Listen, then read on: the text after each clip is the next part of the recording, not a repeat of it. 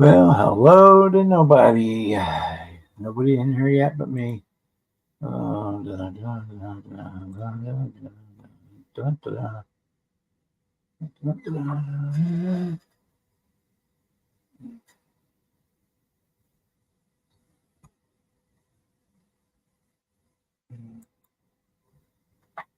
we're just waiting for anybody to show up.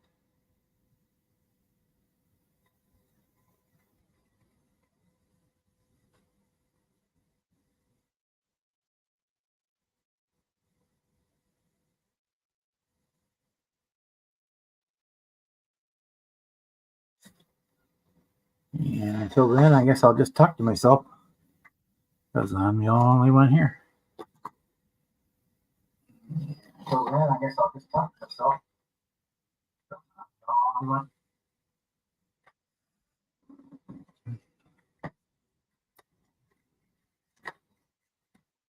I'm going to work on putting the decals on the GTO tonight.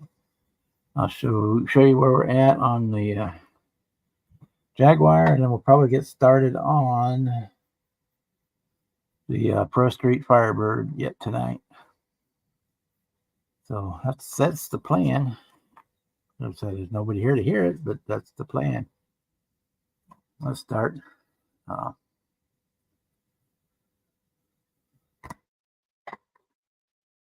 start working on decals. Oh, we have 3 people watching now. Cool. If you want to be in the stream, the link is at the top of the chat. You're more than welcome to join. We're just going to hang out and build models tonight. Ryan is at a wedding, and Papa, his mother's internment was today, so he's not around. Hey, Kevin. It's just me tonight, right now. You're welcome to join. Kick in, anybody wants to. We're going to work on segment. Work on the GTO tonight. I'll show you where we're at on the Jaguar a little bit later, and probably start on the Pro Street. We're gonna start decaling the body tonight. Getting my decals all cut and ready to go.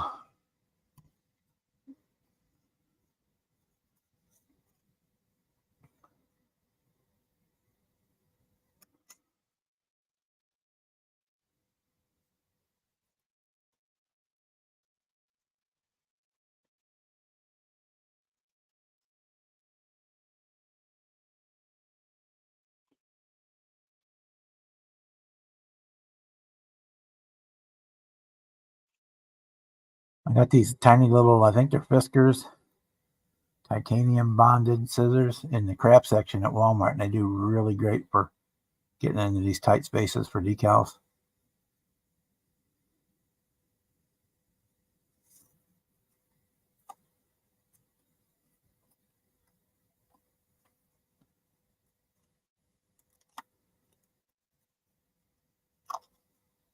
They were just a couple bucks.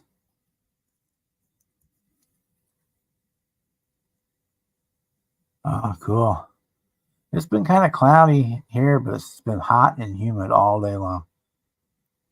Got up to make maybe 82 or 83, but the humidity is running right around 85% today. And it rained all night, and it's just, the air is so super saturated that when you go outside, even though it's not real hot, you can just feel the pressure on your chest of how thick the air is.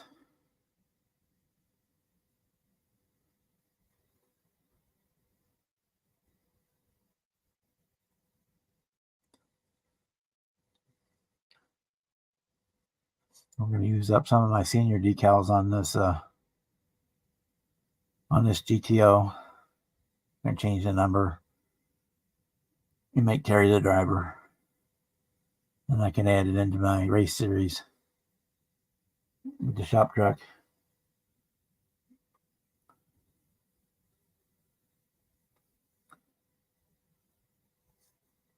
I only got down to like 66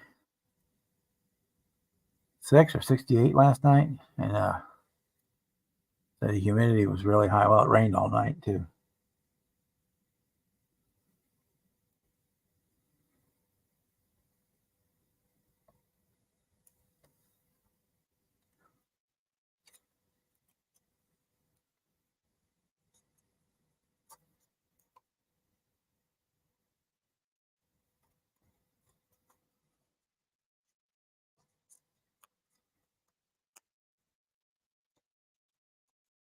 Our air conditioner, I don't think, is shut down since probably about 11 o'clock this morning. It's been going nonstop.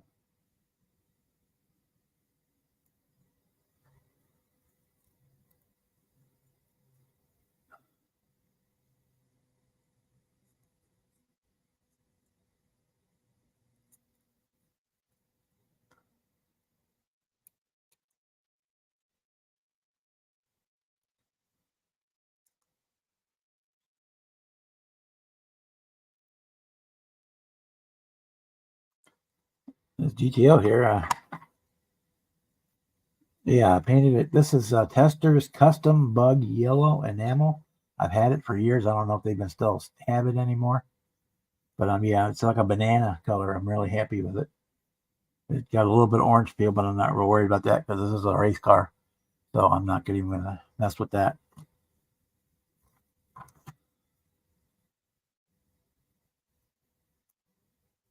And I got the chassis is also. The chassis is all done except for the wheels and tires. I haven't done those yet. They're here, but I just haven't done them.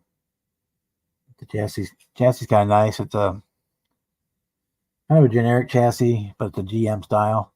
But you can, depending on the kit you're using, you can adjust the wheelbase a little bit by which pins you use, and they give you alternate parts for some of the stuff.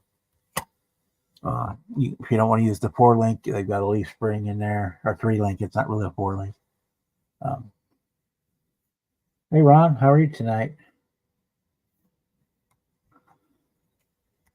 If this is your first time here, welcome. If you're an old hand at this, then welcome back. We are just hanging out tonight. Going to work on a GTO.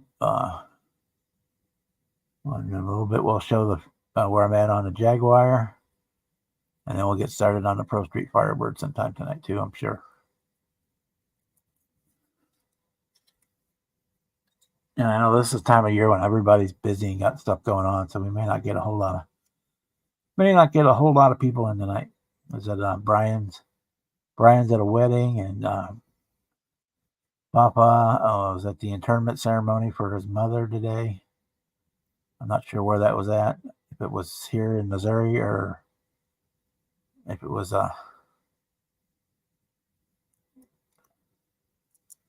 or back up in where he's at up in New Hampshire, I think, which is where they're originally from, I think. But I don't know where that was. But so he's not around tonight. And the other usual characters may or may not pop in tonight. You just never know. But I'm sitting here at the bench, so might as well stream. Gives me somebody to talk to.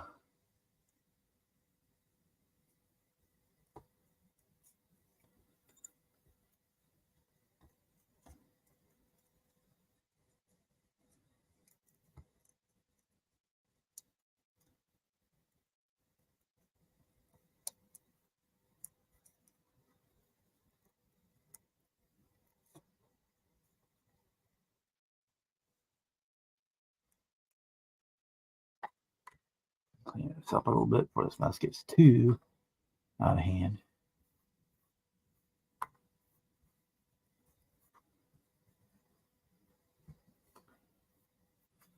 I do have a messy workbench, but it seems that whenever I clean it, like then I can never find anything for 2 weeks. So I just kind of keep a area clear.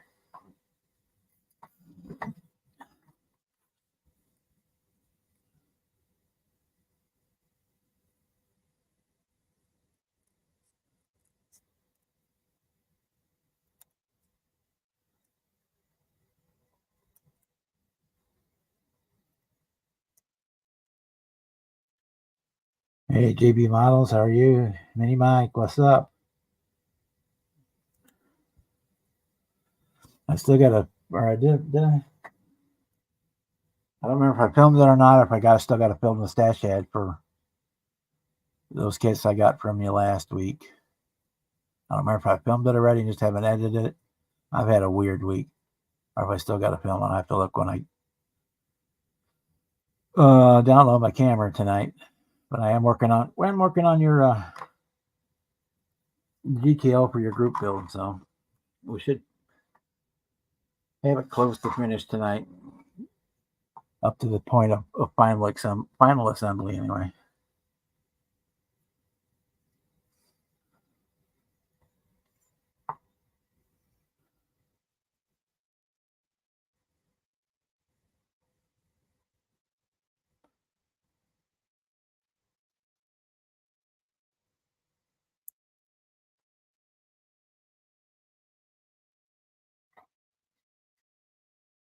Save that one.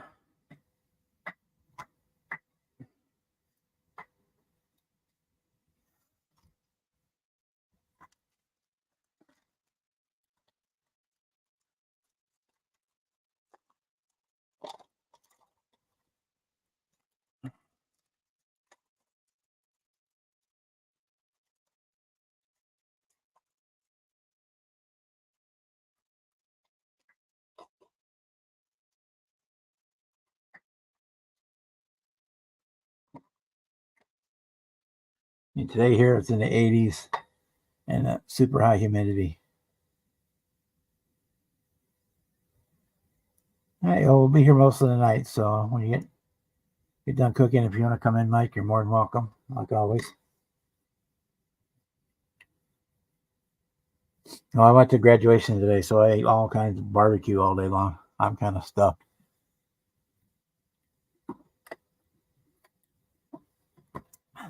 But I'm sure later on tonight I'll finish up those biscuits and gravy left over from breakfast. Okay. So for the kit decals, I'm probably just going to use the red and black stripes and contingency stuff.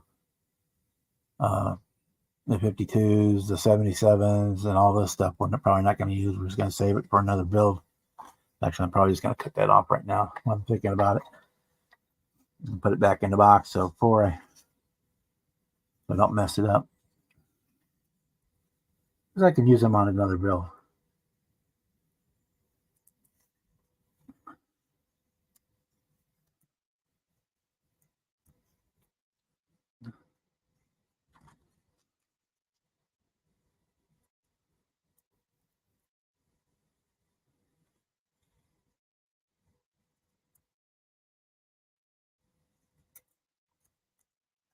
I don't think I'm going to use this 400 cubic inch thing on hood. I don't think I'm going to use that. I don't need those. And if I'm not doing number 77, I don't need all these 7s.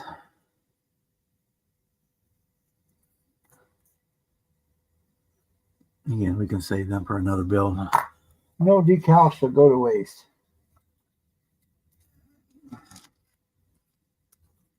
I have basically almost an entire kit box full of just decals that I haven't, of ones that I didn't use on different sets. Oh, cool. I haven't built a bike since I was a teenager or so. That was like 40 years ago. And they weren't that great then, so I kind of turned off on them at the time. I may try one again. Now that there's a lot of, Tamiya is coming out with a lot of bikes, cool bikes. But I never was a fan of the crotch rockets, so that's also probably part of the reason I haven't done a lot of them. Or haven't done one. But yeah, I'm just not a big fan of crotch rockets.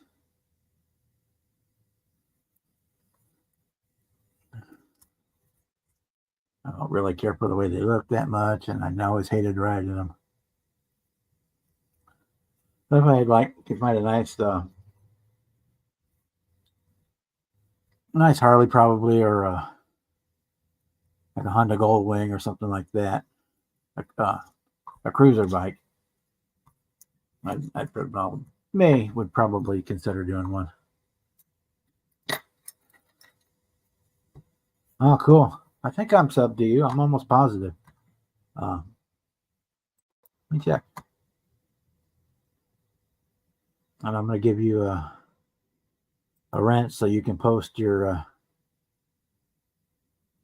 so you can link your channel in the chat if you'd like.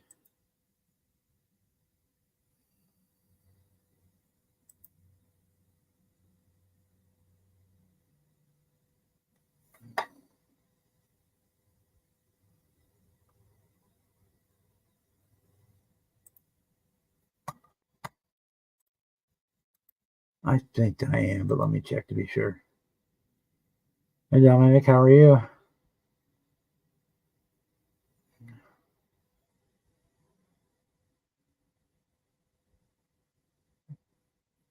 Or see, I'd like to get. I would probably like to build like the. What was it? The Kawasaki? Was it a 1000 or whatever? The Chips bike from back in Chips day. You know, that type of bike. I would like to build something. Maybe build something like that.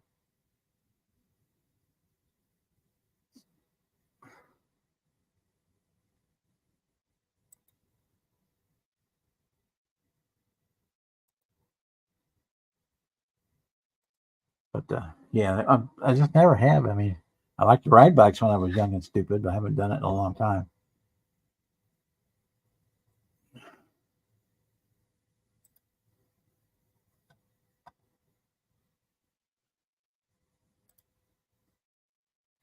In fact, the last time I rode my bike before I sold it was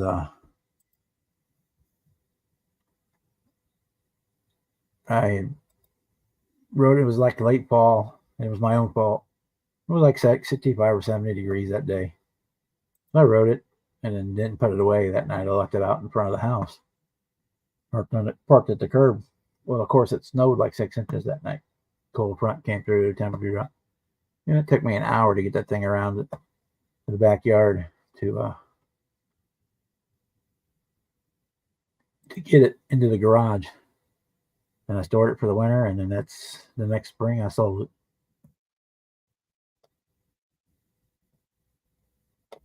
Yep, I am subscribed to you now, GB Models, and I will check out your videos. I sure will. Okay, let's start on this thing.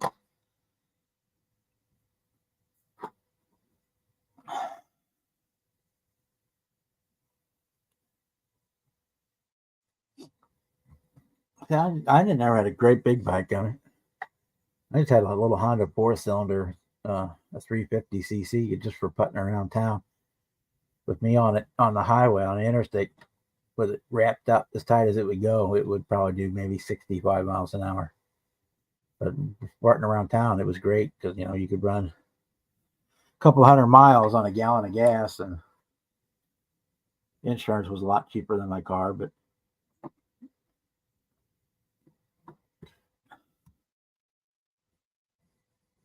once after that snowstorm, I just kind of got soured on it, I guess. During that same fall, I was riding. I'd probably doing it again about 55 or 60, and I had a freaking bumblebee hit me square in the chest, and I thought I was a dead man. That's all I could do to keep the bike upright and get it to the side of the road, because that thing was like hitting a brick wall.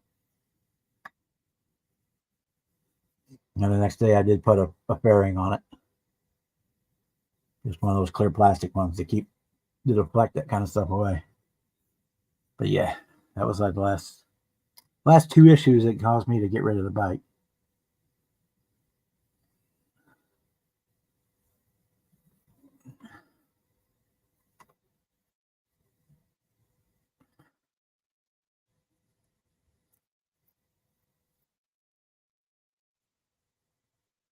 But yeah, I may look around and see if I can find a decent price, like a Tamiya kit of what, like you say, the Kawasaki 1000 or whatever it was, that the chip style police motorcycle or something like that, or Harley Softail or a Honda Goldwing, something like that.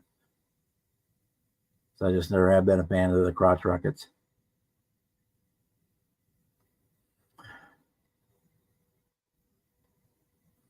Oh yeah, I do. I'll do anything, just about anything. But I've only done one ship in the last couple of years, and then one tank. Other than that, I'll do airplanes, sci-fi, cars, occasional figures, or most of my figures I do are like figures to go with the planes or the tanks or whatever. But the occasional figure, the last one those I did was Draco the Dragon from Dragonheart, which I'm real happy for how it turned out. That was a vinyl kit, which was the first time I did a vinyl kit. There was a lot of firsts in that one.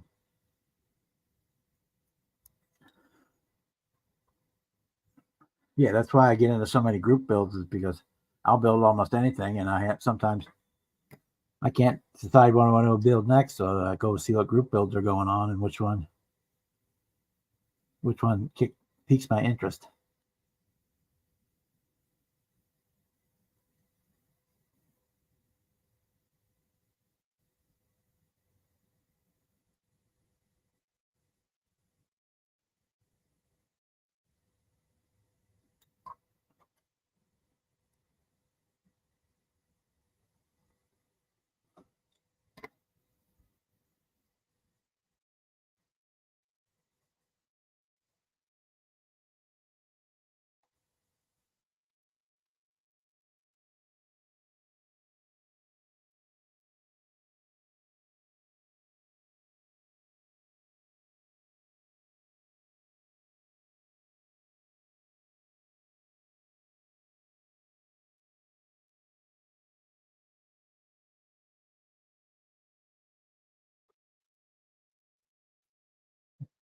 Hey Ed, how are you tonight?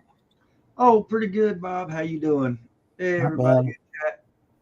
Not bad. Hey, I see Domingo. I see Mini Mike, Michael Scale Model, Kevin Smith, GB Models, Moore's Custom Model Shop. What's going on, everybody?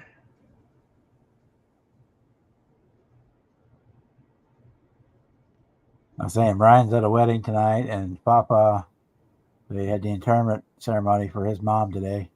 Yeah. I'm not sure where they were doing that. If they were doing that up there in New Hampshire, if that was here in Missouri, I don't know. So I know he's not around. So, and I was on the bench, so I figured, what the hell? Right. I'm here. I'll turn it on, see what happens. You know. We may get the usual suspects, or we may have a quiet night. You never know. Don't really matter. We got some of the usual suspects. Yeah. All right, GB. Let's see if I'm subbed to you or not. I don't know if I am. Find out. Nope, not yet. I am now.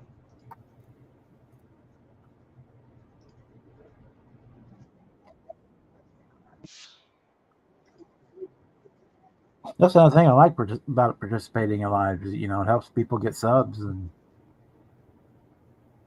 find people that I would otherwise not have found.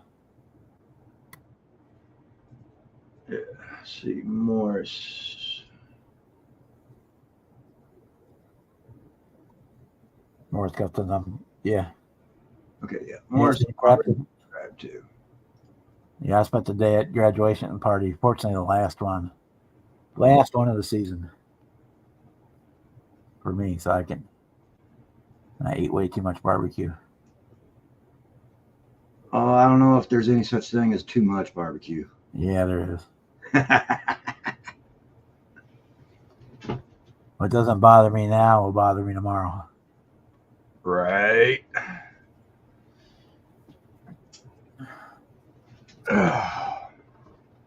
We're working on the GTO tonight, and when it gets done, we'll probably start on the Pro Street. Yeah. Yeah, I'm about to start cutting some foam to put in these tires for the Historic Snick Series, aka Snap Tight Kenworth W900. Because it's one of those ones where it's got that's the backside of the front wheel. There's the exterior.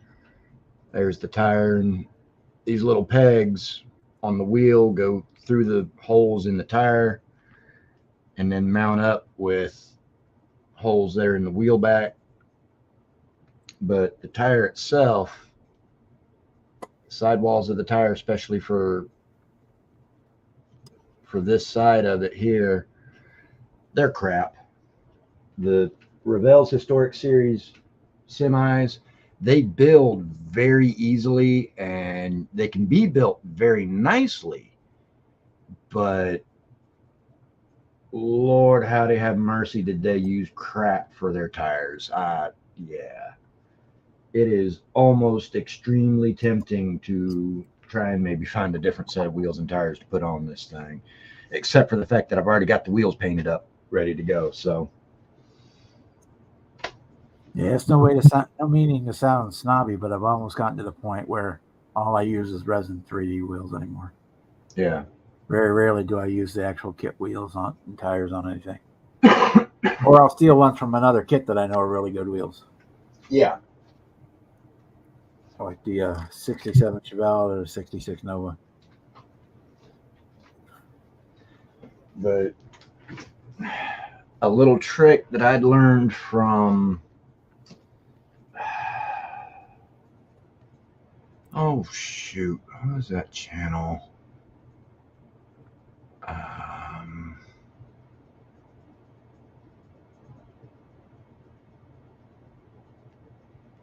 Looking through my subscribed channels right now, see if I can find him.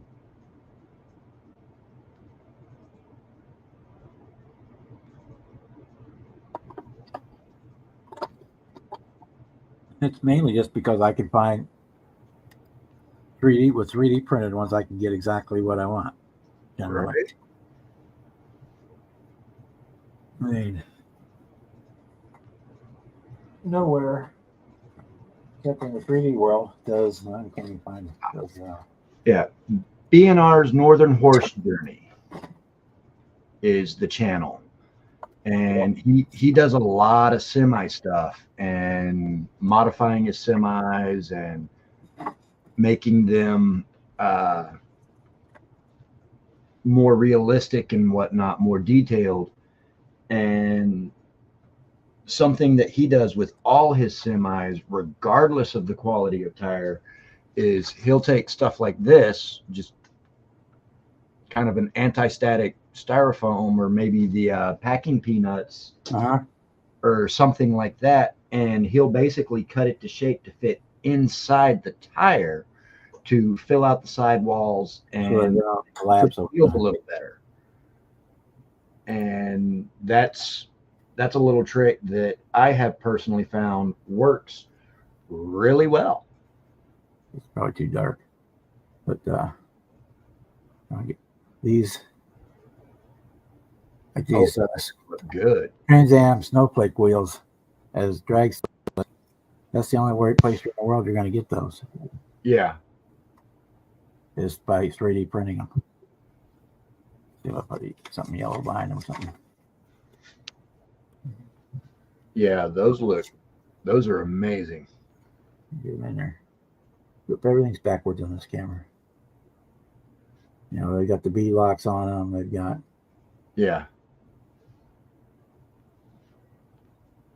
In real life, would they be on a drag slit? No, but they look cool. Right? Because those laces would just tear off. Yeah. Stomped on it. Yeah. But they're going to look cool, and they work for a gym.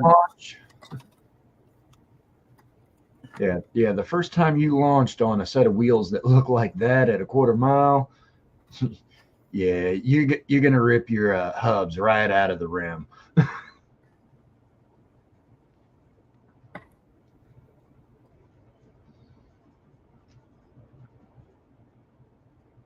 Ooh, that's looking good, Bob. Yeah, I'm happy with it. This I had this color yellow floating around my house for like 10 years, and I'm surprised it was still good. But yeah, well, that's what you were saying last night when you were talking about it. I don't know if Testors even still makes that color in the enamel anymore, but probably yeah, I'm happy with it. The way custom bug yellow is what it's called. Yeah. Yeah. The way Rust-Oleum is destroying the tester's line, probably not.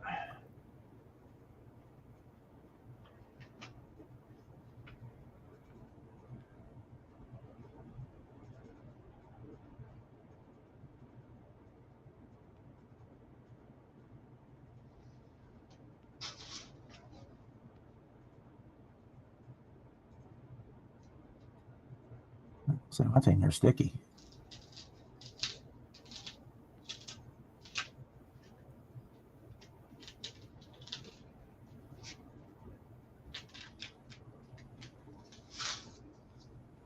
Yeah, that's what I mean. You know, from the upset stomach, I know I'll have tonight to the backfires tomorrow.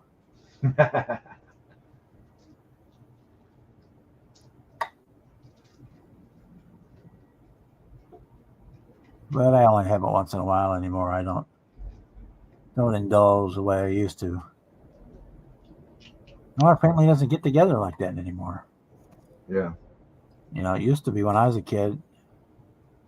We were on a farm, so we had a huge lake. It was like a 7-acre lake. Every Sunday was a family reunion. Every Saturday and Sunday. Most of my family would come down from the city that were still living there, and friends and neighbors would all come out. It was like a community barbecue every Sunday. Unless the weather was really bad. The kids would fish and swim all day, and people would bullshit, and then Saturday night they'd play cards all night long and barbecue on Sunday and go home with a hangover.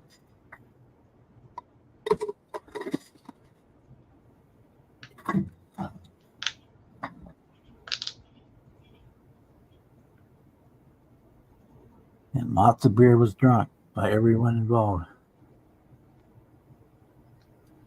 That was back on Sunday here. You could only get 3-2 beer. Oh, wow. On Sunday, that's all you could get.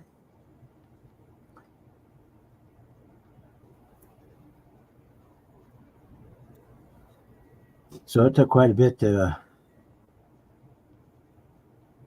get you rolling, but if you drink enough of it. Yeah. I mean,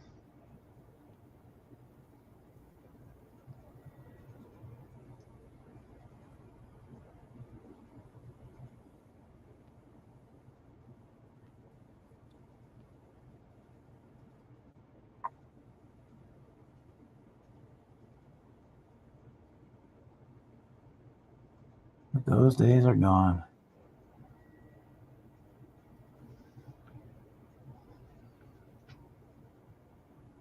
I think it kind of ended when my grandfather died in the late '80s.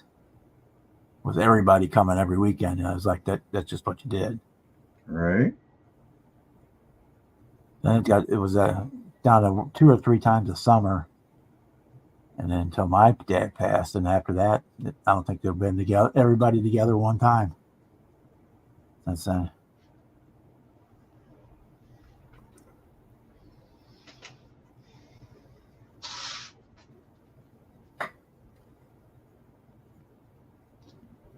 I guess people have lives that are going on and stuff, and the kids are the kids that have kids, and they're always doing activities and everything. It's just hard to get together. It's hard to organize Christmas anymore. Right.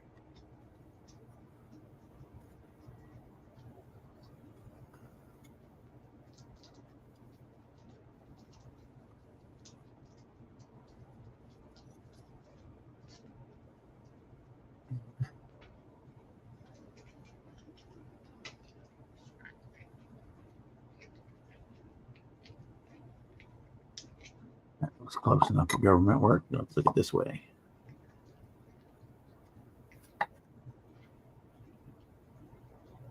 So does that. That will work. That will work.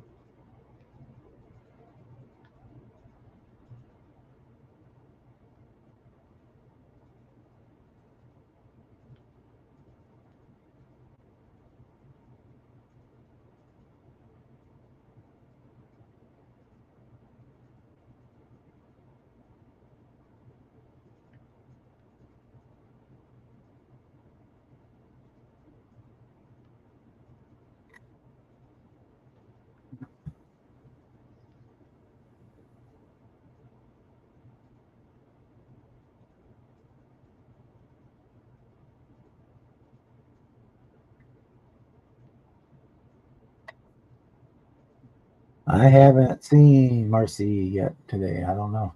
There she is. Oh, there she is. Hey, Miss Marcy.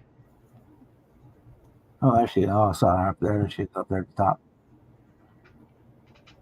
All right, get your model on. Hey, Dutch Dave. Didn't see you come in, brother.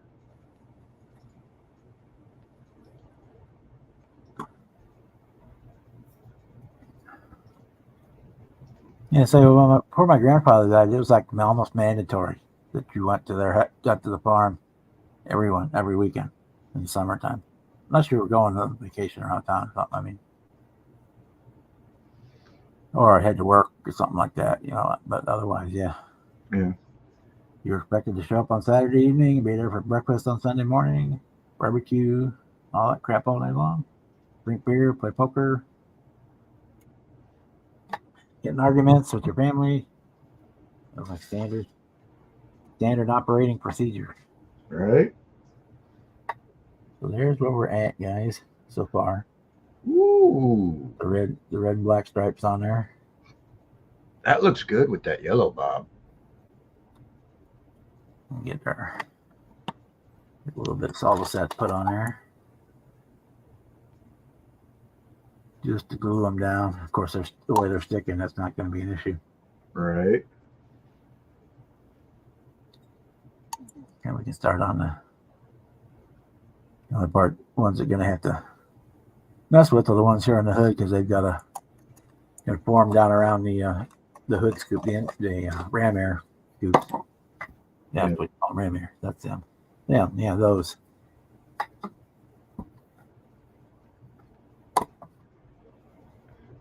Well, it's like for me, my grandmama was the only one in the whole family that spoke Italian.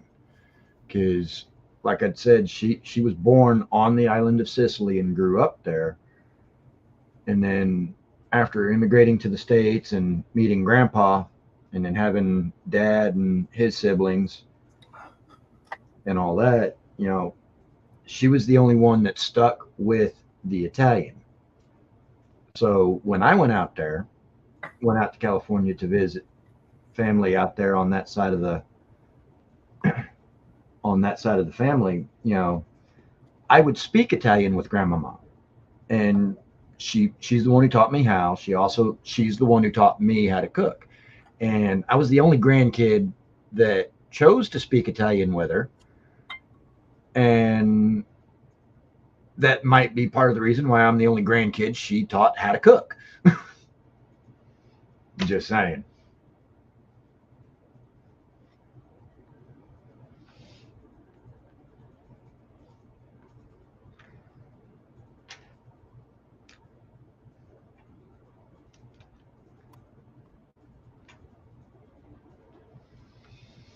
All in our family, it's always been the men that cooked. Yeah. Always.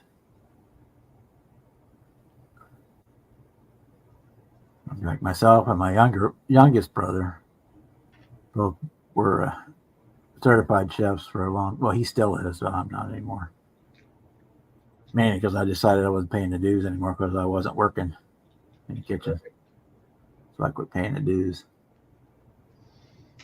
Yeah, if it's a certification or a license or something of that nature that you have to pay for and it's not making you money, really kind of doesn't make sense to keep it up.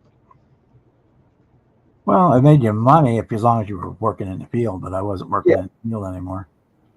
So I just kind of let it. It was the same as same credential as a college degree. I mean, but I was a CCC, a certified chef de cuisine, so that I would run large kitchens like hotels and casinos. Be the senior sous chef basically. Yeah. Of course, the executive never worked anyway, except in the office, sat there and smoked and drank beer and wine all night long. So I was basically the guy in charge. Yeah, I had to go through. It was about 2 years worth of training and testing and You had to actually compete in competitions and get your food judged and all kinds of stuff like that to get So certified. And then you had to, every 6 years, you had to pay $200 to recertify that. yeah. So while you were doing the chef thing, did you ever go for your 100 fleet hat? I had my toque. So yes,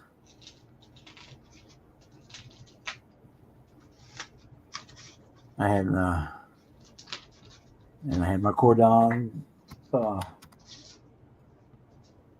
was the 1 year 2000? In 2000, I was the chef of the year for the Missouri ACF. Oh yeah. Yeah. Nice.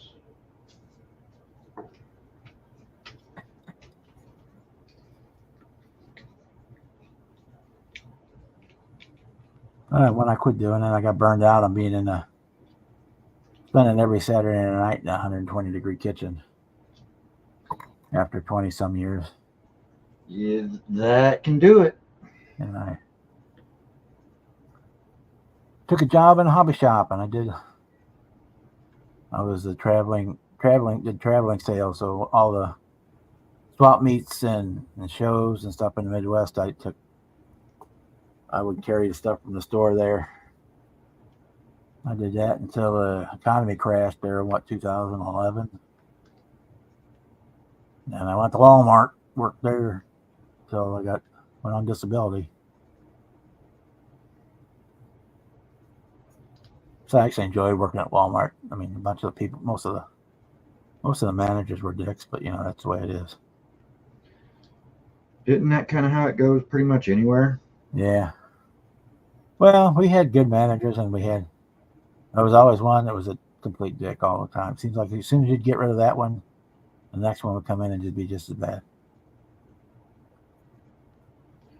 Yeah. Well, And the good ones, they'd burn out and they'd quit because they were getting burned out. Yeah. Well, they say people don't quit bad jobs; they quit bad managers. Yeah. I worked there 8 years, and I can't tell you that I didn't talk to the store manager 3 times. The GM of the store. Oh wow. Maybe 3 times. That just passing, hello, how are you today? Or if I was working the deli counter, he came up and ordered lunch, type thing. You just never saw him. And when I switched and got a different one, you saw him even less.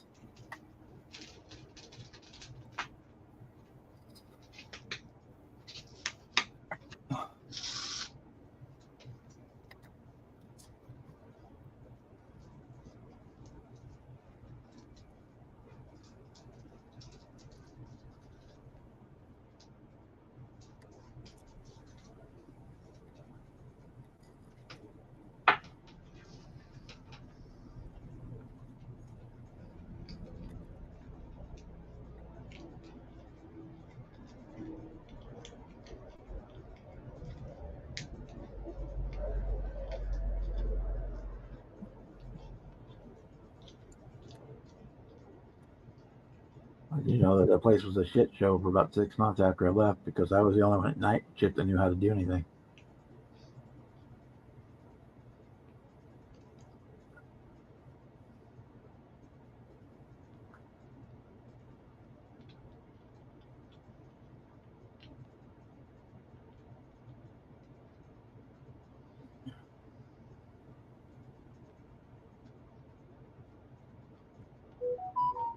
Yeah, guys, check, make sure you're subscribed to everybody. You're not missing out on the good stuff.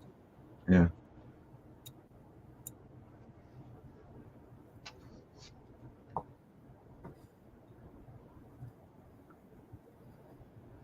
Yeah, Mark said a couple of really good managers, and they just burned them to death until they finally got fed up and quit or transferred to other stores.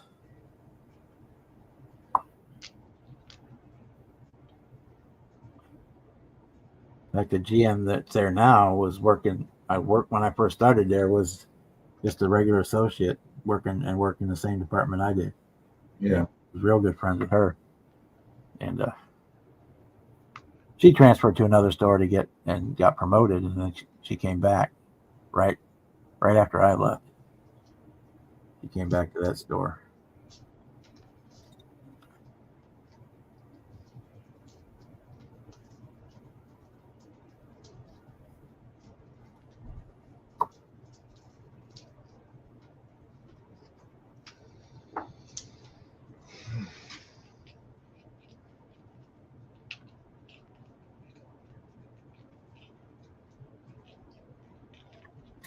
Going through paper towels like somebody else is paying for them.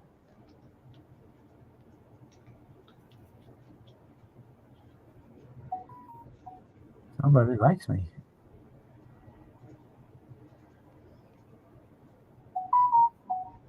Actually, it's probably my sisters. Getting a text war going on.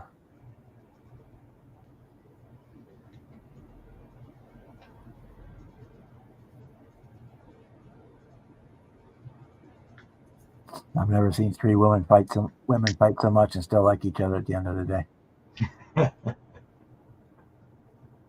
My three sisters. They're a handful.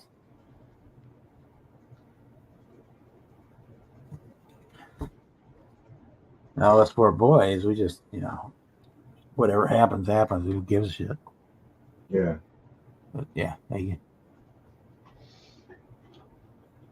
That's kind of the way it is with guys, though. I mean, I hate to be stereotypical about our particular gender, but, I mean, it is what it is.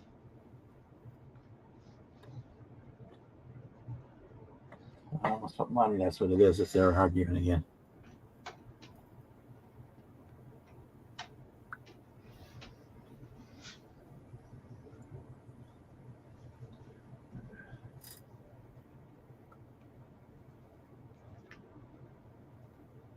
Yeah. Yeah, well, that's kind of how it was with my grandmama there, Morris. I mean, like I say, she was full-blooded Sicilian, as in she was born on the island of and grew up there. And I don't know how much you saw of me when Bob had had us both on the screen there for a little bit, but I'm sorry, I forgot to put myself back. It's all right.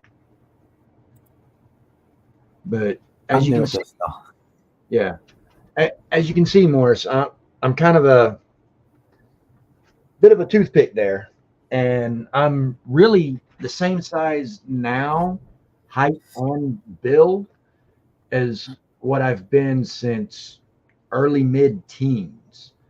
And every time I'd go out to go see Grandmama, she'd look at me and say, "Eddie, you too skinny. You eat. And then she'd go this big around, this deep, full of fresh pasta and gravy in front of me. And if I did not empty the bowl and then ask for seconds and put a pretty good dent in those seconds, I was in trouble." Yeah, all grandmas are like that. I could walk into her house with 2 chili cheeseburgers in my hand, and she'd insist I'd eat something before I left. Yeah, I think that's a grandma thing. I don't think they like to see their grandsons too skinny.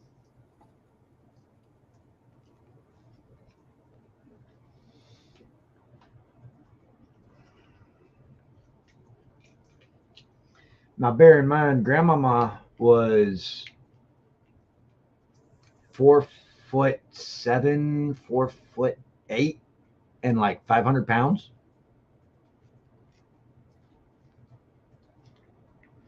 Yeah, she was not a small woman. She was not one of these petite little skinny minis.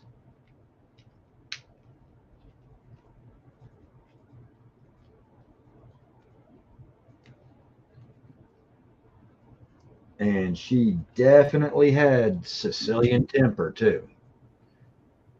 If you value your life, and if you were around my grandmama and you value your life, you did not repeat did not, as in all caps, italicized, bold, underlined, exclamation point, highlighted, parentheses, brackets, the whole 9 yards, did not call that woman an Italian.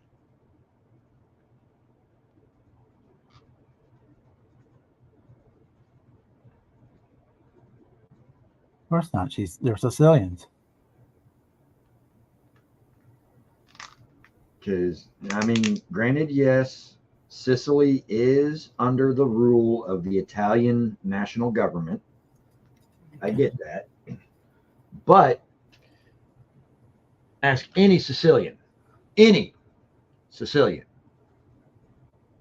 especially one that's proud of their national heritage, if they're an Italian or if they're a Sicilian, and they'll tell you quick. They are not Italians.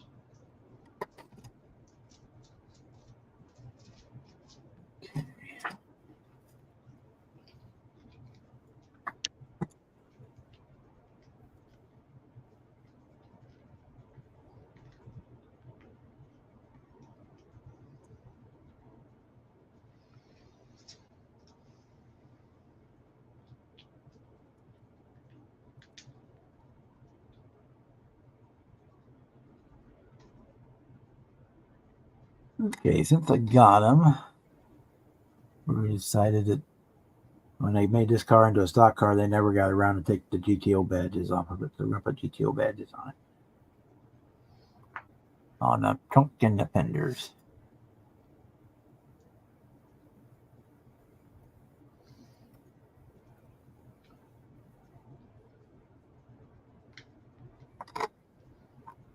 Oh, I agree, Marcy. In fact, me, I don't, when I'm discussing my heritage and nationality descents and whatnot with people, I don't make a big deal about the fact that my grandmama was Sicilian. When I'm talking to people about my lineage, I'm Italian.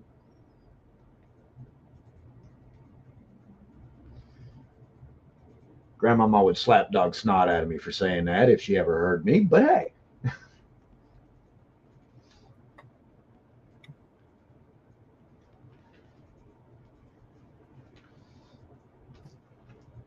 And unfortunately, I have just enough non-Native American blood to be disqualified for the casino money. Oh, wow.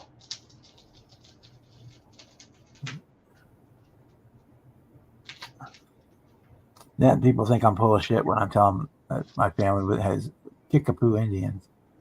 I think that's a made-up word.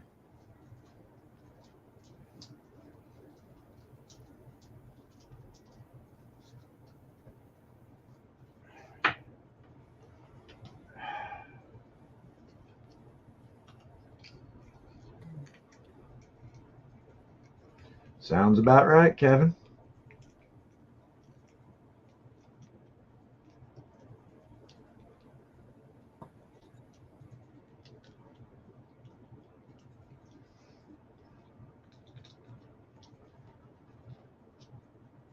I mean,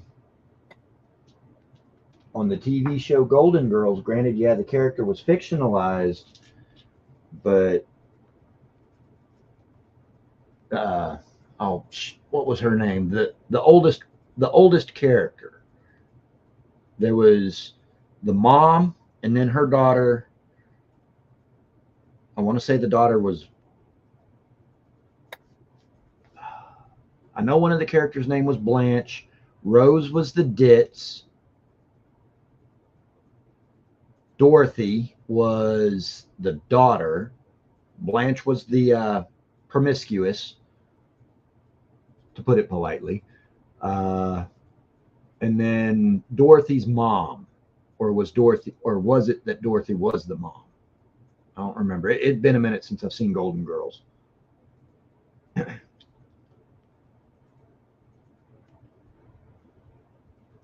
But during my night shift era, so I didn't watch television.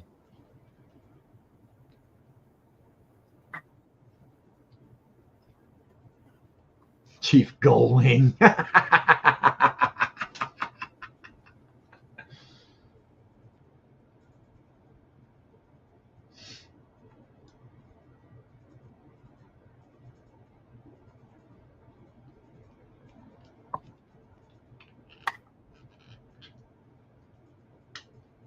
But anyways, as I was saying about the mom on the show Golden Girls, granted, yeah, her character was fictionalized and all, but hey, Britta, but they definitely did an excellent job of getting the Sicilian pride and Sicilian toughness right in that particular character.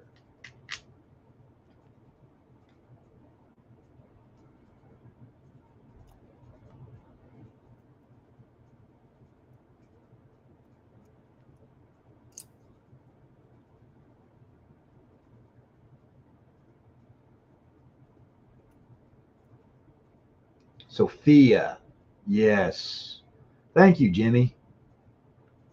Yeah, Rose was the ditz, Blanche Yeah. was promiscuous, Dorothy was the daughter, so Jimmy, Sophia, Jimmy, Jimmy. mama. And Sophia Yeah. was extremely proud of her being Sicilian.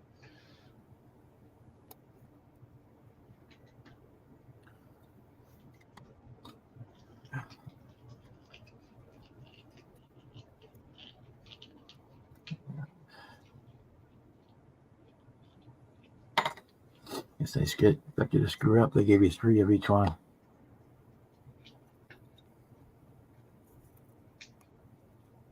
That's 2.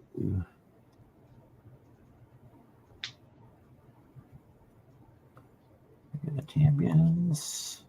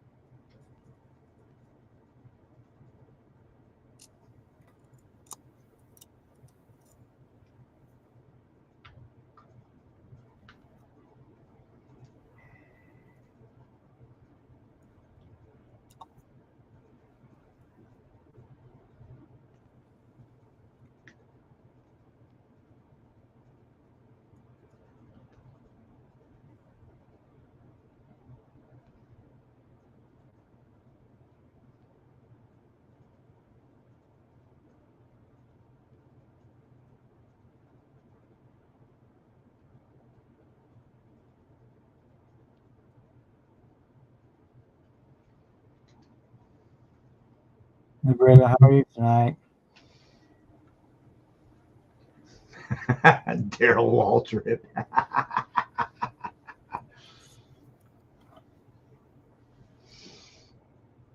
Still enjoying your time in Sweden?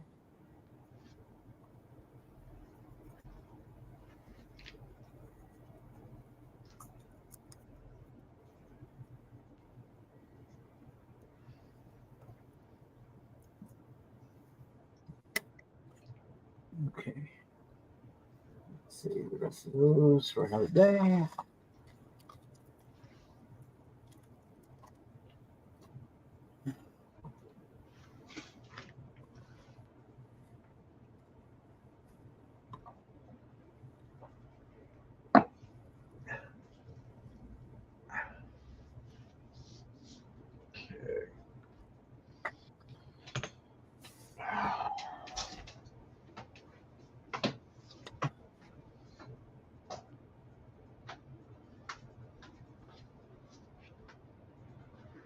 Oh, right. Okay, I was thinking Dairy Queen for a second. That was Dragon Queen.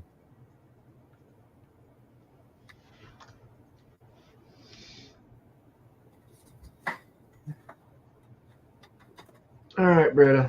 It was nice seeing you, sweetheart. Good night.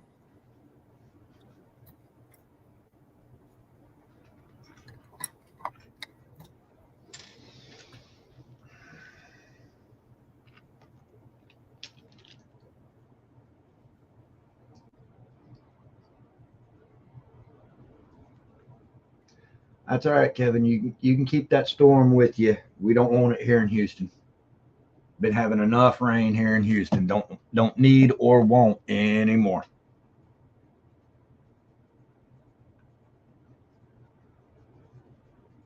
I think it's supposed to storm here again later tonight.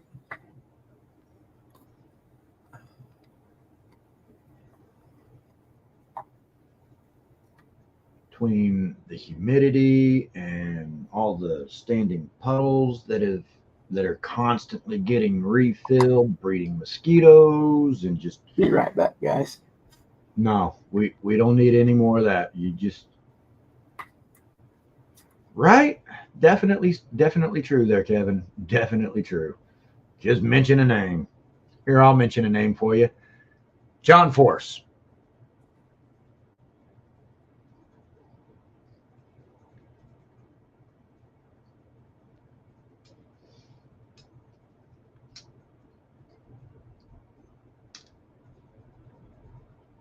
What? No response to John Force? What?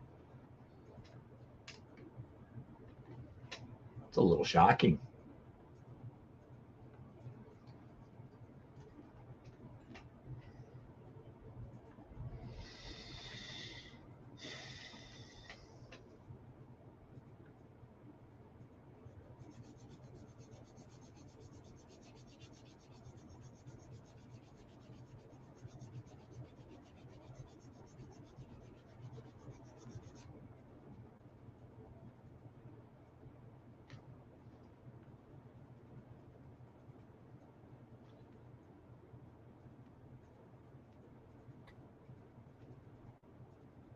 Boats. Yeah, I don't know about Boats. He's been funny car for as long as I can remember.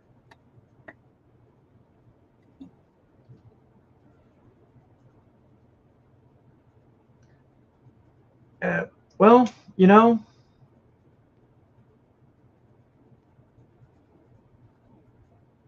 yeah, definitely that he does have hit more than his share of accidents that he maybe shouldn't have walked away from. But I think he does it just because he enjoys doing it.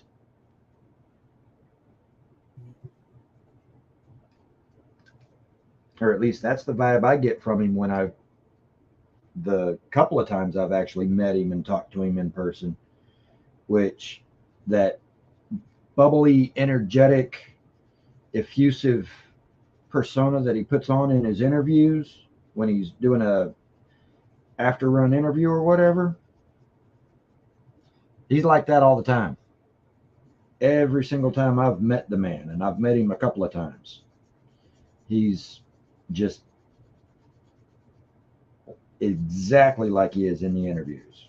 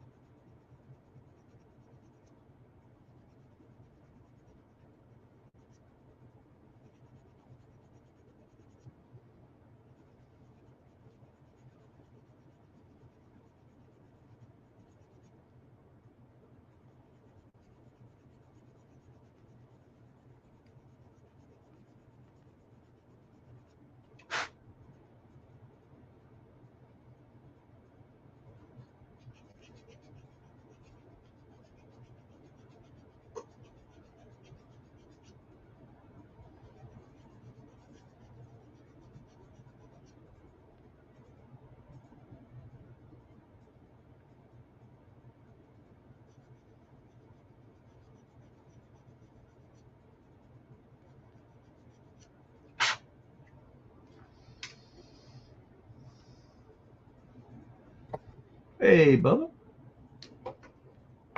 How are you tonight? Let's see if I. That's a name I don't recognize there. Let's see if I'm subscribed.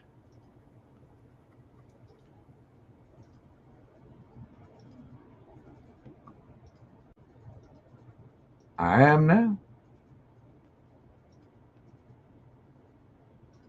Just got a new subscription there, Bubba.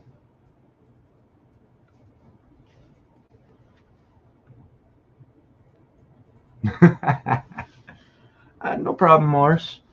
I mean, as you see, I'm working on some air tanks for this W900.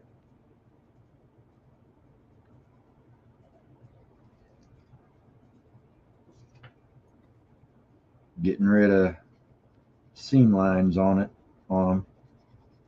Trying to, anyway.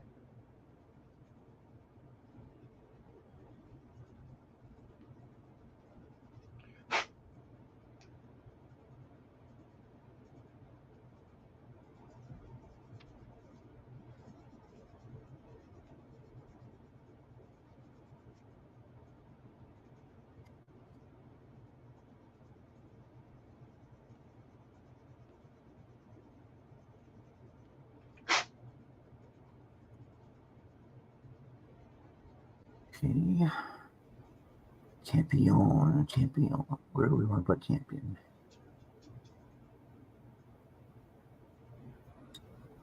Put him on a sale panel. Hey, Mark, how you doing, brother? Hey, Mark, did you get anything figured out on your stream with StreamYard?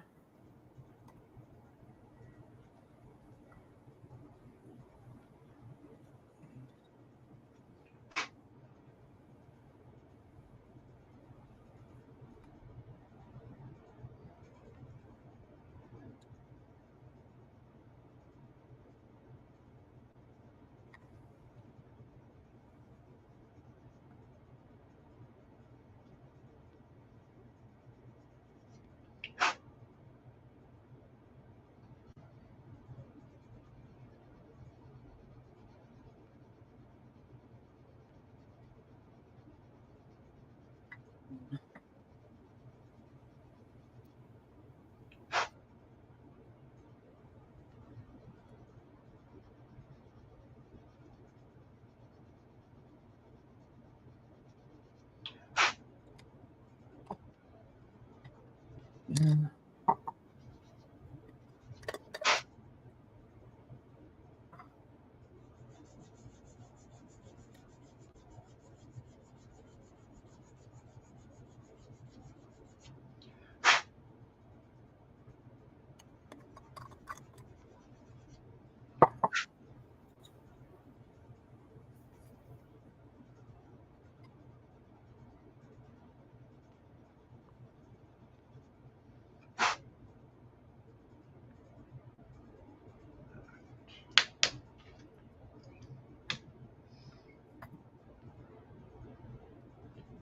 Yes, Frank is.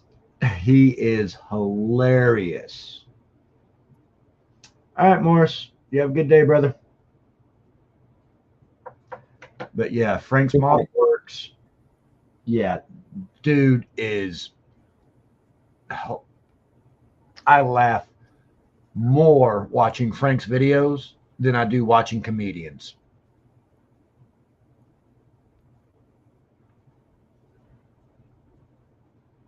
I love the series that he just recently did on the Revell spray chrome. That was amazing.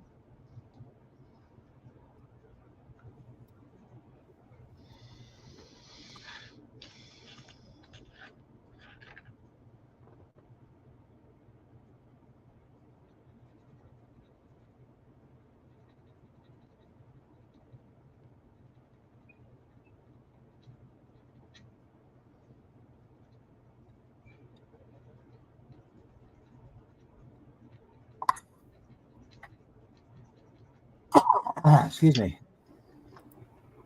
Hey, Jimmy. What's up? Jimmy.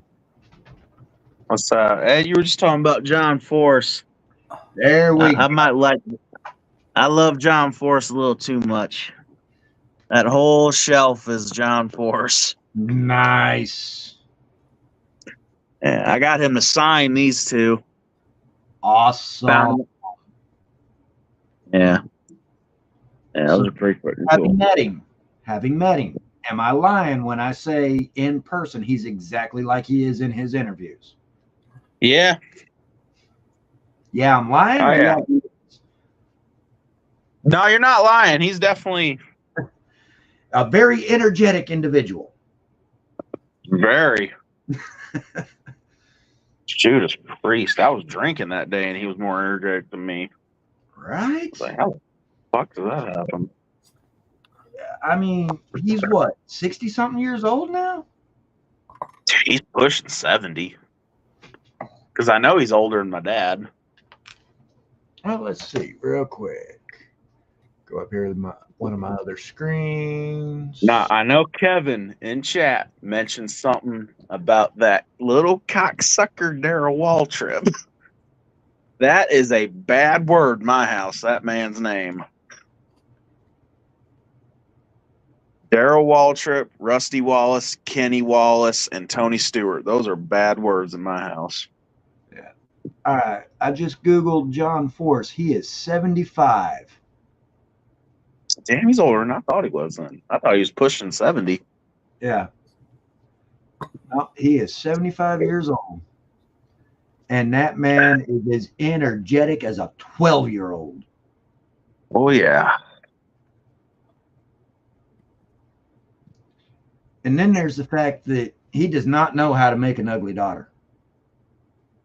No, I pissed off one of his daughters last time we were at the track. I said she Oof. had a nice ass after a couple beers. Yeah, that might have been a little bit less than intelligent of you there, Jimmy. Well, that was after me and my dad. We about split a 24 pack, and we were just like, fuck it. I mean, don't get me wrong. You were not incorrect on your statement to his daughter. No, this was Brittany It doesn't matter too, which the one little of the daughters blonde. you're talking about. It doesn't matter whether you were talking about Ashley or Brittany or whomever. You know, he's Ashley, Brittany, Courtney. I mean, Mm-hmm. you know, they're all three just absolutely amazingly. Drop dead gorgeous. Yeah. I didn't even mean to say it to her. I said it to freaking. I had a buddy with me too, and I said it to him. And me having a couple beers, I definitely said it way too loud. Mm-hmm. She turned around, looked right at me, and I looked at her, and I was like, "Fuck, let's go." Right? I mean, you know, truth is the truth. Because, like I said, I've met his daughter, I've met John, I've met his daughters, I've met his wife. You know, his wife is a damn good looking woman. They definitely get their look from his wife. Yes, yeah, they definitely get their looks from mommy. But I mean, the man just don't know how to make an ugly daughter. He don't. Mm-mm. Mm-mm. Yeah.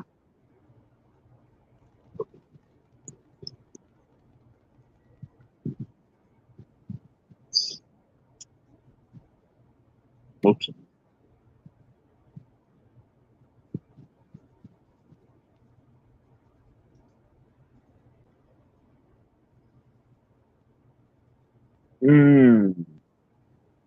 Let me see this. Okay. I'll be on in a little while. I'm about to eat dinner. I just wanted to jump on and stick around with John Force. We'll be And here. his granddaughter Autumn, she ain't a bad looking lady either. No, she is not. All right, I'll catch y'all in just a little while. I'm eat dinner and I'll be back on downstairs. Okay. Brother. All right, see y'all.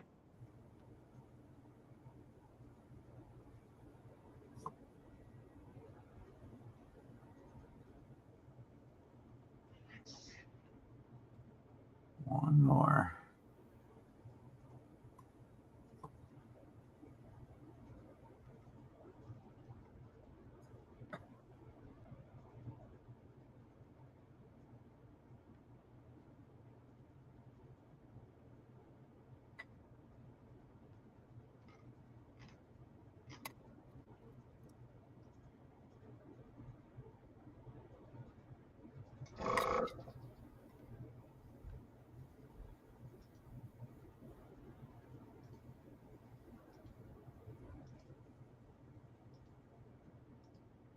Okay.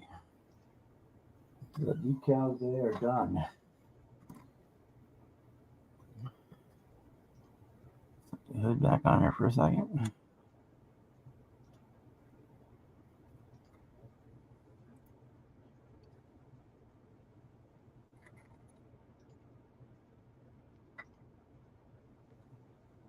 So there's what we got.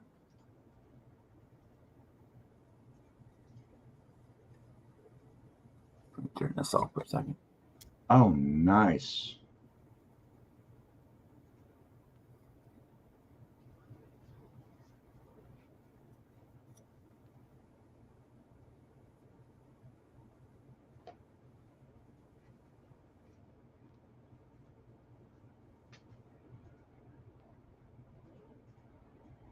Looks good, Bob.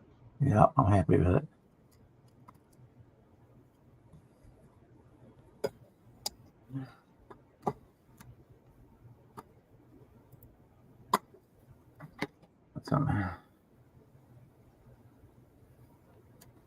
More setting solution. Put setting solution on all of them. I use Walkthrough Solve is that what I use.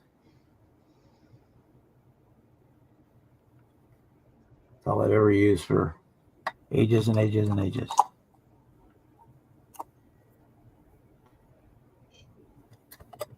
Alex Taylor. Let's see. Bring up yet another tab. ALEX.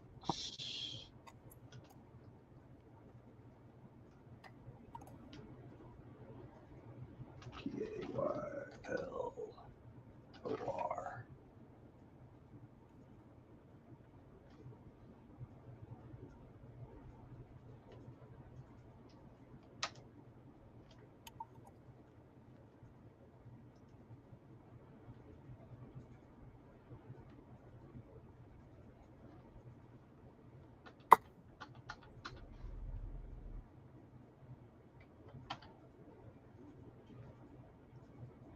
This is the best stuff you can get if you've got a lot of heavy curves and things you need to work around.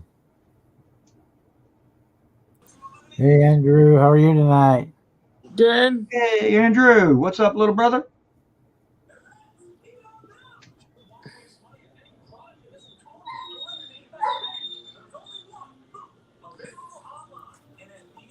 Yeah, I just did a image search on Alex Taylor, and I have to agree with you there.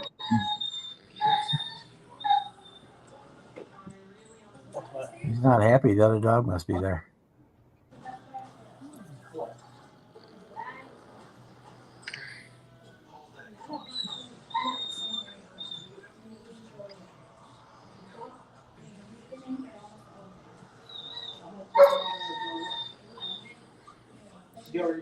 Hey, Marcy.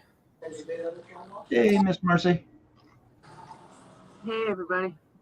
Hey. Working on your armored car tonight, Andrew? Huh? Working on your armored German car? No, we're going to airplane.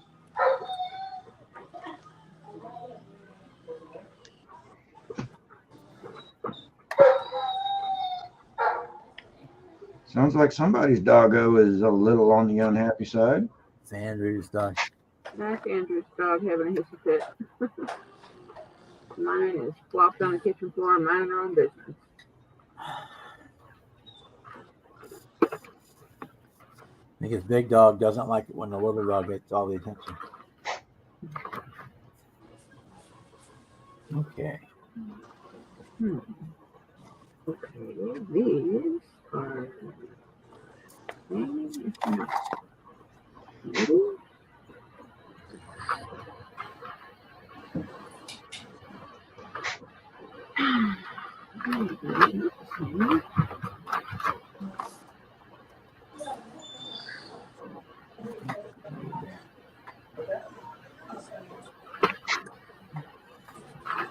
These two parts.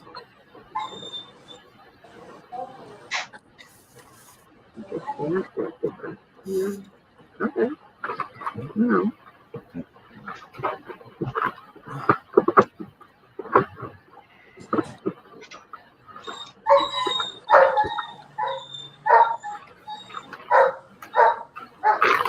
Hello, everybody in chat land.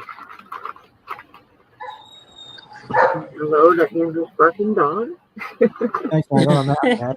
I'm real happy with the way that turned out. So. That is one upset puppy dog. Yeah, he is. He's annoying too. But at the same thing, you guys come in and out of my house and make sure you turn the doorknob. No, you This do it tablet too. needs That's hush. it. You brought the dog in, so I had to go fix my IC. Again, stop slamming the door. It does not work. Turn the fucking doorknob. It closes perfectly fine. You and him both do it. Every time you do it, that whole wall shifts. My AC goes a little bit further out the window.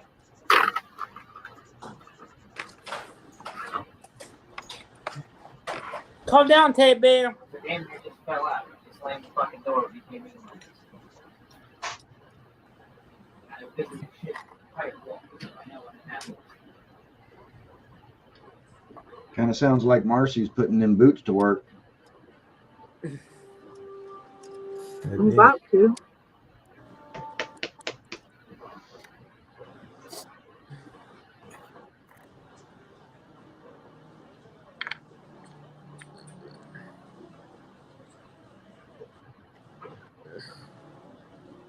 Okay, what in the damn fucking hell difference is there between these guys?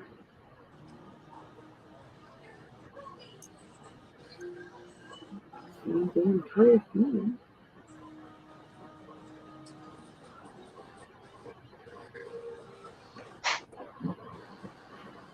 I still don't think that.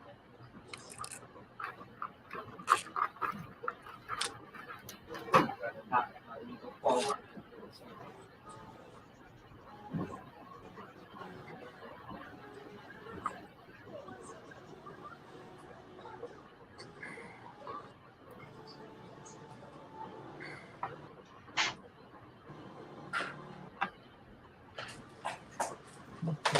Those parts dry.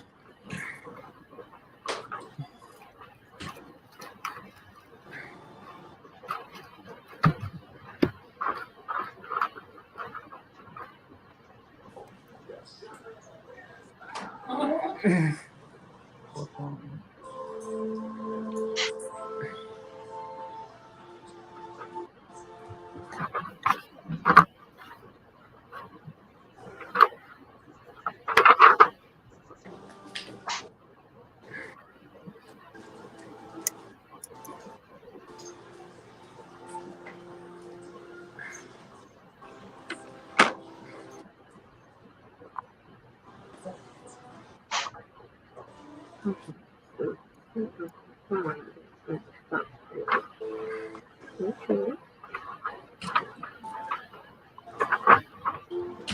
Greetings.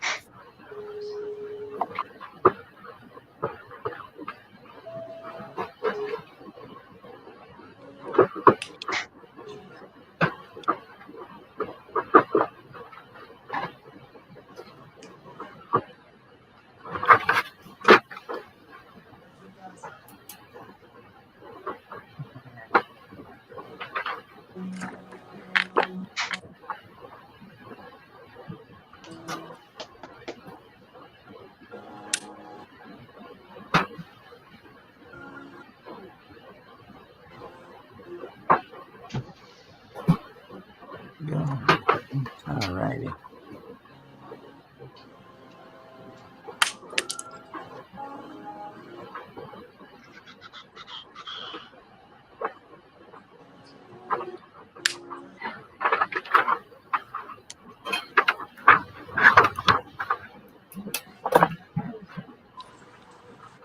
You just had her dinner.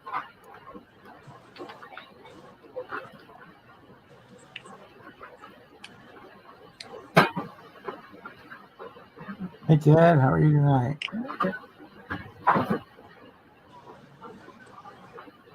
Hey, Ted. How you been? Hey, Todd.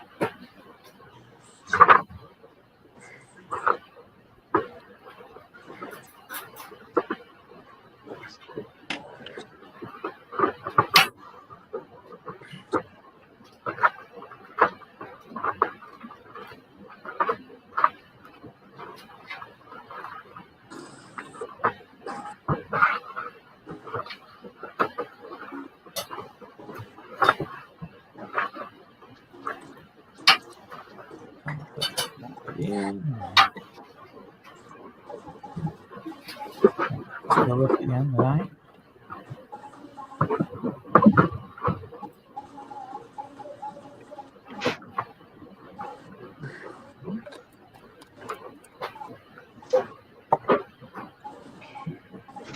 That's blue. Yeah, make our wheels, and then we're basically done. With the goat until final assembly.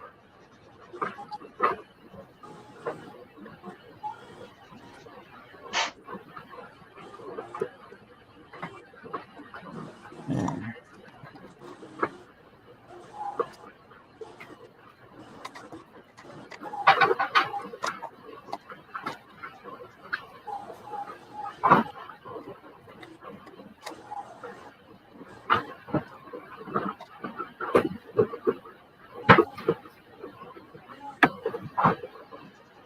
What's going on again? There's our cars.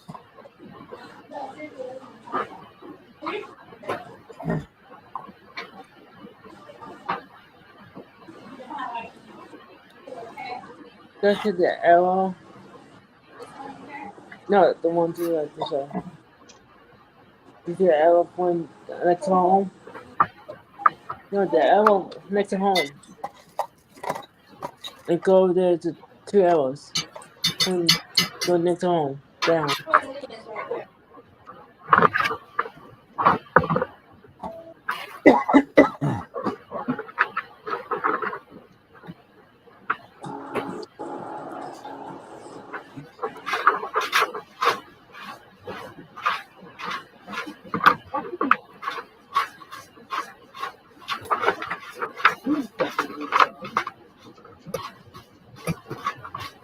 This is not fair for it.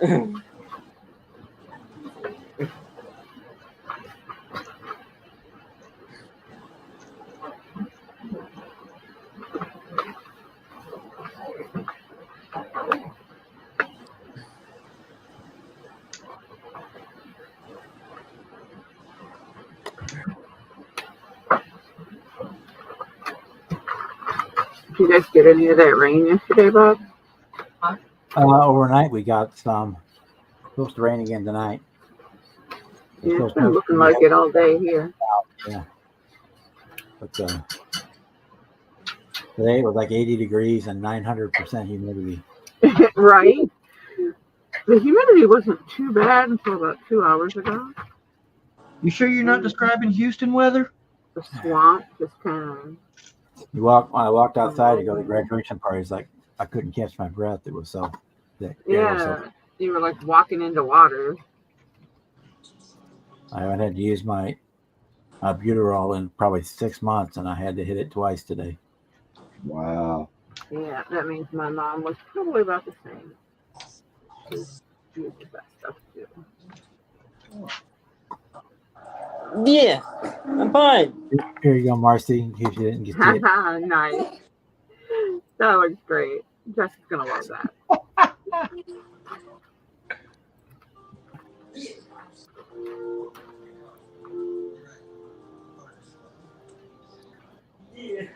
I was gonna put a ponytail out of the pilot's head, but I didn't do it. You Coming out of should've. his helmet. You should have. You totally should have. Yeah, that's everything works out right. That'll be sitting on the table in the hotel when she walks in.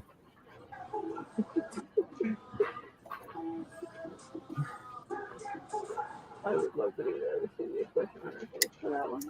If something happens and I can't get down there, I'll manage to get it shipped down and have Fred put it out. Right.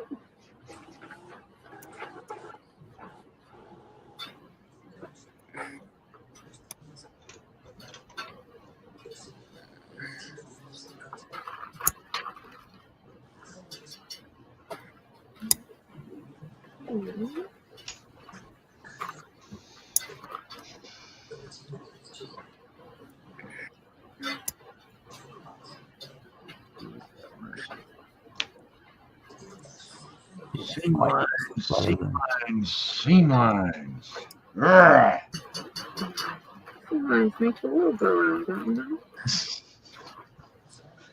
Am I the only one that just absolutely detests seam lines the way I do, or No. Okay. I'm just used to them building so many airplanes, and there's always one right down the top of it, and then the mold seams, What's up, Sleepy? everything. I'm just used to it. My name's Champ.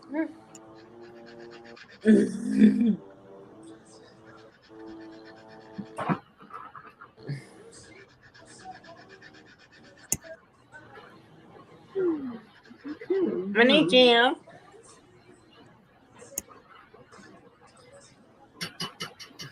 Yeah, that Jaguar had My massive name's Champ. down the tops of the hood I and know what you're talking about. rear sail panels. Like if I look at just right in the light, I can still see where the one goes to the one on the sail panel. yeah? I know what you're talking about. Yeah, and we only see them because they were there initially, and we know exactly where. Detail.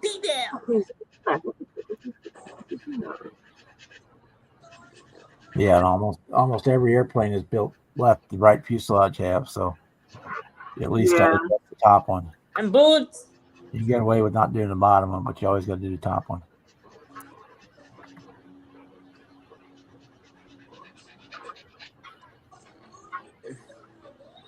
And then your front leading edge of the wing is always another bad one.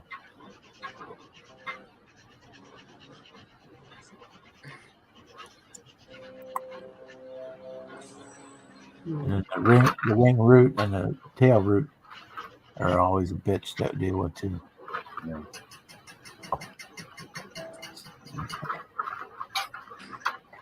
That goes. Hey, my name's Champ. Black horse. I know what you're talking about. You just full of silly tonight, Andrew.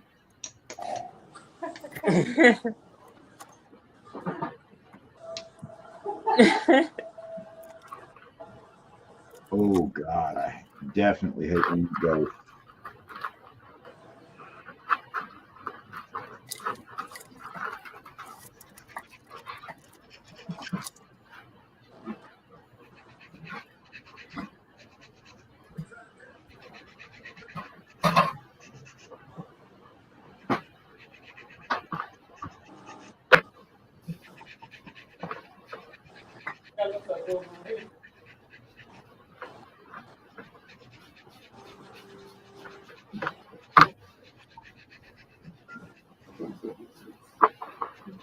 Here.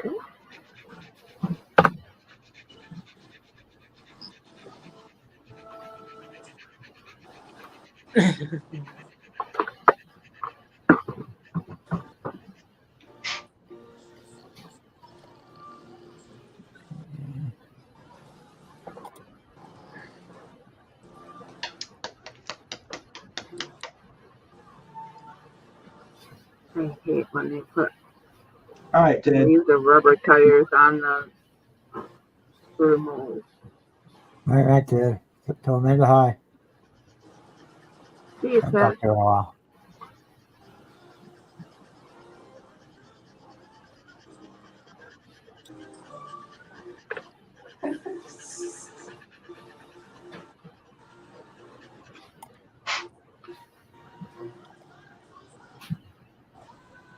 Or I almost always forget one on a car. It seems like almost every time I'll forget one. And I won't see it till after it's painted. And it's like, oh, wow, too late now.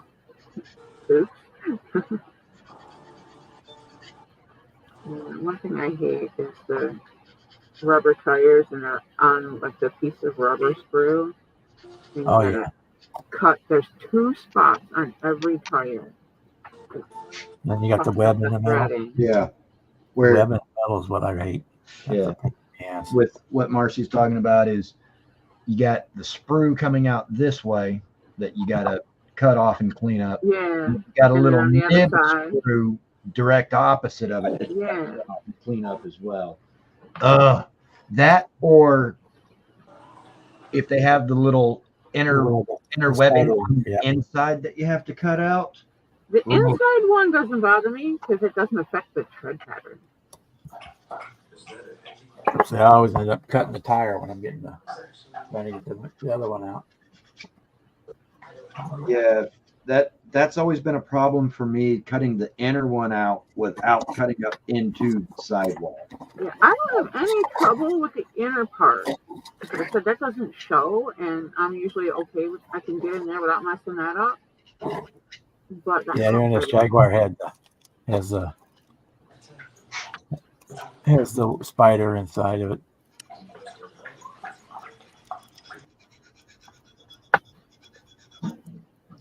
But at least on this one, it's not molded to the sidewall.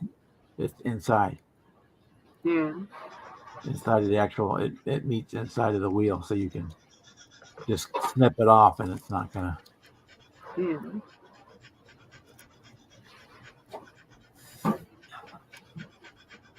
It's not gonna make the tire look lopsided. Yeah.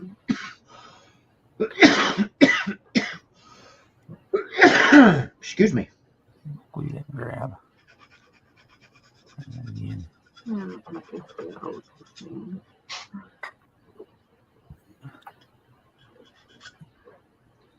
That and injection pin marks. The ejection pin only marks. Yeah. The only thing that's worse than rubber tires with nick marks in the treading is two-piece tires. Oh, I The hate. old school hard plastic ones, Yeah. like on the Swamp Monster pickup that I'm going to be building. I'm going to have to fill them with something so they don't collapse in the way of the truck. yeah, we were talking about Over that earlier. time, they It's a big wrench. separate. Having to fill the tires so that they don't collapse and to look right.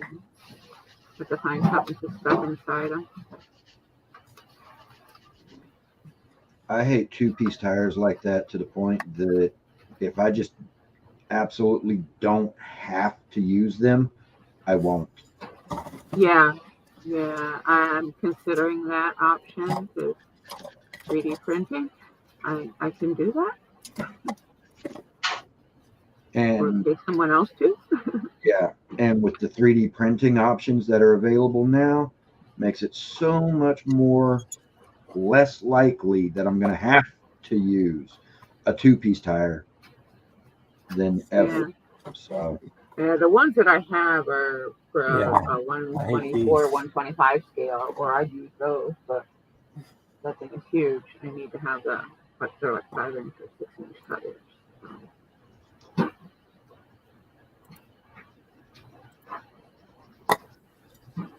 I'll figure that Yeah, out. these are the double bad ones. I got the big.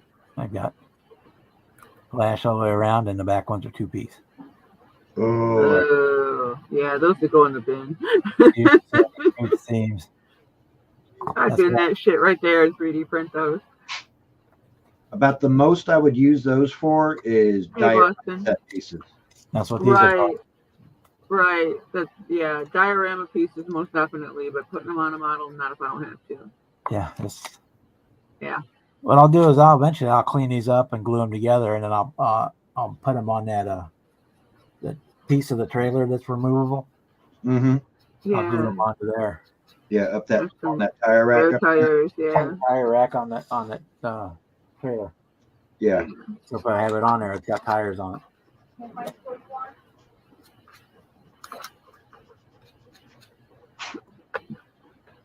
that's like the Ford modified stalker hauler, where it's the I forget what year Ford pickup, but She gobbled her food. it's got the trailer that's very similar to the one that Bob built. It's got the tire rack on it, and it comes with two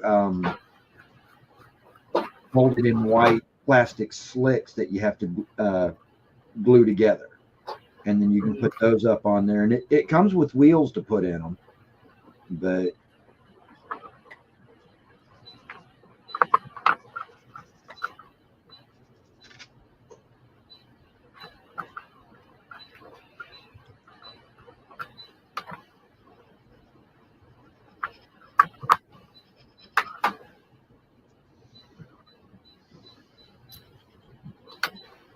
What's up to today, Boston? Anything good? Boston in here? Yeah, he was there earlier. Hey, Yeah, Boston.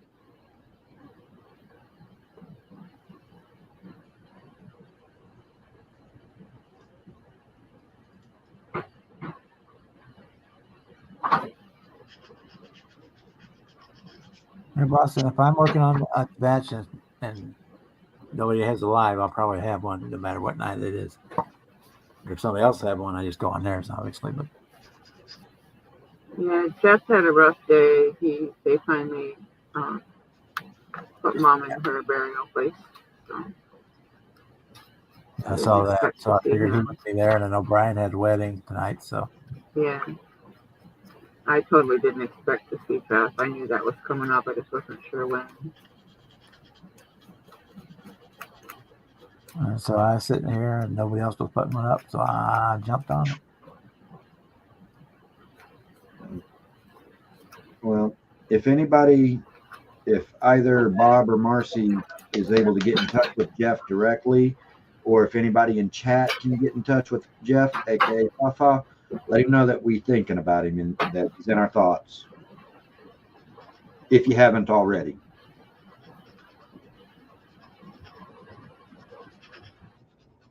Yeah, I don't know if it was here in Missouri or in New Hampshire or where they did it, so I don't know where he might be in the air or something if it was in Missouri.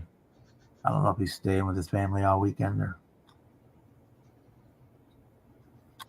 what. I didn't really get any details from him.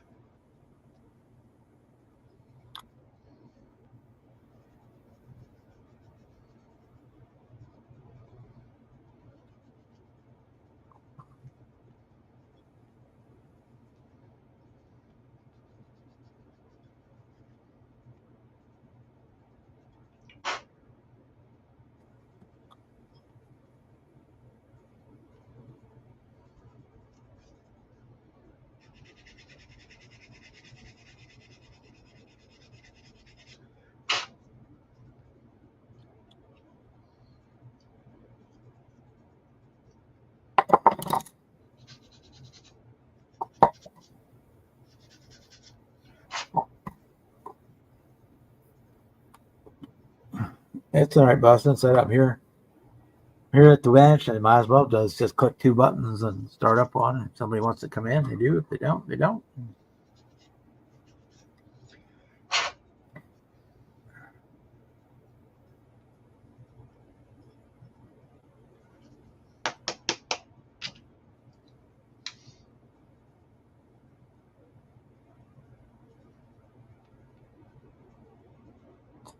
More time.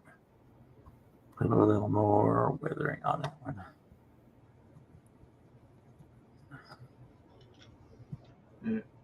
Well, Bob, I am going to agree with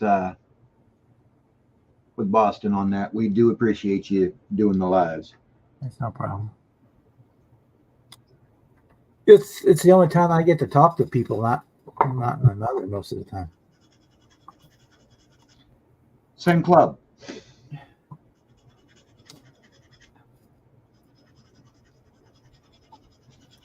And that's the same conversation every day, 3 times a day. So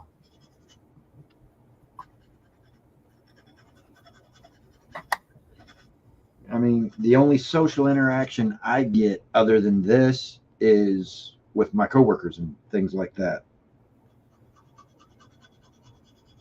So finally figured out how to alleviate one of the conversations. So I'm kind of happy. Oh, that's good. She's convinced that she is broke, even though she's got $250,000 in her bank account. Oh, nice.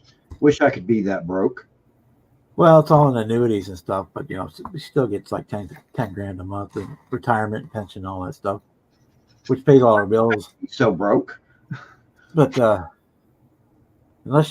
I put a $20 bill in her wallet, then she's fine. She's not broke. She's got money in her wallet. I said, Mom, you got $250,000 on your debit card. You can spend, you can buy whatever the hell you want. Right? Cash money in her wallet. She's broke, and she's afraid she's gonna be in the poorhouse.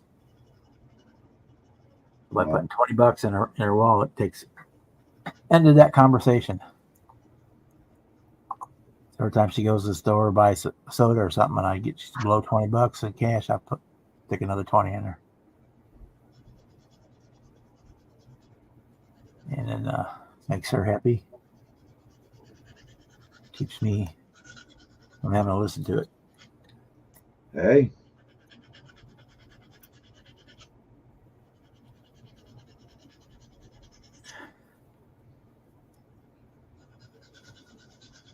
I'd like to figure out a way to get her to take her pills without a major fight and quit eating all the sugar that she does, and we'll be in good shape.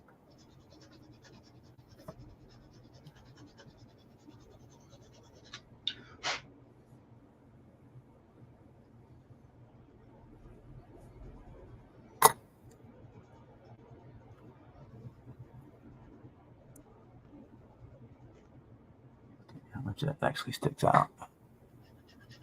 I'll just stick it in there. Kind of let it. Oh, it actually does hook up. Okay. We want to do that. I think we want to do that with the body on. All right. Yes, and what we look at. Let's see what the destructions say. I hate having to look at the destructions. Well, I don't know if that exhaust has to go on because it goes through the side of the body. If it needs to go on before the body goes on, or if it goes on after the body.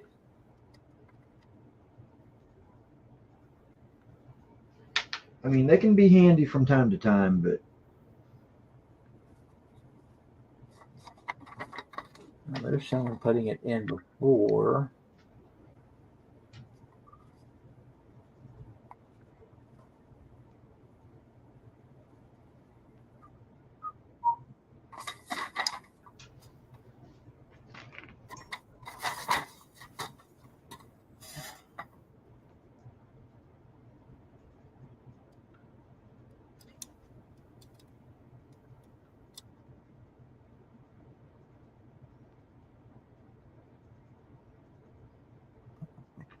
Do it afterwards, at least the first time.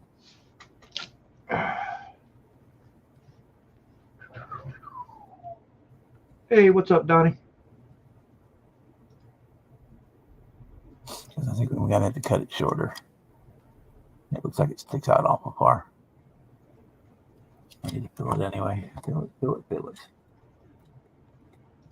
here. No.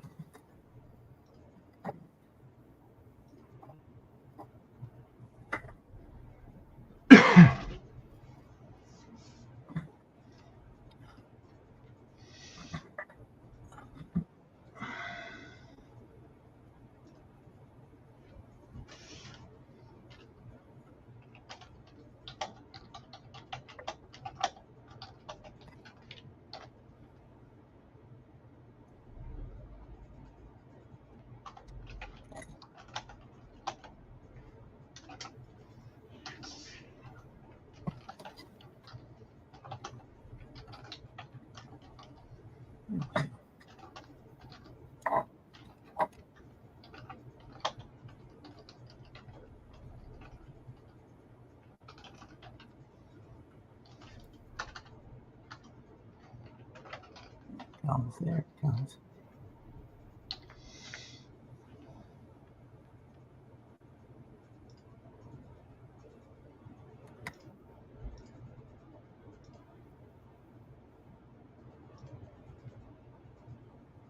Oh, cool. 32.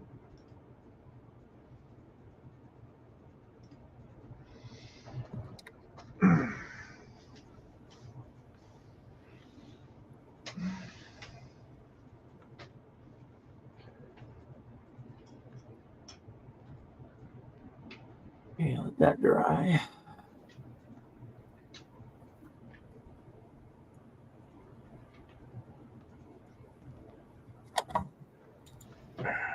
Okay, so we are done with what we can do there.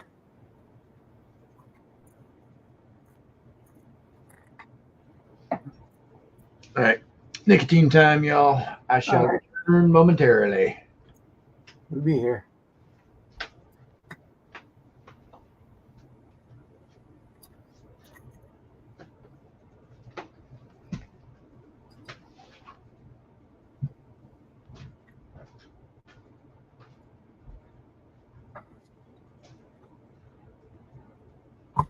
Over. And we'll work on the Jaguar some.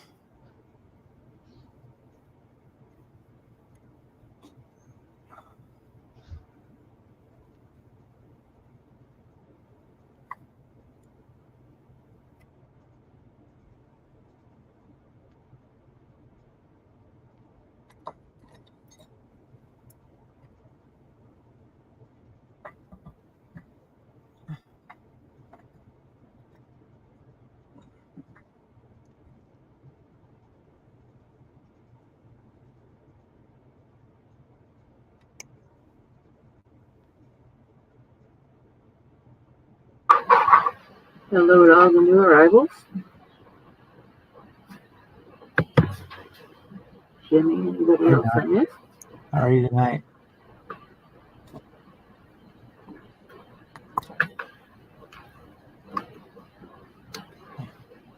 And you guys want to jump in? The link is at the top of the chat. You're more than welcome. Plenty of room. The chat, that's cool.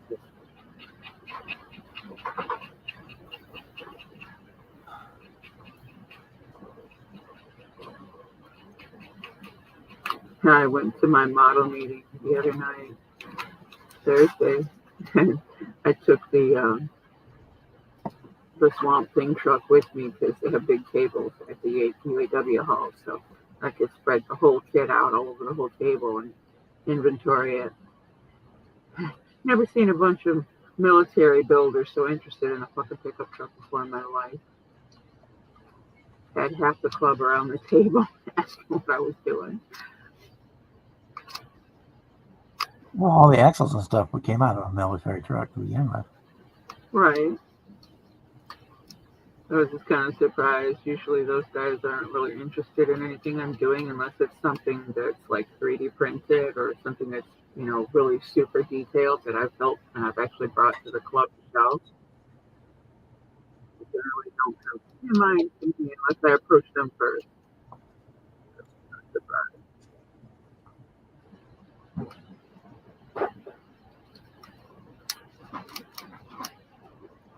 They're always encouraging people to bring stuff to share, you know, either something you're working on or, you know, something you want to just show everybody. We do like a vote.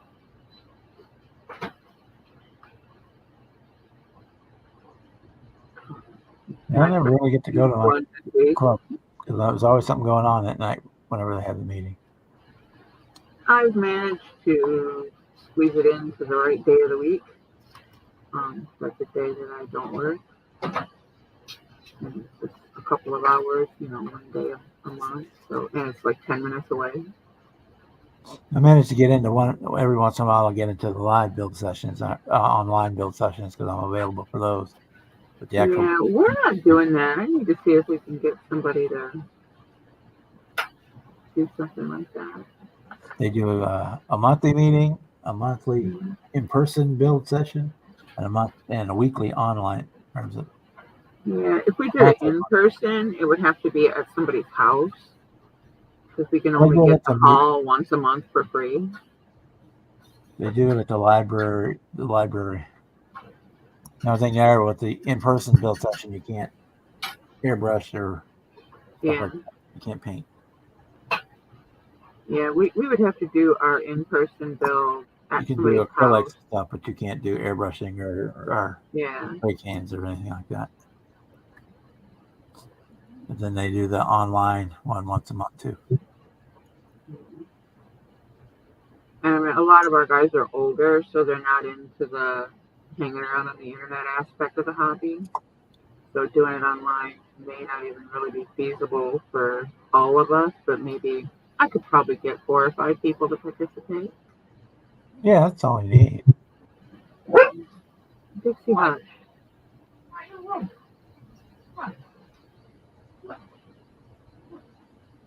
They just do it. They do it through Facebook.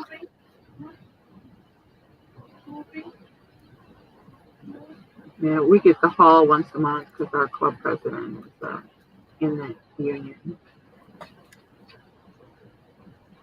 But if we wanted it more, we have to pay for it, which we could.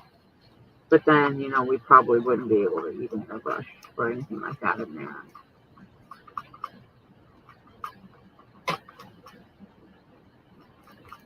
Yeah, that's the only say you can't airbrush or spray Yeah. paint while you're there. You can brush paint stuff. You like paint figures or stuff like that, brush paint, but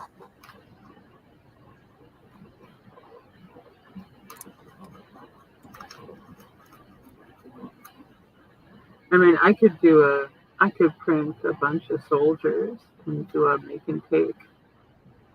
And do like a, you know, a little mini how to paint with acrylics on a figure kind of class. We had one guy come in and show how he did resin. He used like silly putty and Legos to make molds, which is cool. they try to do that and have a kind of a theme. We have an annual theme, and then there's like a monthly theme that for in progress stuff. Yeah, we have a swap meet. We have the Crosstown Challenge, which is hosted at a different club every year. And then, you know, just the regular monthly meetings. Bring something to display or bring something you're working on. Talking about car clubs? Yeah. Or all clubs? Clubs, yeah. All club, yeah. Yeah, we have very much the same kind of thing with our club here in Houston. We have a show and tell where you can bring kits for show and tell, whether it's something you've completed or something you're working on. Either way, we have a raffle for those of us that have paid our yearly dues, which are $20. Our yearly dues are $40, which isn't terrible.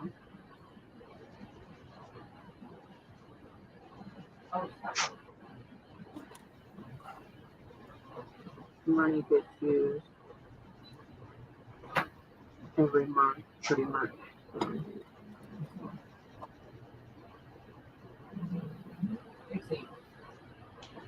And We are listed as a nonprofit. Yeah, we actually right now we aren't collecting dues because we're too close to the threshold of having to pay taxes. Yeah.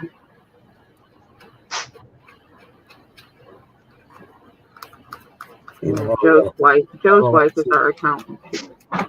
She does all that nonsense. We don't have to deal with it. We did a charity thing last year for, I forget what the place was. It's something that his wife supports. And all the money that we made on t-shirts and club logos and those donated funds and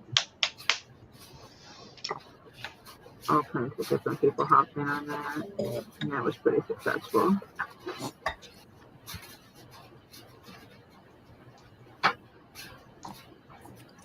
Yeah, I set my make and take up through like the show, you know, through the Detroit show, but I can't get out there and be there first thing in the morning. It's an hour and a half, you know, almost an hour and a half drive. I'm lucky to get there by lunchtime.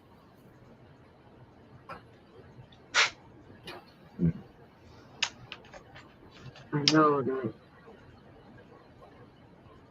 Don and that herd on that side,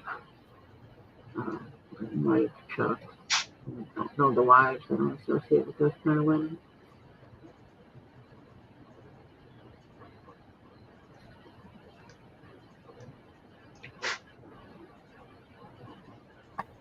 They're the middle-aged prissy bitches, the ones I didn't hang out in high school. So why would I want to hang around with them in adult life, right? They just tag along to make sure their husbands are behaving, which is pathetic. Some of the best bunch of guys I've ever met in my life. Right.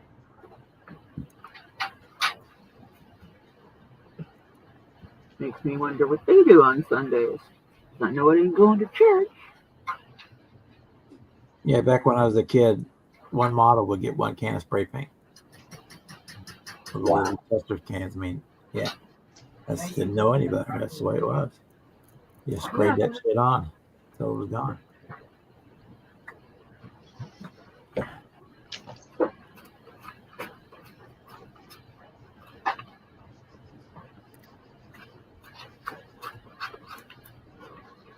Okay.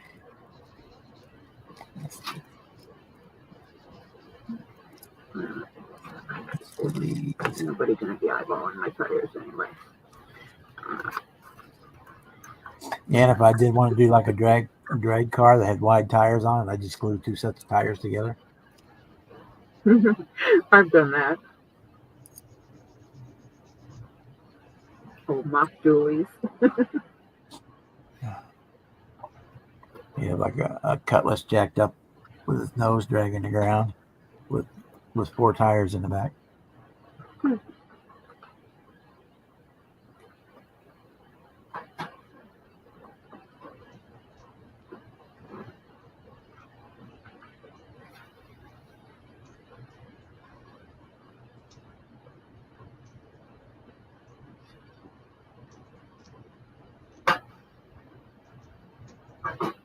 My first attempt at kit bashing didn't go so good either. When I decided I was going to make a 79 Trans Am into a convertible. It sounds like you got messy. Did not turn out well.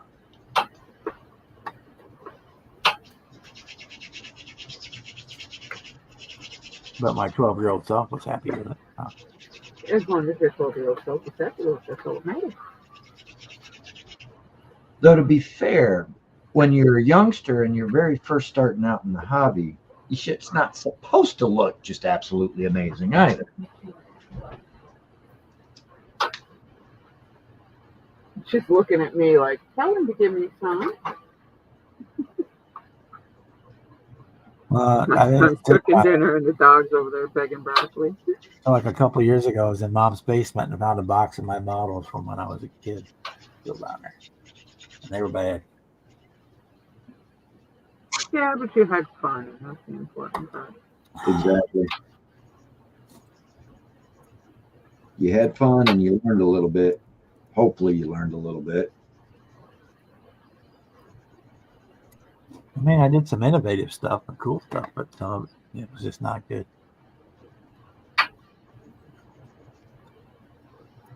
My favorite one, I built a 32nd scale Corsair and a 32nd scale Zero, and I got like a 4-foot piece of molding or whatever was in the garage, and used a fishing swivel in the middle, and I put a motor and a battery in the Corsair so I could fit it in the cockpit. And it would spin the motor, spin the propeller on the Corsair and make them go around. The faster they went, they'd start the G-forces would start swinging them out. They look cool as shit. Down there in the basement watching them go around.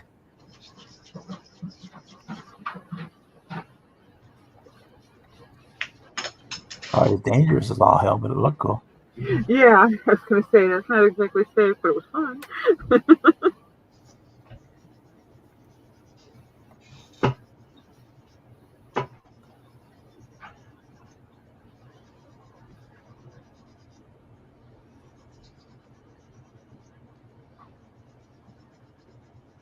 Oh, drop it through the whole bomb. That's all I have.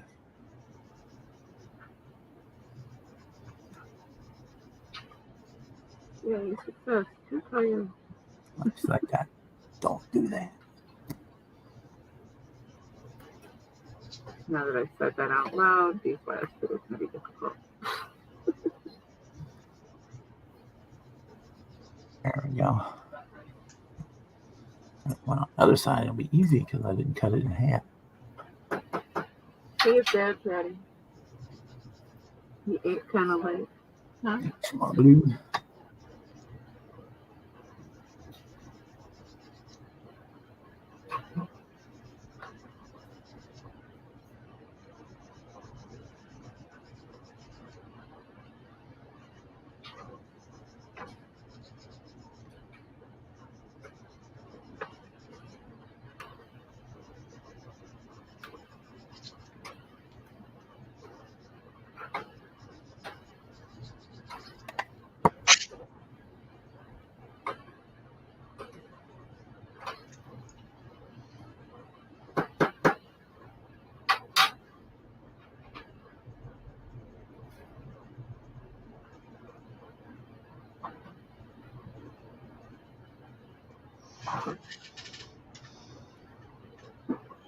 Yep, I'm starting to hear thunder out there, so it must be coming.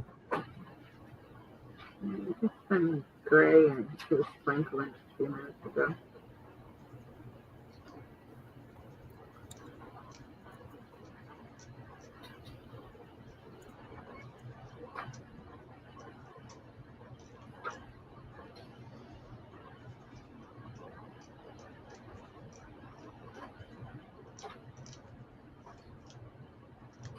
Might just be a pop up though too. I don't know if it's a whole front. I haven't watched much of the news lately.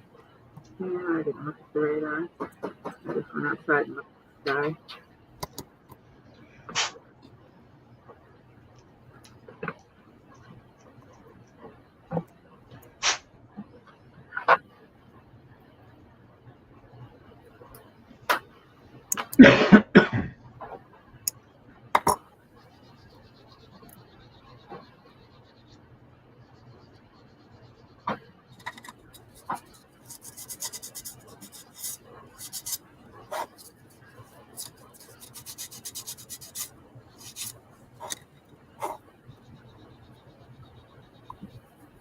Okay. Windshield time. Windshield time.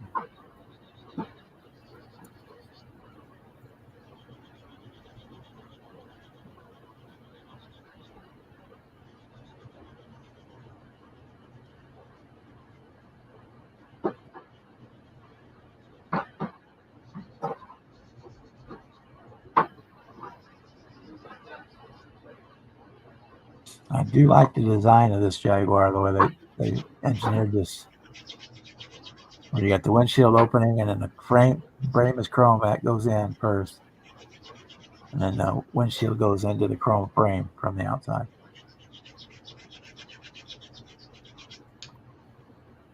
And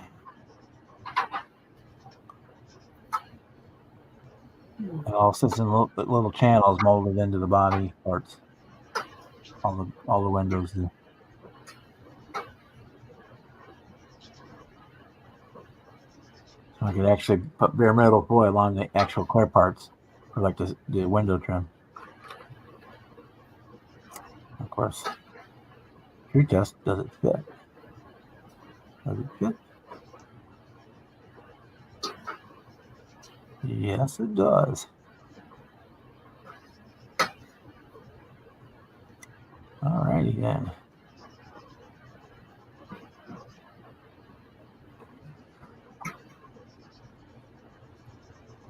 Also do the lights. Forgot about them.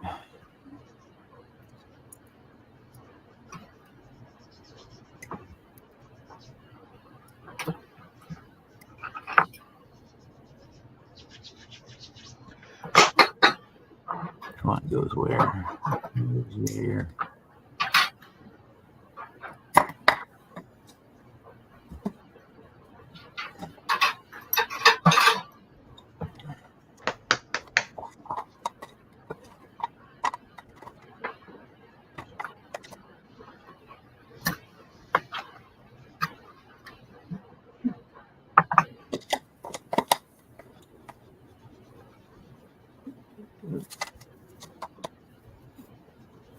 Six.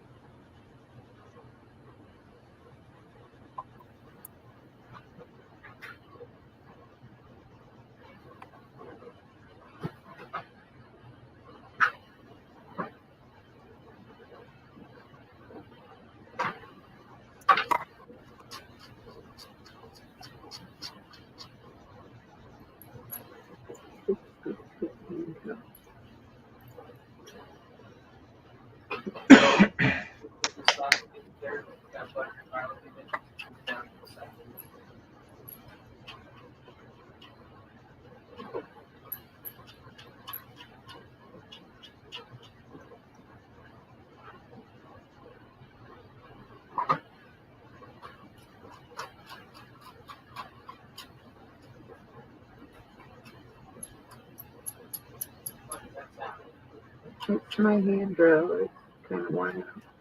And it's sticky. Get in there.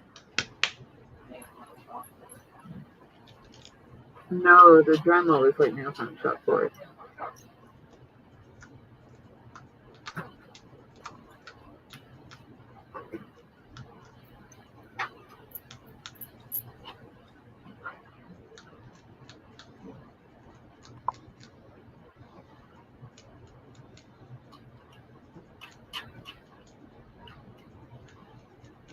No, the wind just changed direction.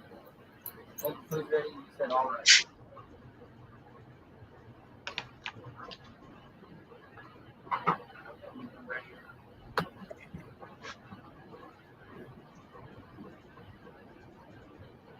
I'll be right back. We'll be left front.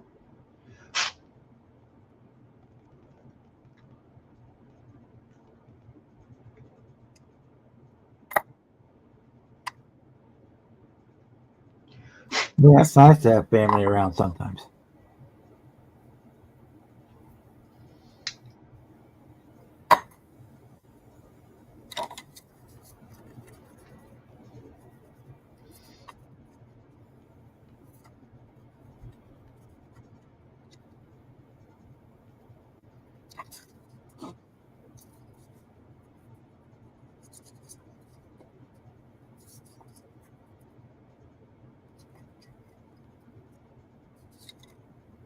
That was almost bad.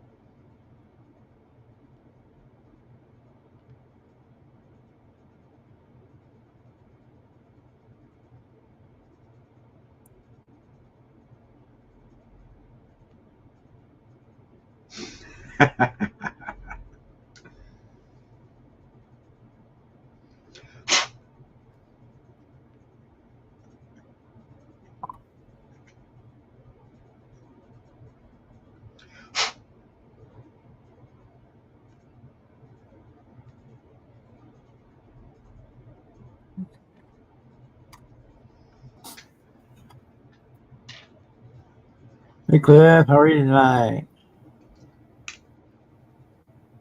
What's up, Sarge? In your own words, welcome to the party.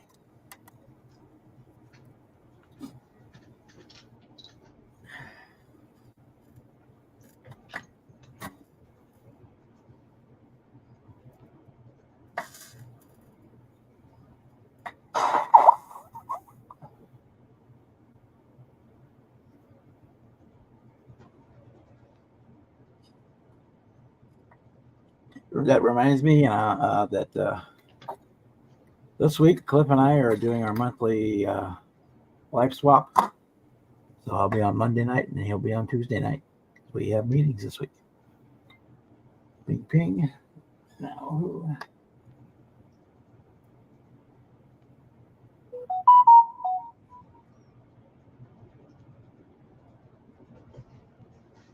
damn, on that one.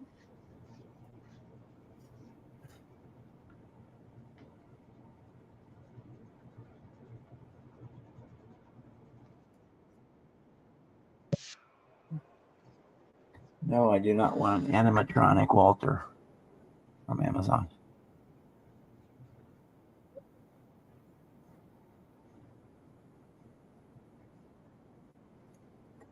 Okay.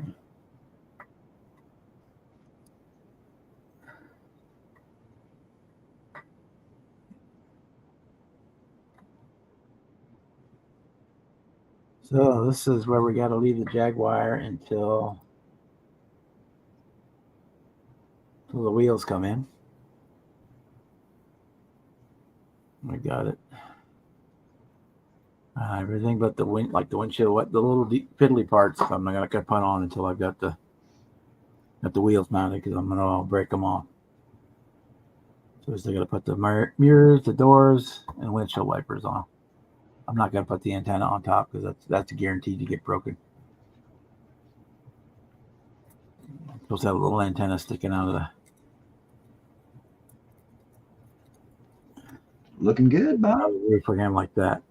Little antenna sticking there, and that's guaranteed to get broken. So we're not even gonna mess with it. So I'm just waiting for once our wheels get here, we can finish her up. Nice. Got all the glass put in. Just those few parts, about 6 parts to go. Plus the wheels and tires. And it's to be done. And I cut out the driver's side window so the one window is open. The other on the other side, passenger side, they're both up. I debated on cutting it in half and making it look like it was only rolled down halfway, but I didn't do it. That seemed like more trouble than it was worth.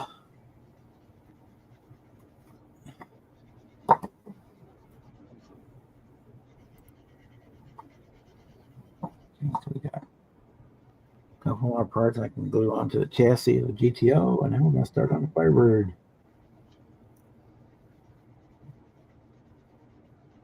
Get all these little injector pins picked up because they're almost as bad as stepping on Legos. Okay.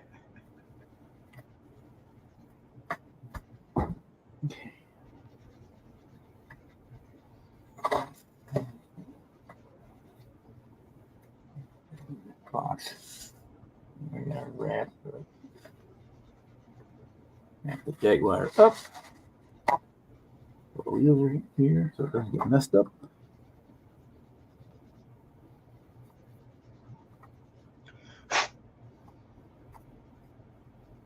Stick it in that box.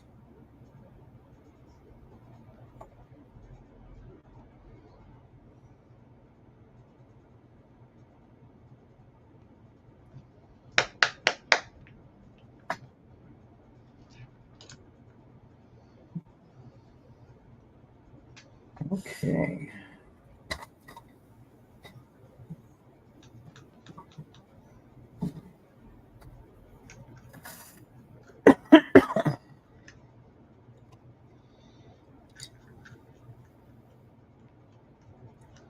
I don't think I'm going to use the front push bar on this either. I think I'm going to skip that.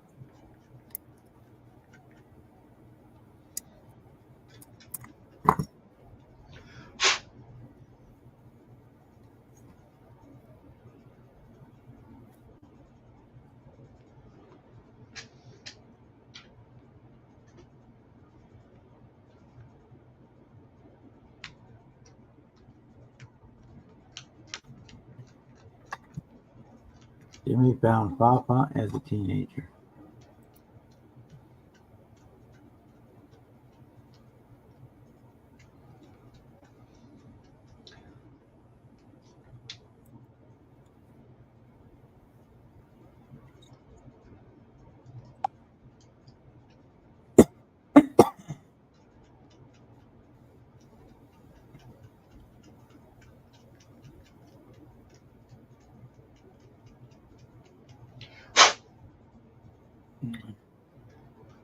Why do we need Waffle House? Well, you didn't need it for entertainment purposes, of course.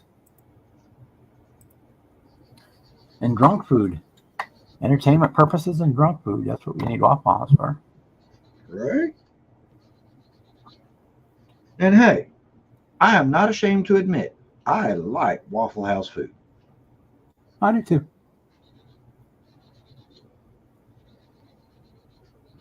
But if you're not going at 2 o'clock in the morning, you're missing out on the full experience. Oh, trust me, I already know. I used to work for a Waffle House there for a while.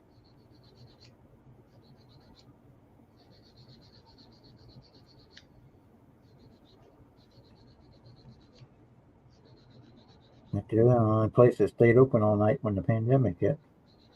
Yep. Working a night shift, that was the only place to go and eat.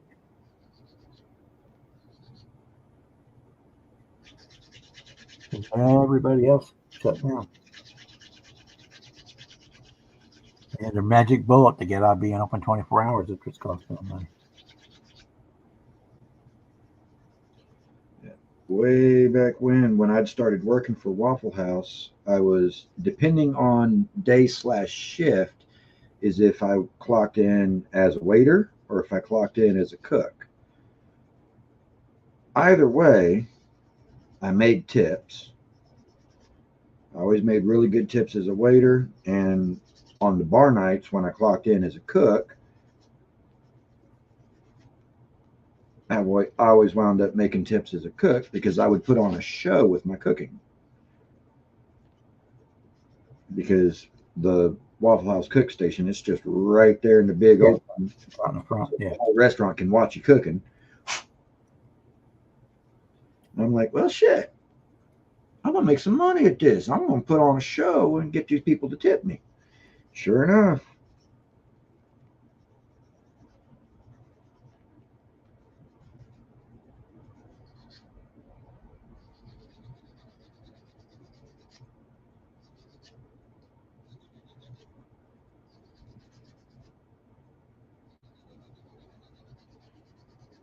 And the drunker the crowd was, the bigger my tips were.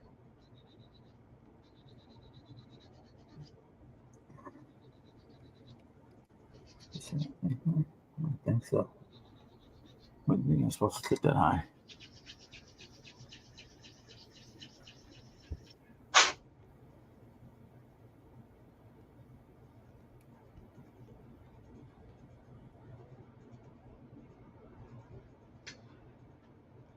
Sit down tight like that.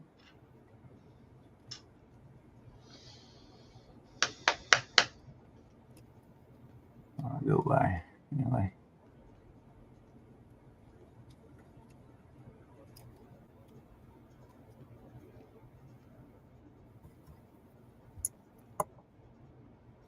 Rolling it out of there. Move that down here.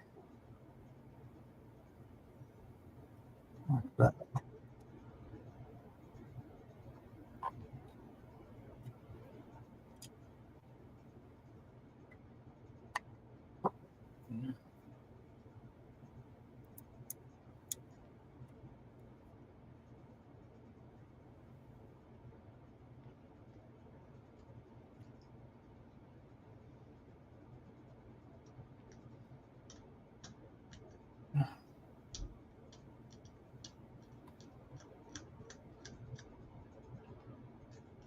Yeah, I'm with Sarge on that one.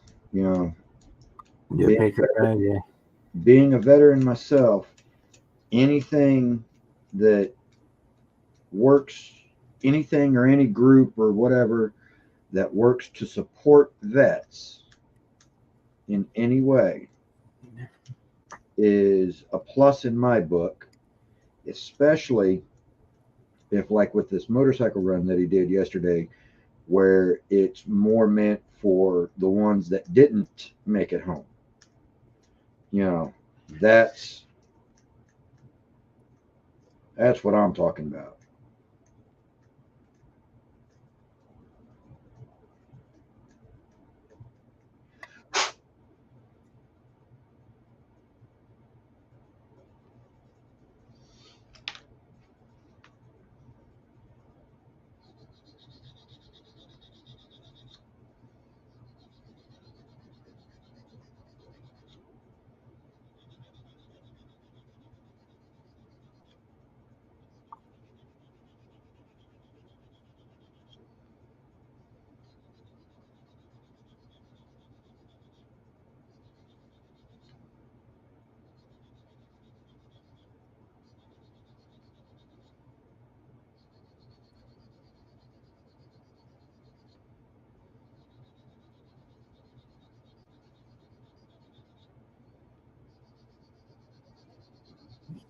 that in because I'm not going to take that apart once I get it together.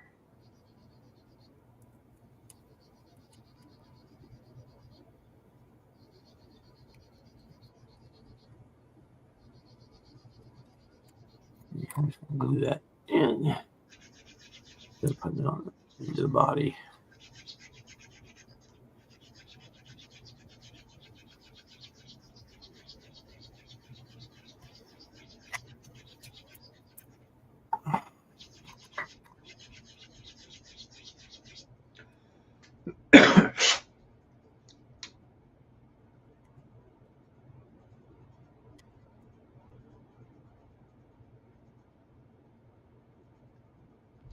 Got that right, Sarge.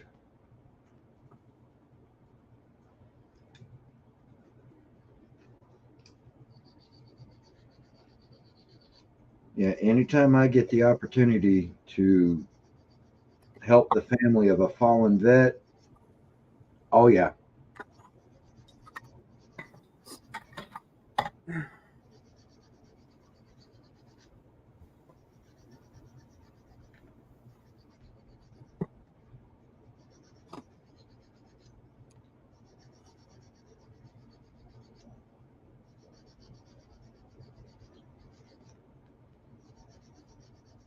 Probably put a wash on that first.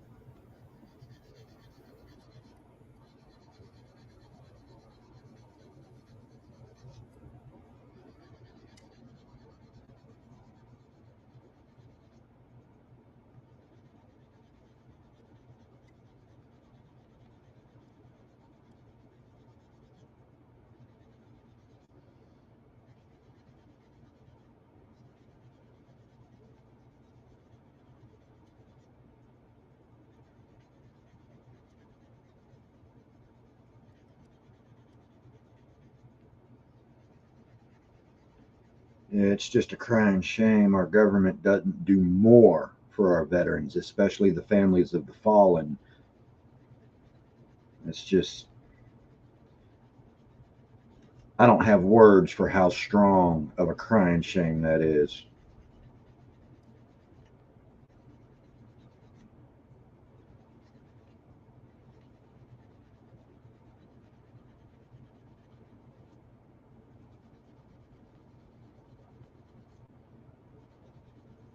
Yeah, I'm a firm believer that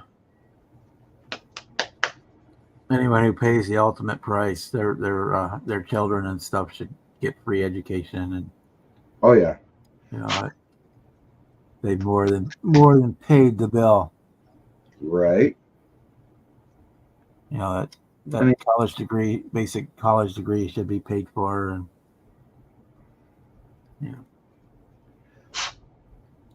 I mean, I think that for those of us that have served, there's a lot of this stuff that the government should be like, okay, you potentially put your life on the line for our country, for our freedom. You're good. You're set for life. You're good. You don't have to worry about a darn thing. Unfortunately, the government doesn't see it that way. We're all just numbers, no matter what we do.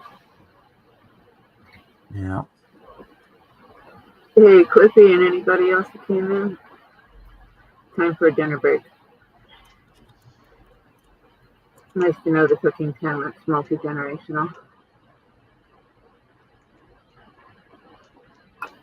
My son cooked them.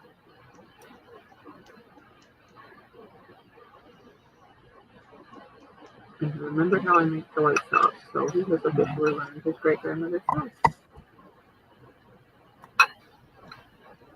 I'm gonna put the wheels on. I'll put the wheels on after the body's on. We're not gonna put the push bar on. So we're done with that. Check this hood. Do I need to wet it down again? Yes, we do.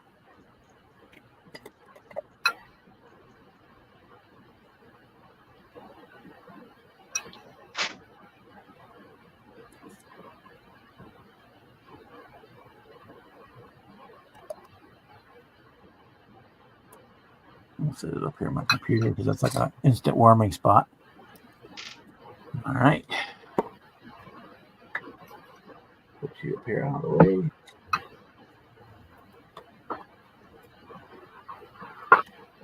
We go back in the box. It's up here to dry. Put this in the box.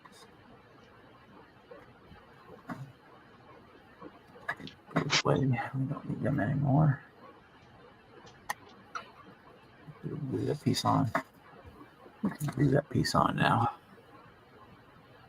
It'll fit.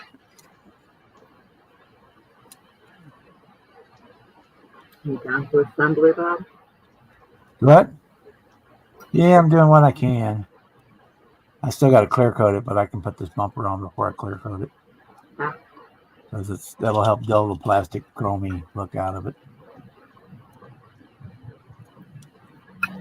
But I never did bother to test fit it, so it's probably a good time to do that. Actually, I probably should have done it before I painted it, right? That would have made sense.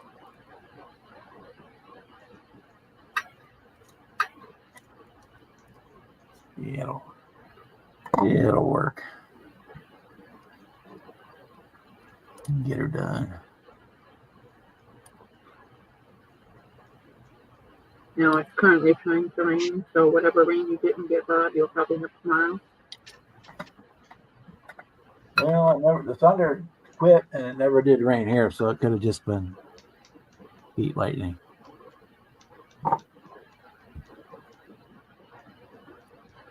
Never did rain. It rained so little that the patio's dry already. Of course, it was pretty hot on it.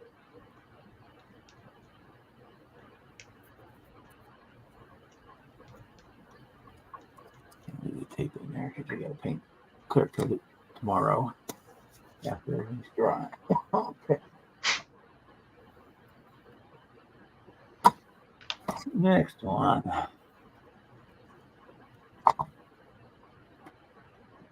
Body prepped for paint.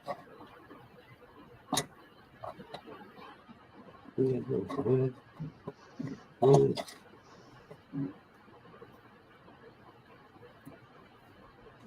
There's the hood. I wouldn't be either, Cliff. Jeez. Leave him alone that long?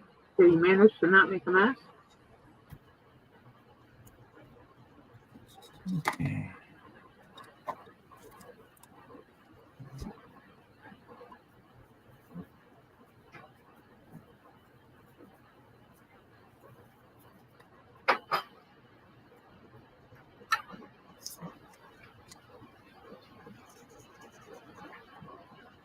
Because we are painting this black, so we got to get this thing smooth as we can get it. Got that right. Those of us that are actually doing the work ain't getting any extra money out of it, but the ones that are just sitting on their butts, not doing a damn thing, they just sitting there in an executive position, they're the ones getting rich. They're also the ones getting lied to.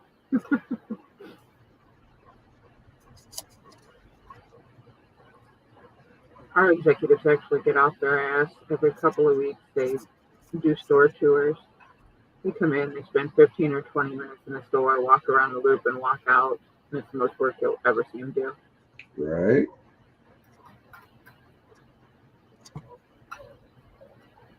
And basically all they see is a little bit of makeup. The rest of the store looks like complete shit.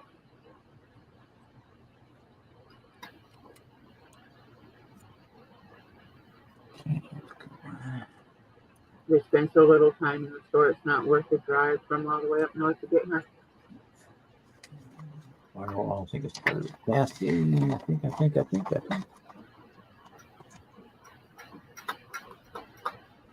It's a 3-hour drive one way to be in the store less than 30 minutes.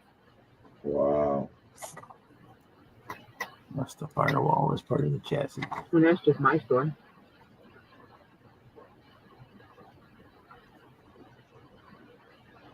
And of course, they didn't drive their own vehicle on their own dime. They drove a company vehicle on the company dime. Yep.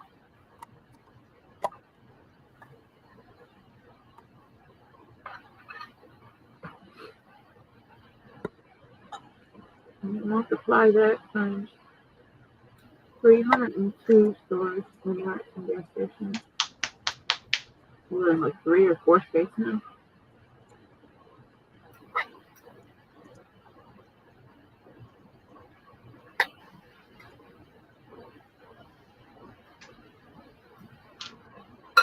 But we're headquartered in Michigan.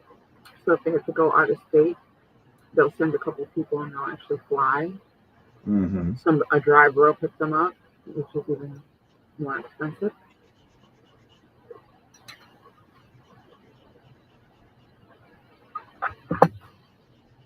But yeah, we throw up the makeup smoke screen, and as long as the numbers look good, that's all they give a shit about. Yep. And our store might look like crap, but our numbers are always good. Of the 12 stores in our district, we're number 2 Oh, in nice. sales. We used to be number 1. But that was when we had a director that actually ran shit right. This is my friend Erica Cahill. Well, as he gets a little older and calms down, he could probably might be able to trust him outside of the crate when you're not around.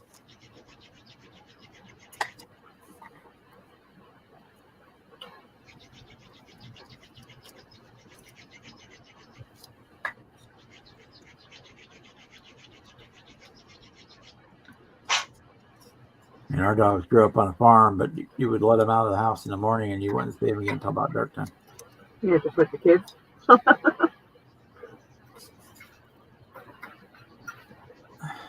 They had their own itinerary for the day.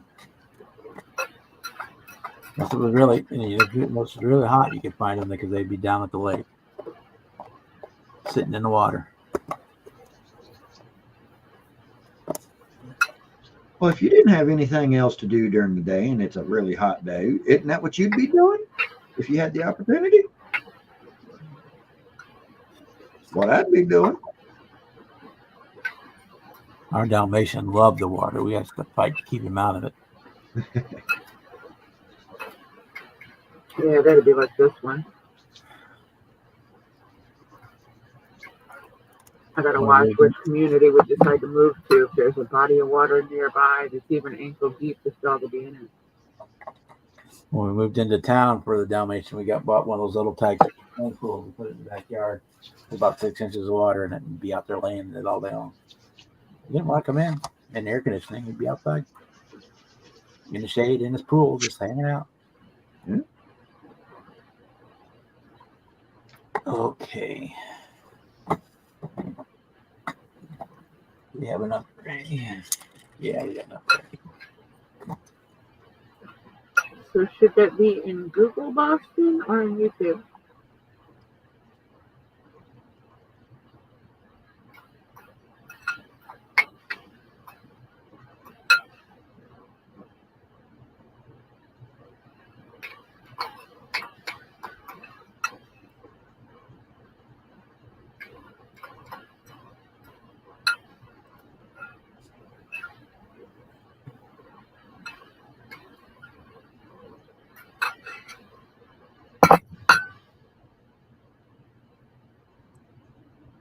Could it be worth opening another tab for?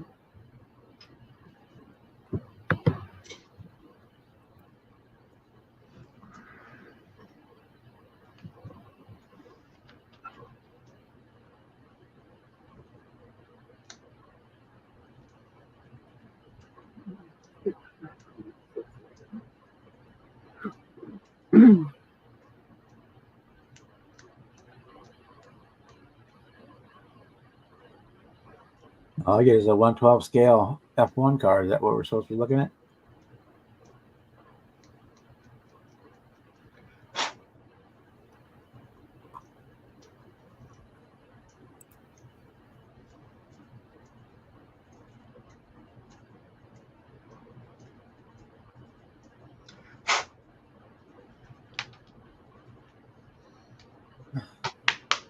Yeah, we bought the little Tykes one because it was a heavier plastic than those like super cheap Walmart ones, and it lasted probably 3 or 4 summers before it finally cracked.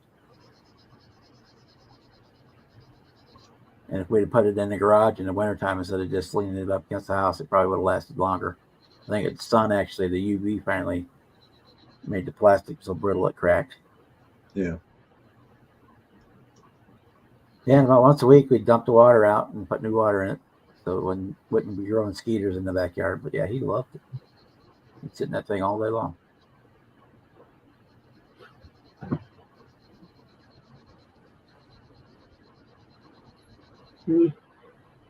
Nothing that interests me. Yeah. So. It's not super huge because F1 cars are pretty small to begin with. But it's still going to be a big car, yeah.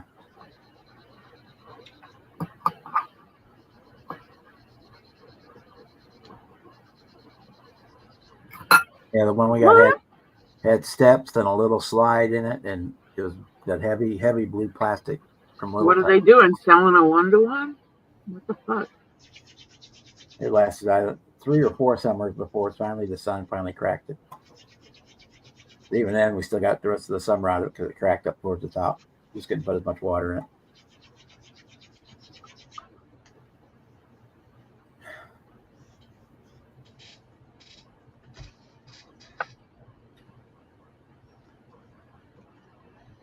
Hey, Edward. Hey, Edward. I'm seeing 640 euros, so it's $700, but it's probably a lot of deep metal and parts as parts. Looks like. Better be a whole lot of extra shit and the paint and everything else that goes with it. Those freaking fan home ones, stuff like that, those are like $1,200-$1,500 by the time you get them done. Artworks, cars. Yeah. The Millennium Falcon or the X-Wing Fighter, those are like 12. By the time you buy all the extras. So, I mean, honestly, those are worth it if you can invest that kind of money and time. Yeah. I don't trust those companies because there's been so many that just stop production. Yeah, I'm seeing it for 640. I mean, that's high. It's a lot of money, but for those uber detailed, I mean, you could easily spend that much on a big 200 scale battleship. Yeah, well, I could spend that much on a board game, so. Looks like you got an actual die-cast engine. Yeah, it does. It is die-cast engine. The rear drivetrain is all die-cast.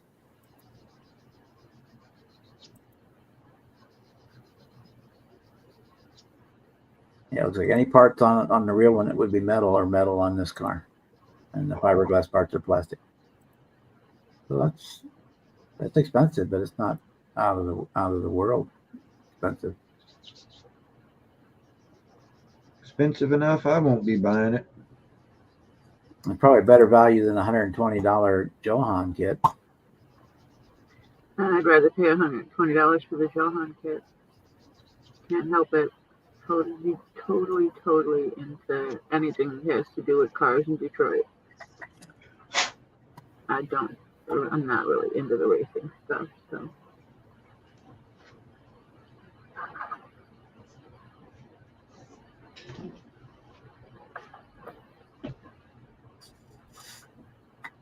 And one of these days, I need to start that big Millennium Falcon. I've got the Hasbro one, I've got one of them. the 66 centimeter one. I'm not sure which one I've got. I know it's a Bandai, and I know I have No, this one's like three. This a one's like light kit for it. the one I've got. I'm not sure how big this one is. I would have to take the box down, and I'm not climbing up to get it. I can't see it from here.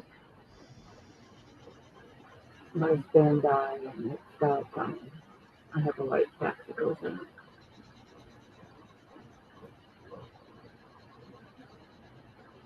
You know, one of these days I'll break it out. Get the side kits for it, upgrade the side Ripley's and the engine and the cockpit, and get it all painted up and weathered. It's I want to say it's 1/32 scale or something like that, and it's huge.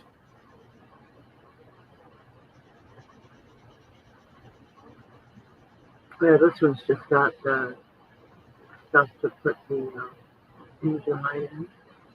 Yeah, I can go grab it. I know where it's at.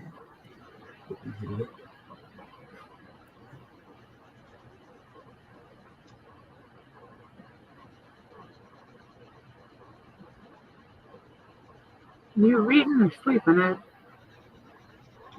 Nope. Sanding. That was my next one.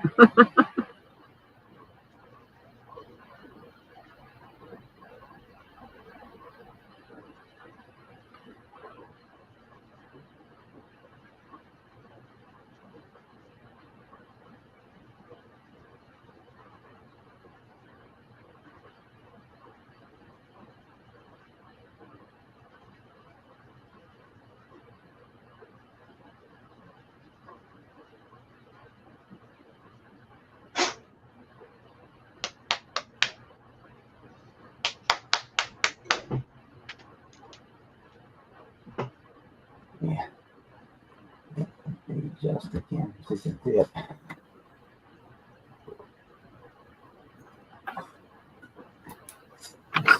Sit way back. I'm gonna say that thing's as big as a chair. It's huge. It's It's as big as me. 60 something centimeters long. And, oh, you know how wide it is.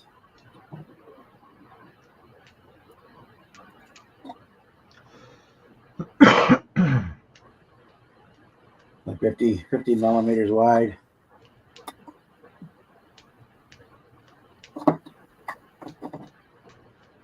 It's more like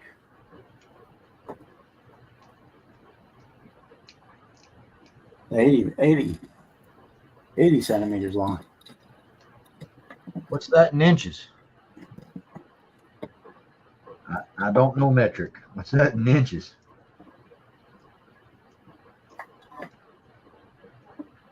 About 26 inches long. Wow. Over 2 feet. You said 80? It's more like 31 inches. Yeah, so I'm guesstimating. That's 18 to there. 10, 28 inches long. And from airlock to airlock is 18, 20 inches wide. Wow. Massive.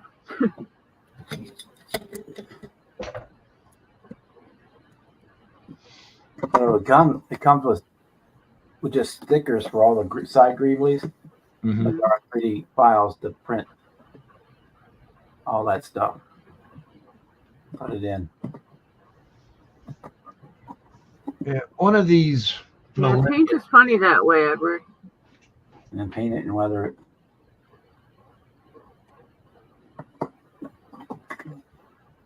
Where the hell are you going to put that? Right?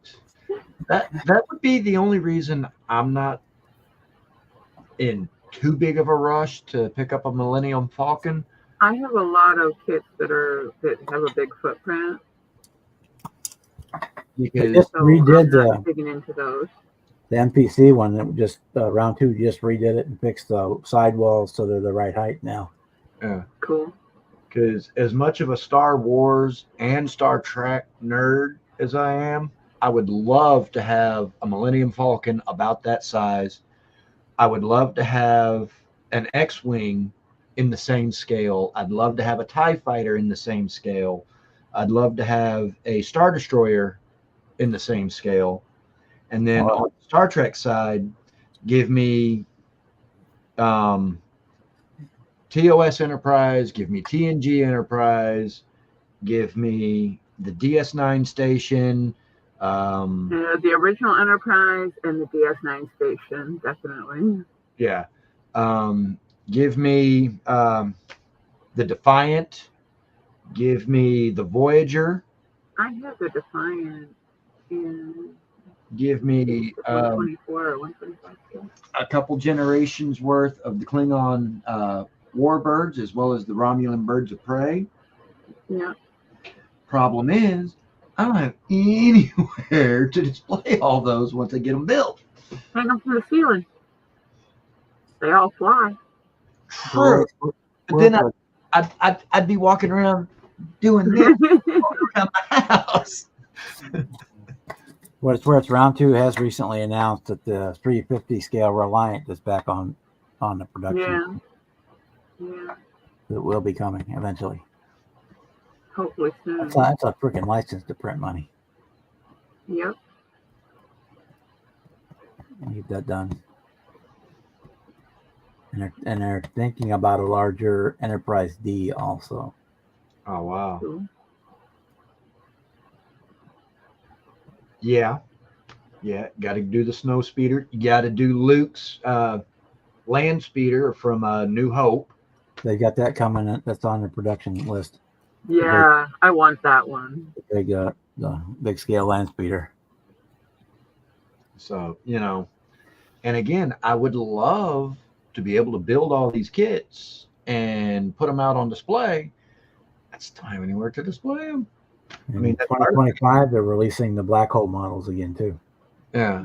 They get Maxwell and Vincent and Ship and all that. It's all coming out again, being re-released. Yeah. I mean, that's part of the reason why I'm not in any kind of a major rush to get my 4 military craft that I have, my 4 birds built. Between the AH-64, the F-14, the F-4, and SR-71, they're all in, what is it, Same problem, Edward. Probably 148. Yeah, they're all 4 148 scale. And while I'm really anxious to get them built, because the AH-64, obviously, that's an Army bird. The Tomcat is a Navy bird. Mm-hmm. The SR-71's an Air Force bird. Kind of. And my R4 has Air Force and Marine livery. Then R4D, the C-47, DC-3. Yeah. RF-4 Phantom Spirit of America. Oh, okay. See, it's got Air Force and Marine livery. So since I've already got an Air Force bird, I was going to put the Marine livery on it. And then that way, I've got a military bird for all 4 branches. Yeah, last year I did. Who was it? Was it Daniel that had the, or not Modler? I think it was. Had the Armed Forces group build, but you built all 5: Army, Navy, Air Force, Marines, and Coast Guard. And I did all 5 of those. Yeah. I'd love to do that. I have kits I could pull that off, but it's too many kits in succession for me. It would take me a while to represent each unit. And Now you add space to it, because we literally have space on it. Yeah, Space Force. Yeah, you could have Space Force. and see, thing is, though, Got to get my Warhammer joke up in there. and I'm not going to be the only sailor to say this. Ask Snappy Pappy. If puddle pirates are part of the military or if they're DOT, if they're wannabe military. And I almost guarantee you, Snappy Pappy gonna say the same thing I'm saying. Puddle pirates are not military. They're DOT. They wannabe Navy. Then again, y'all know there is a 6-foot height requirement to join the Coast Guard, right? Exactly, Edward. Yeah, the 6-foot height requirement for puddle pirates. That way, if your boat capsizes, you can walk back to shore.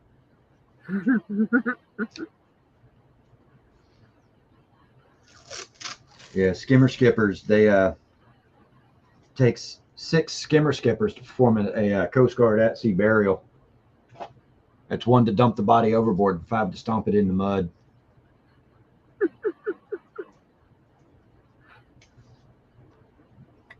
Yeah, well, I did for that build. I did a J2F Drum and Duck for the Coast Guard, and I did a PBY Catalina for the Navy. I did a Huey for the Army.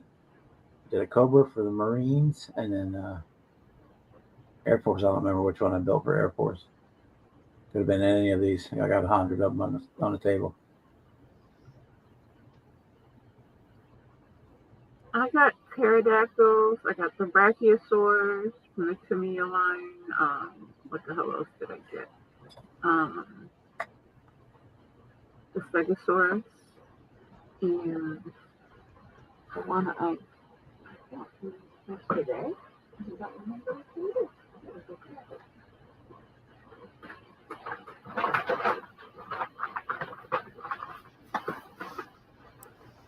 Oh, Yeah. VHF, that's what I did. Oh, I got 2 yesterday. The Triceratops. Yeah, the Triceratops and the pterodactyls. The other ones I already have. I've got so many darn kits in this room. Some I've started, some I haven't. Oh, I've got There's built. some of the Bandai dinosaurs too.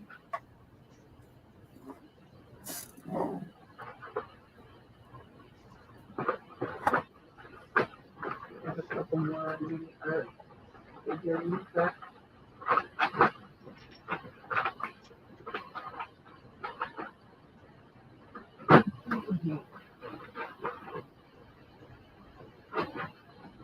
Vallejo acrylic is actually they're discontinuing some colors and they're adding new colors. They changed their labeling to of their model color line.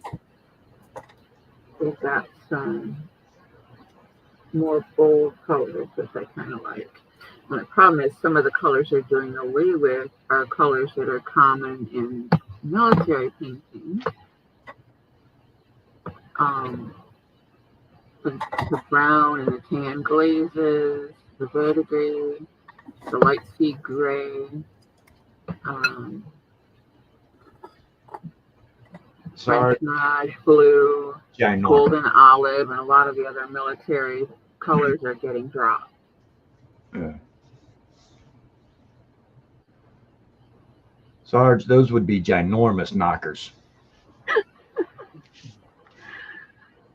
Not just huge, frickin' enormous. Dinosaurs are awesome. Awesome.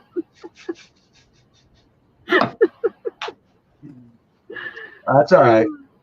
Y'all know what you call a lesbian dinosaur, right? Lickalotopus. Yeah. Mm-hmm.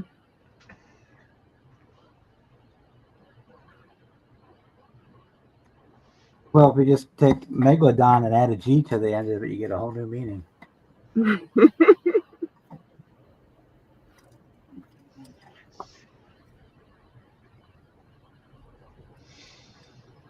Yeah, the Tamiya kits are the scientifically correct at the time actual flesh and blood dinosaurs, and the Bandai kits are skeletons.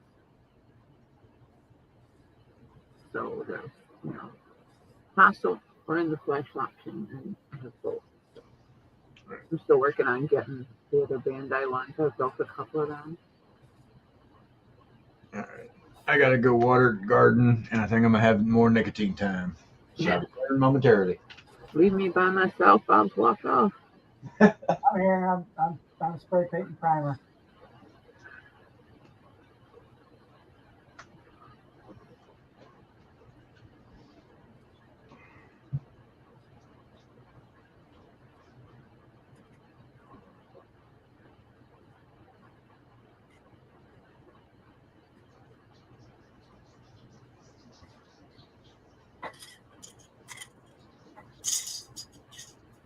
Supposed to be able to primer. It keeps fucking raining. Spraying primer. I can't spray anything. It keeps raining. Anyway.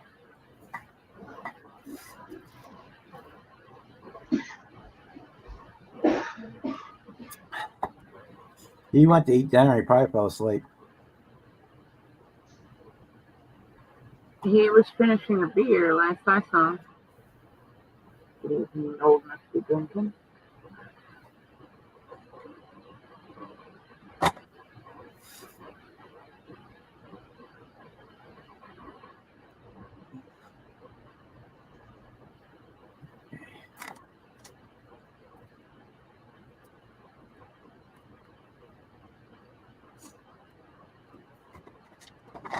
I'll have to see if Mike has that one in the Mean and Nasty Pro Street Camaro. I'll have to see if Mike's got that down there in that stash. What was that? Oh, I'm looking at the instructions on the Pro Stock kit. On the back page, it says available Pro Stockers. It says the Mean and Nasty Pro Street Camaro, the Budweiser Motorcraft FC. It looks like a Thunderbird. Yeah, it's Thunderbird. Or the Red Hot Pro Street T-Bird. I wouldn't mind having the Camaro. Go with the Firebird. You know, it's only probably one part different. Right. 2 parts different. The front and rear bumper pieces are probably the only parts different. Headlight piece. Good. Body's probably exactly the same.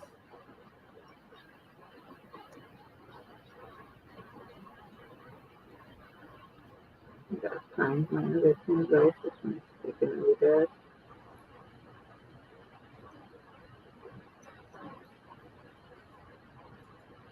Okay. Look. What I need to do is put the tools back in the drawer marked tools. That would be ideal.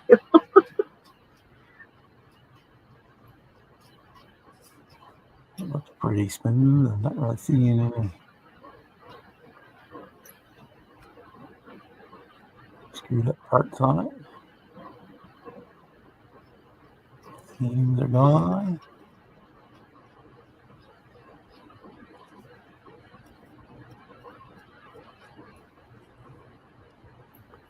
Yeah, I'm happy with that.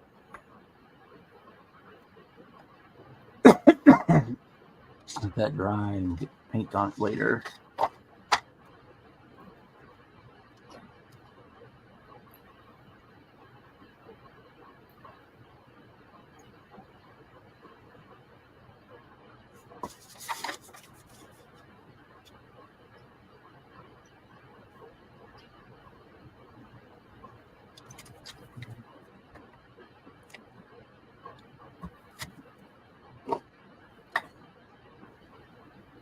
Assuming that you could build the roll cage without having to glue it down.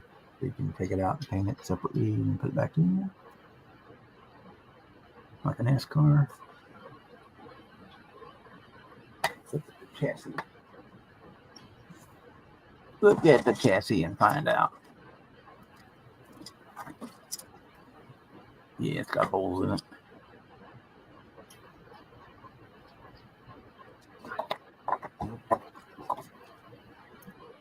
Yeah, even on the clear sprue, it's got the tail lights and the headlights for the Camaro on the same as the one for the Firebird. So you get both sets of parts on that sprue. and a clear sprue. Right. So there's only a couple parts different between the two kits. That way.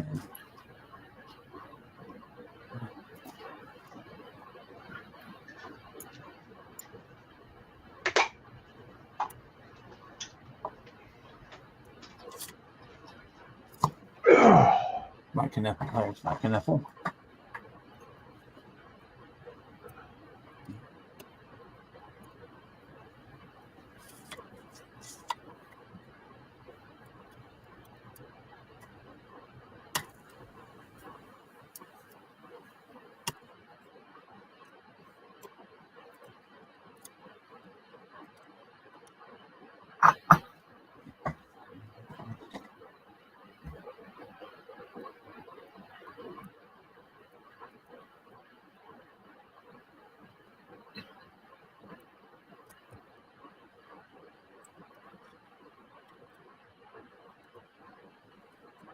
Yeah, if I had the money, I would definitely grab that Van Home Falcon. It does everything. It's got the lights, the whole full interior, the gangway goes up and down and unfolds. It does pretty much everything. Cockpit's really lighted. That's like by the time you buy all the extra add-ons, it's about $1,500, but it's a badass looking model when it's done.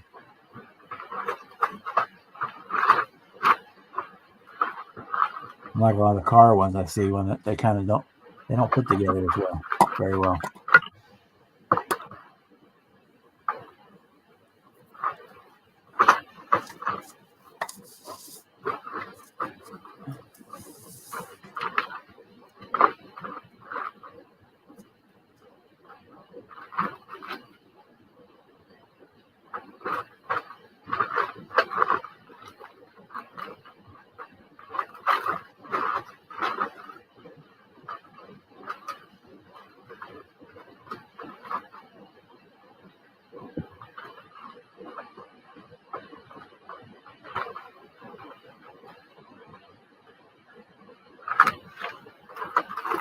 The firewall, dash. To do that, that's a big deal.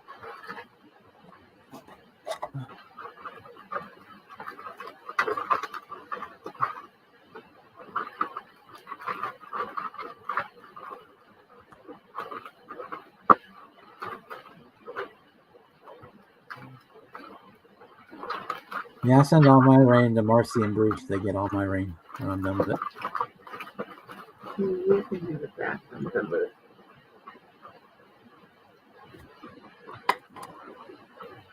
And some of that water that's on.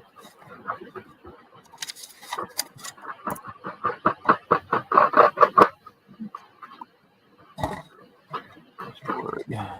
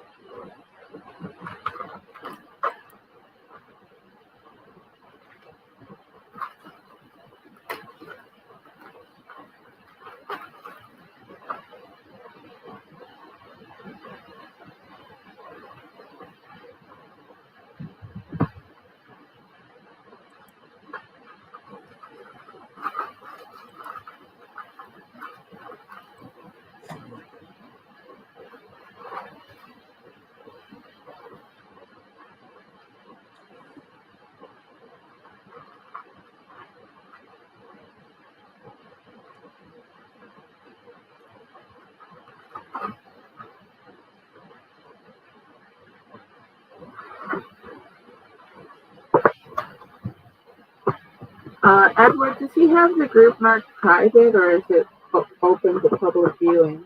Because he changed the settings so many times I lost track.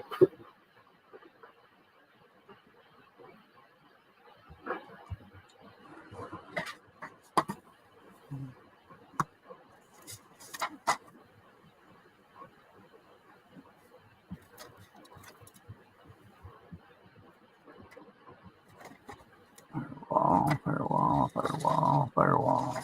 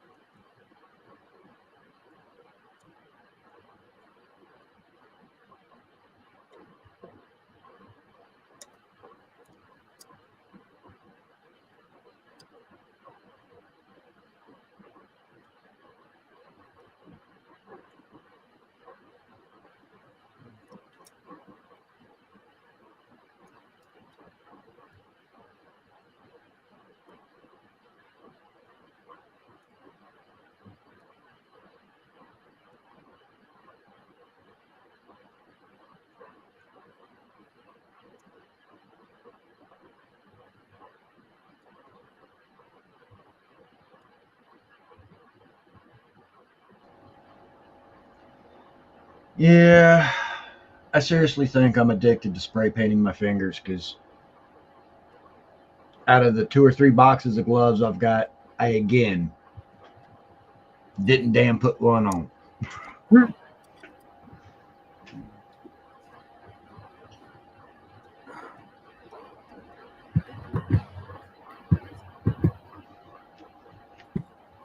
they're right there. Yeah, Foxy's got the group listed as private.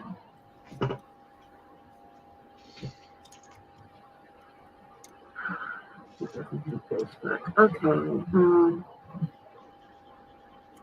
Your Millennium Falcon. Let me see if I can find it.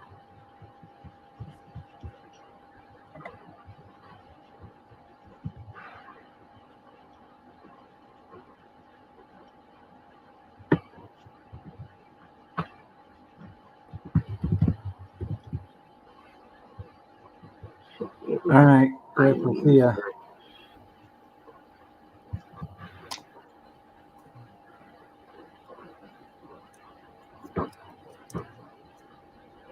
All right, Sarge.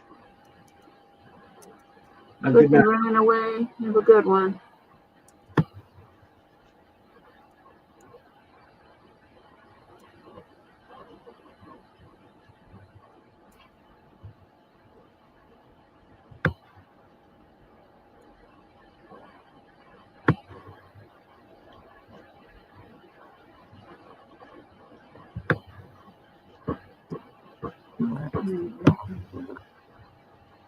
The best thing I've ever seen.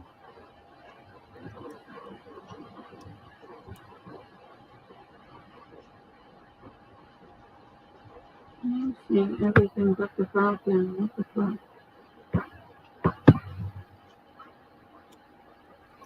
I hate fucking Facebook. It's really getting shitty. It's hard to find things even if you're using actual people's names.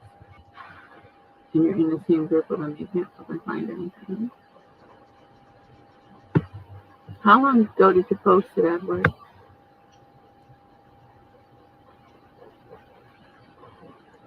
That's supposed to go. Okay. You're in. You can say that was.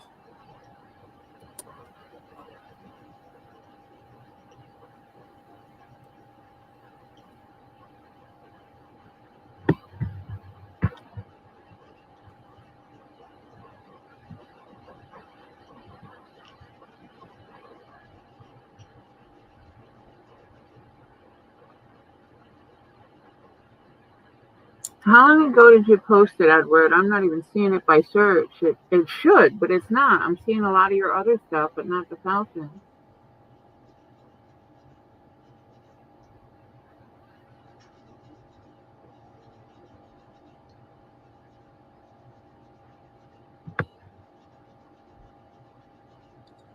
Let's see your Freedom One. Let's see the Eagle, the Lehman Ross.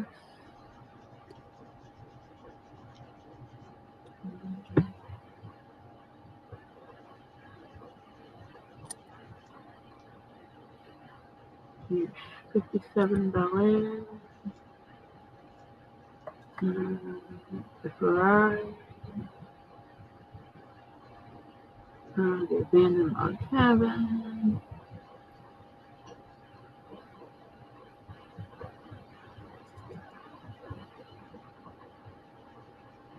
Oh fuck. Facebook's probably eating it.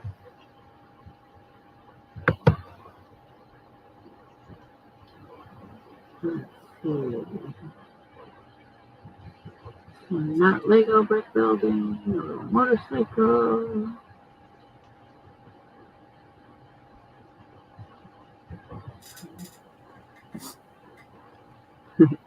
I like the alien, he's great. What I'm seeing. Airplane. Spaceship.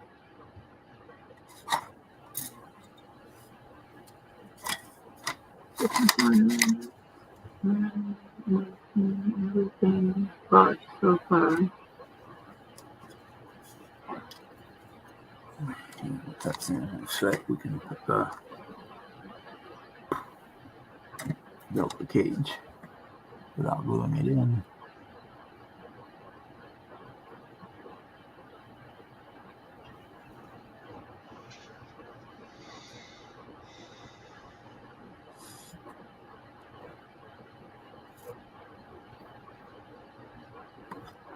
Be right back. Gonna need a ladder.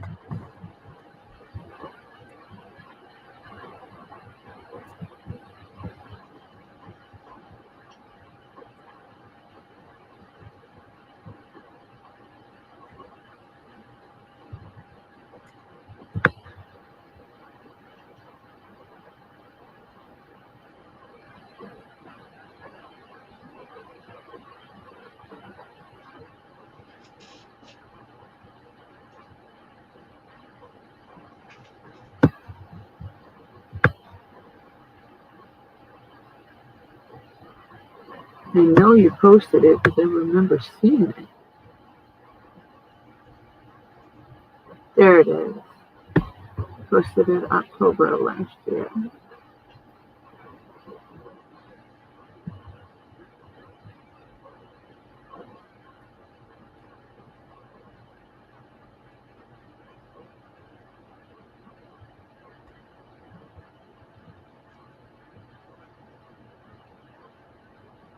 Now we gotta wait for Bob to come back. I found it. Okay.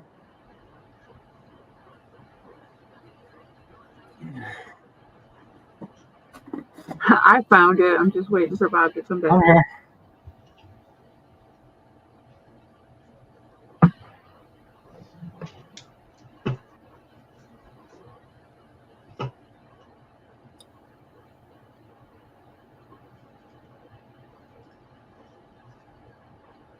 Hold on 1 second. My other kid is texting me.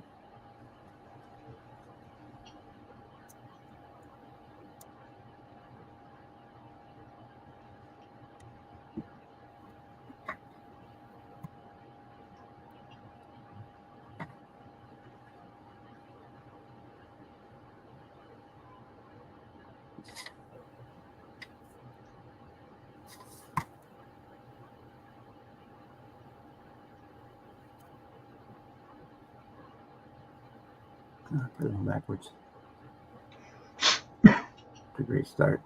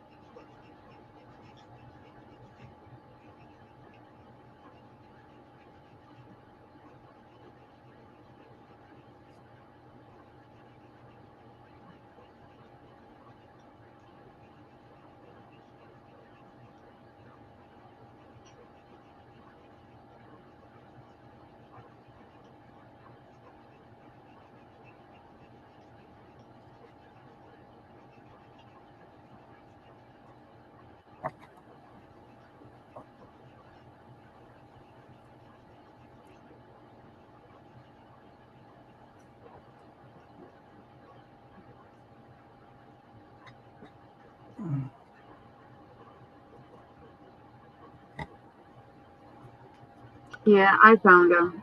Okay. You can big screen me now, Bob. You gonna open another one, or you just want me to blow you up here? Okay, wait a minute. How does this fucking thing work? I gotta click present. Yep. And then your tab or whatever you want to show. Yeah. Tab or window, whatever you got. What do you do? Share screen.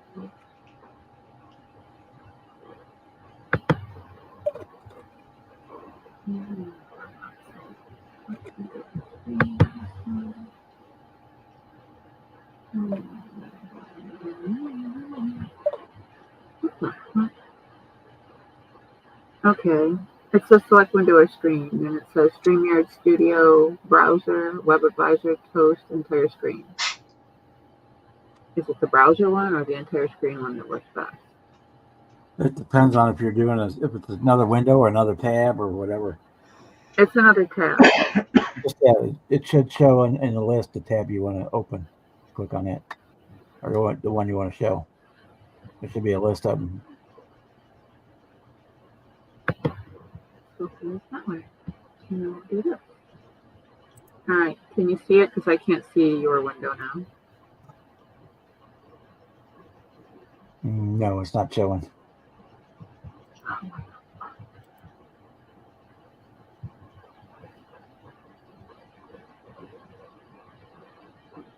This time, I'm really fucking painful.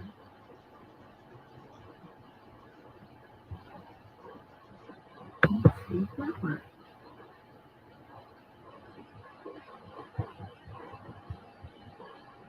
No, that's not working.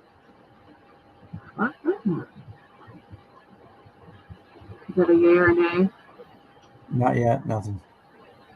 Oh, for fuck's sake.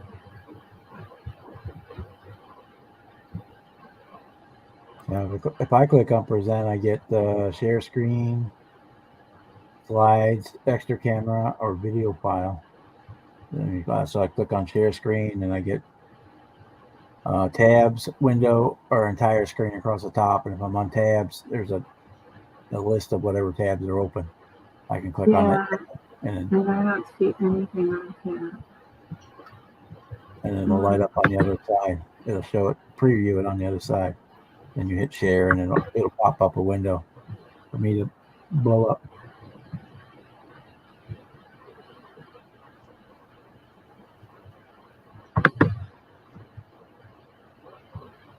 Okay, yes, now? There we go. There it is. All right, can we see it now? There you go. You're on there now. Oh, wow.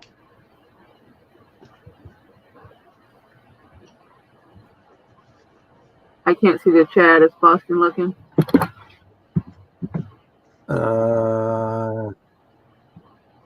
Can't go wrong with Bandai was the last thing you said.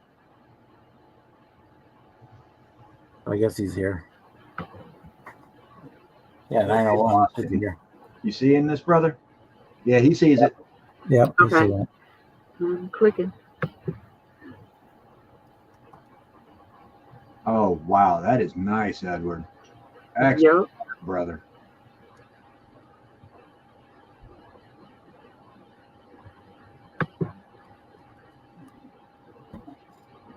That thing is a monster.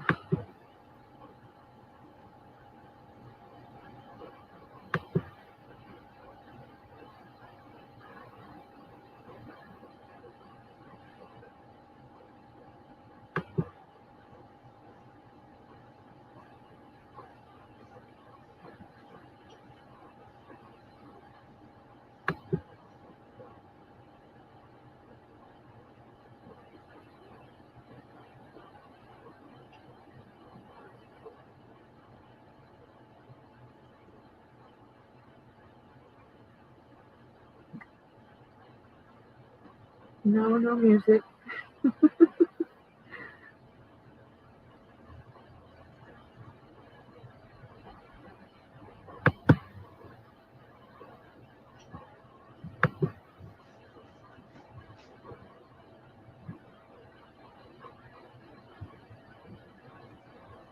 Yeah, that's the thing with Star Wars. Dirty, dirty, dirty. I like the video clip better than the single shots. Get it more of a perspective of how big it is.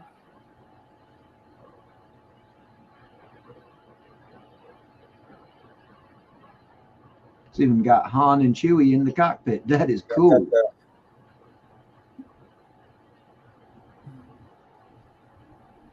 Is that the Bandai Fine Mold Perfect Exact Kit or whatever they called it? Perfect Kit or whatever.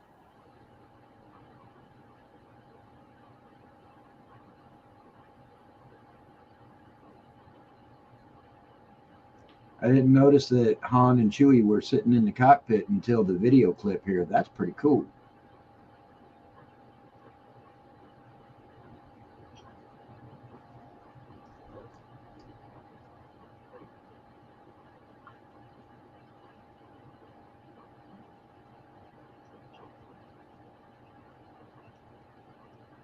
Perfect grade. Yeah, that's what it is. I knew it was something like that.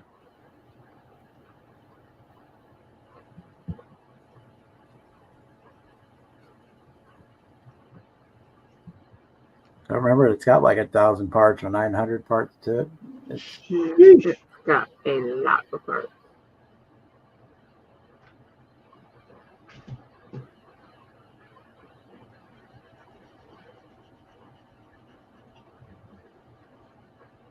Yeah.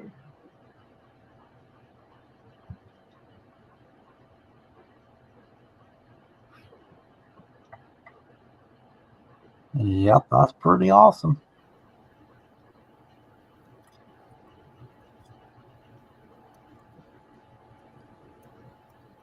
I'd like to build that kit and find a way to make the engine in the back glow. You can. The Bandai kit has a lighting kit. Oh yeah? Yeah, I have it. It's a simple little box. You just basically put everything where it's supposed to go in the build and plug it in. Takes 2 of the little round batteries. Tenna Controls made one for it that Yeah. that light, not just light up, but it changes intensity as it goes, makes the flash up to light speed or hyperspace. Yeah, Whatever. that would be cool. It starts out blue and it gets brighter and brighter and brighter. Then it does the flash for the jump to hyperspeed. Oh, nice.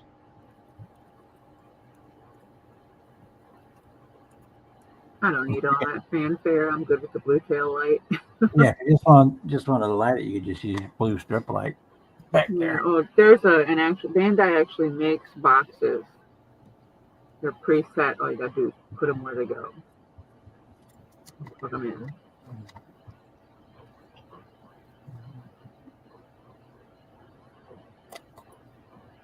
Yeah, Bandai's the one kit you actually can just shake the box and it goes together.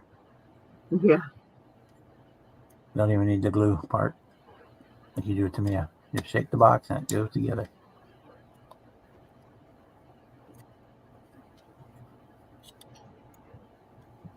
Yeah, Bandai stuff is nice to build. The only one I got in my stash right now is Vader. I I got the 12 scale Vader from Bandai. have the The only one I got in my stash. I have the Yoda and the child one, the Grogu. I have the Millennium Falcon. I have there's a set with fighters where they're going. It's not like a corridor. I think it might be from the first movie. I have to go back and look. I don't remember. I don't even know where the kid is. I have Boba Fett. Actually, I have 2 Boba Fett. Cool. Bought You could 2 do by one old accident. school and do one Mandalorian version. That's what I'm thinking. I bought the second one by accident. I forgot that I had bought it, and I saw it on markdown, so I ended up with 2 of them, which doesn't hurt my feelings. I also have the Boba Fett actual model with the diorama base. And I have a lot of the large diorama scenes.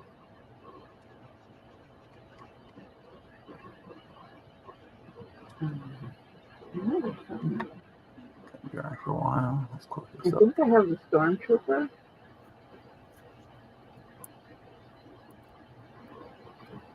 I'm not sure. A lot of that stuff is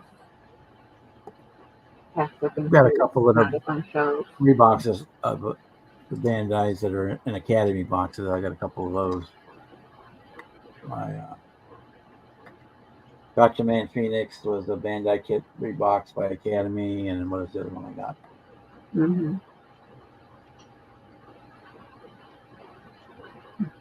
It's a rebox.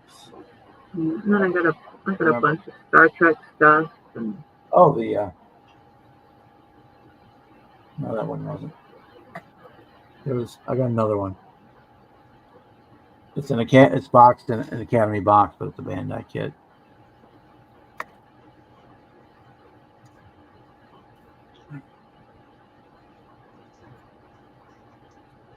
the whole cockpit is photo etched. Yeah, no. Yeah, It would have taken me a hell of a lot longer than it took you to build that.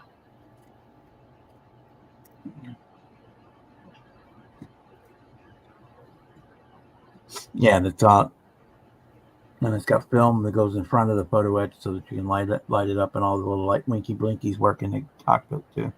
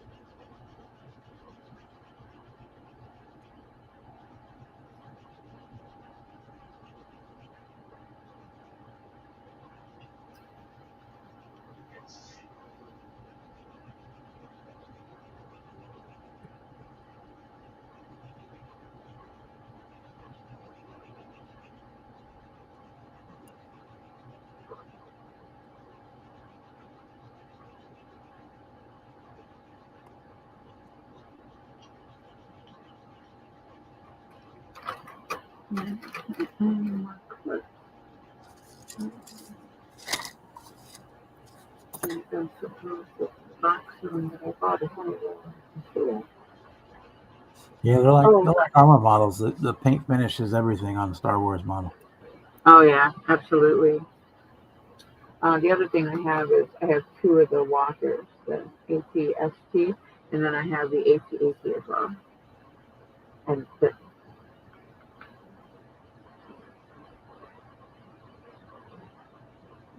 hey, Hurricane, great show. Thanks for sharing. A lot of really good stuff. Yep, I enjoyed that.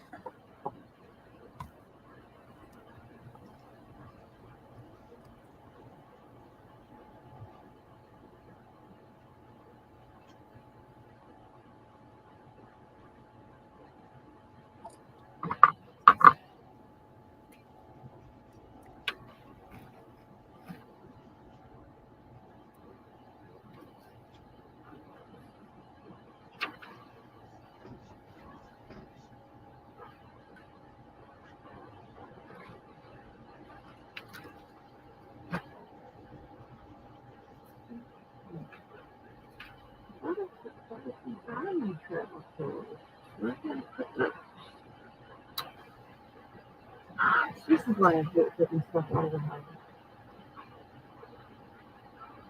Okay.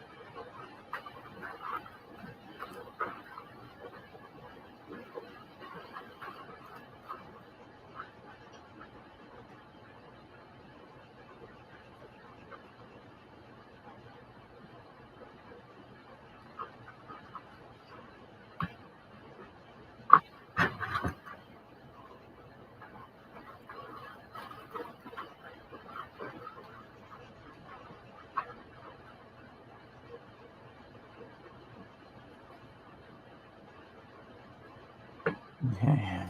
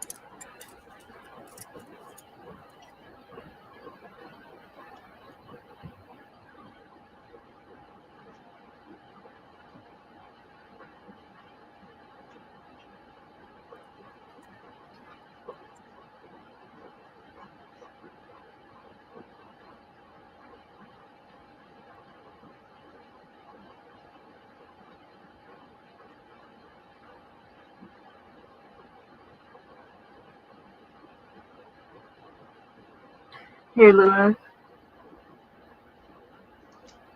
Hey, Louis, how do you tonight? Hey, Lewis.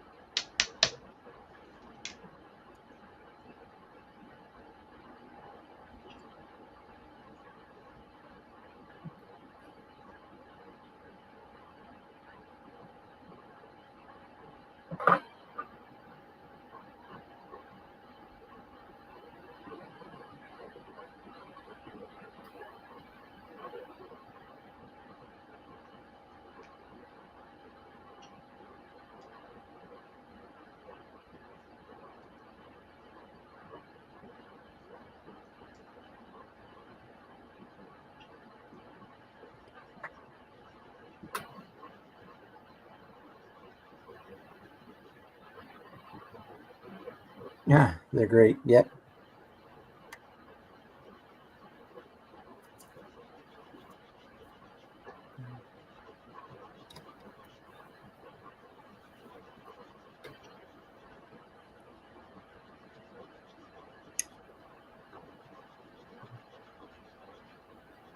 I think a million years from now, people are going to see emojis and think that was our primary form of communication, like cave drawings.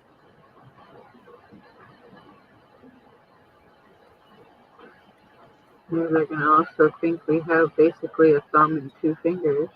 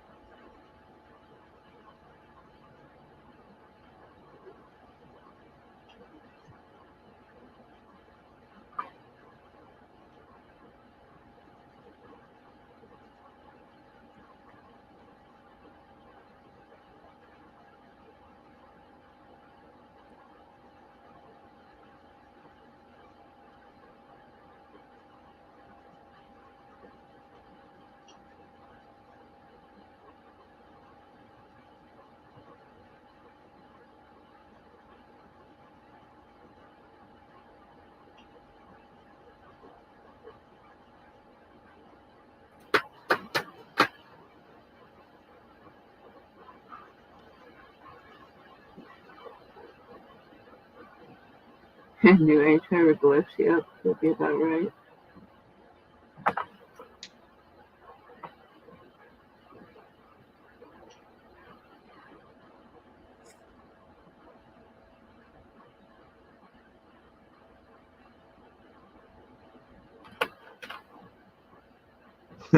New Age hieroglyphics. I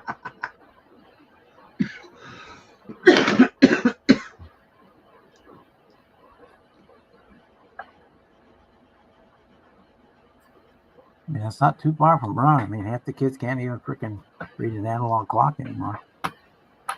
Most of the kids can't read clocks. They can't read cursive. They don't know what it's like to turn the pages of books because they've been pushing buttons their whole lives.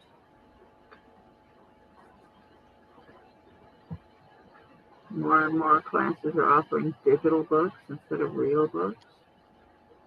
And actually putting your hand on the page and turning the page is part of how your brain processes the information that you're reading. That's why IQs are getting lower. And then there's not every kids not playing outside as much as they used to. Kids these days don't know what a CD, let alone a cassette tape is. Depends on the kids, but for the most part, yeah. They don't buy media, they buy downloads. They have no appreciation for art or actual literature and music.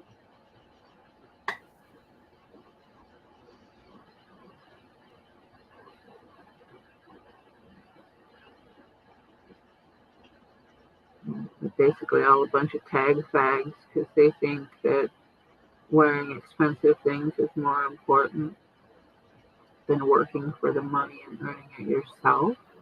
Right. And going out and buying yourself something nice because you want it and you can. Work ethics, don't even fucking get me started. I base my view of that on myself and my own children. And my own children look at other people their age and they're like, Mom, what the fuck is wrong with these people?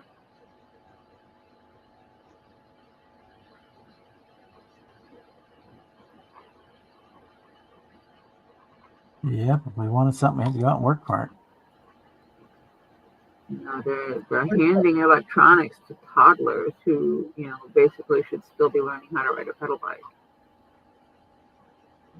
They're offering calculators to second graders. And mathematics is now all guessing, basically. Mm-hmm. You know, 1 + 1 is no longer 2.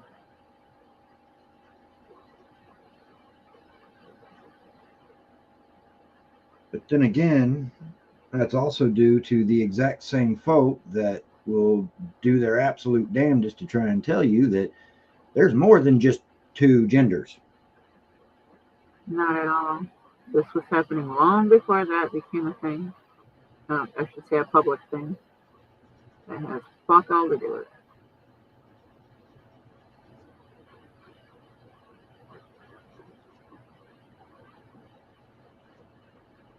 Now, every decade or so, enough changes in the school system and enough garbage gets fed into society that people are just getting lazier and stupider. I hate saying it that way, but they're coming into the world not knowing and they're not learning much in the process of growing up and leaving the house. I have college-age kids, you know, 18 plus. They come in the store to shop for groceries. One, they don't know how to cook. They don't know how to do their own laundry. They don't have the basic skills to take care of themselves. They cannot identify fruits and vegetables. Grown-ass people, 18 plus. And they can't, aside from maybe like apple, banana, and orange, they can't tell you shit about the produce department. Wow. You know, or even better, mommy and daddy has shipped, do the shopping and deliver it to their child. You didn't teach your kid how to fucking cook it. Why are you sending them shit they're not going to use? Right? You know, they have free reign on your credit card, so they're going to eat takeout and, you know, spend it on alcohol. They don't. You know, you don't throw your child into the world not knowing that that's just fucked up. That's what people are doing. Unfortunately so.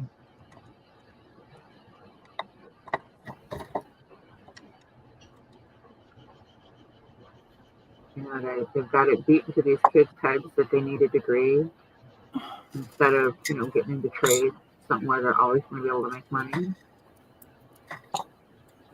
And you know, it wouldn't be such a bad thing on the getting a degree if these kids were going out and getting degrees that are actually useful. Problem. Even that doesn't mean anything anymore. True, but most of the problem with degrees being worthless nowadays is because people are getting degrees that don't have a practical real world application to begin with. Some of them don't, other than teaching the thing that is useless, or at least useless in our view.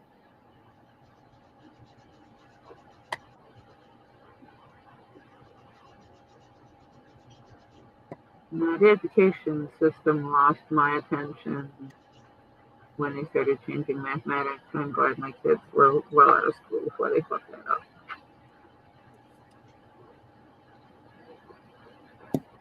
Education is such and has been so for a long time that if I still had school age kids, they'd be homeschooled.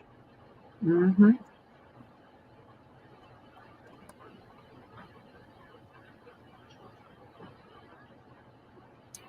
Yeah, hurricane, but where you live, that might actually mean something. And it may get you a career that will take care of you for the larger part of your life. Yeah, well, a degree in civil engineering is a whole lot more useful than art history. Exactly. Right? I mean, art history is a great minor to take along with your major in business or accounting or engineering or whatever, but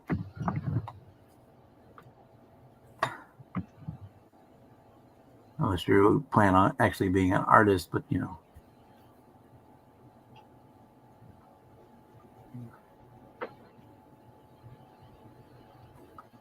Unless you're got a job as a tour guide at the Louvre, I mean, who cares about how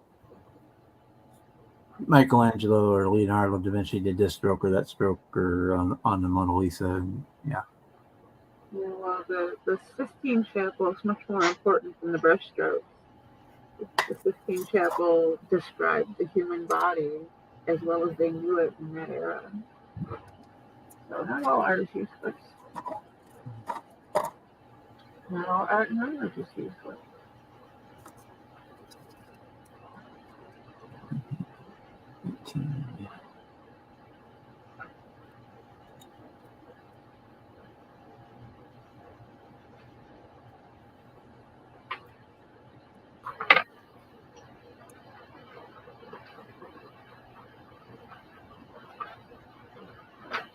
We're going to give it about 15, 20 more minutes, guys, and then I'm going to set her down for tonight. All right. Plan. Well, I'm getting hungry. Bacon and bacon on a pizza. Why not? I got biscuits and gravy left over from breakfast. That actually sounds good. I might do that tomorrow. All right. My biscuits and gravy in a bit. I lay my biscuits out in a pie tin and bake them in the oven, and then right before they're done, I scoop all the sausage gravy on that and scrambled eggs and some cheese and throw it back in for a couple of minutes and bake it up and serve it like a pizza. Yep. Ooh. Make a pie out of it. Yep. I've done that. Yeah, I still got about half of that pan left from this morning. God, I could eat biscuits and gravy all day long. That and a couple of grapes, that'll be my dinner. And A couple grapes, yeah. Gotta get that fruit in there, right? You hit all the other major food groups. Carbs, carbs. Oh, carbs. Yeah. The doctor said I could have some sweets, but I'm thinking, if I just have some grapes or a banana or an orange, Yeah.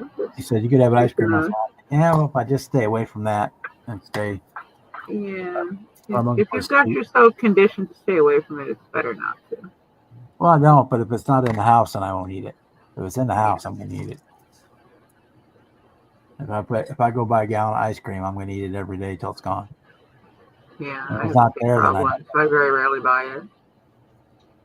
if it's not in there, I don't miss it not being there. Yeah. Same thing with soda. I don't keep any soda in the house. The only time I have a soda is if I'm out running around. You could lay soda around the house. I wouldn't care. I drink one a week.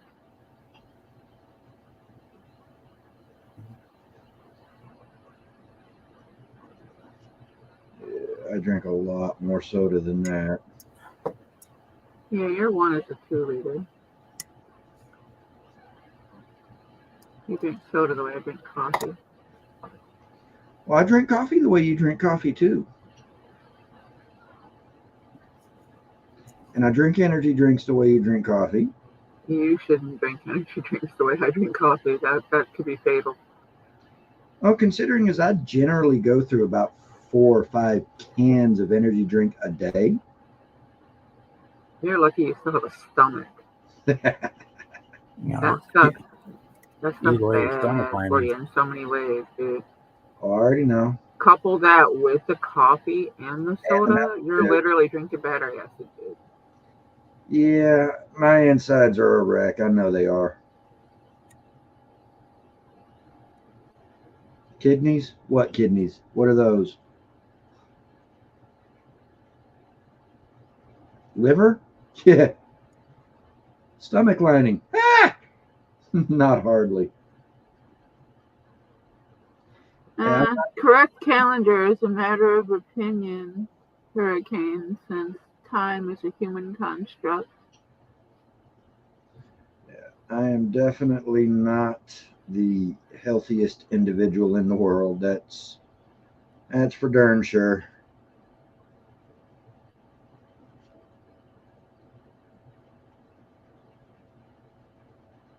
But I don't ever claim to be either, so. Ooh.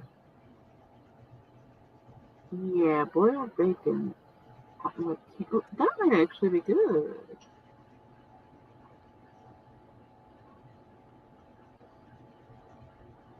You should totally send me some of those. My address is in my intro video.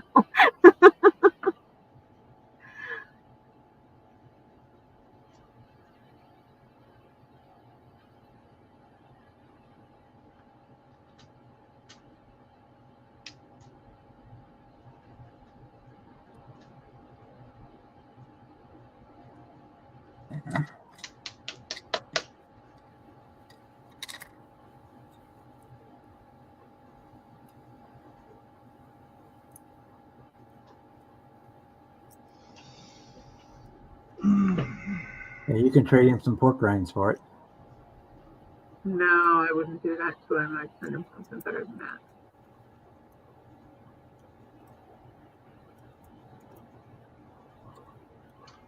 Sounds good to me, Hurricane. Yeah, I mean, yeah, that's bacon is one of those things that if you have yourself a slice of bacon and you add a piece of bacon to it, you done made better bacon. Just bigger bacon. Well, bigger, yeah, but still better.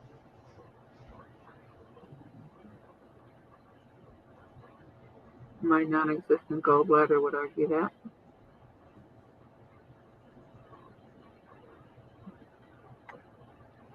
You know it's good when it's used as a condiment.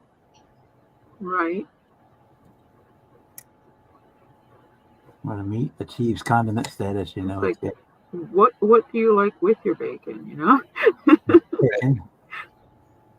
What do I like? Hamburger, cheese, Bacon.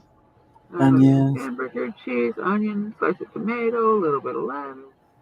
As long as the onions are grilled, Well, no, I take that. Onions can be raw or grilled. Yeah. It doesn't matter to me. But if you're going to grill them, they must be grilled with mushrooms, and the cheese Ooh. that goes on the burger must be Munster. Marcy, marry me. No, I like the way you eat. Marry me. No, if you're gonna do it, you gotta do it right. You gotta fry them in butter. I mean, hey, if it's going to fucking kill me, I'm going to enjoy it, okay? No, One organ at a time, right? if we're talking about grilling up onions and mushrooms together, bacon grease. Oh, hell yeah. Bacon grease is like the universal kitchen cooking medium. Oh yes. Oh yes. You throw that shit in a bowl, and it's good for years, man. You can keep pouring more in it. And the Yep. more you pour in it, the richer it gets. You Mhm. drop that in the pan and loosely fry an egg on top of that bad boy and slap it on some toast. Oh, yeah. And then, of course, when you make your green beans, Yep. add a little bit of bacon grease to it, some mushroom, and Yeah, bacon grease is like the glue that holds food together. I don't know why more people don't use it. it's definitely what holds German potato salad together. Right? Bacon grease and flour. Yeah, I You love put that the bacon potato bits back salad. in. It's almost cakey.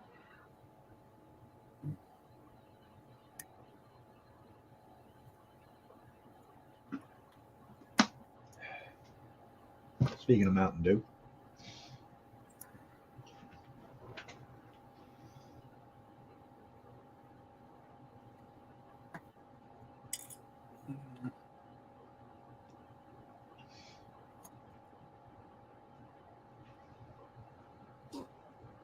Yeah, we use every part of the pig over here too.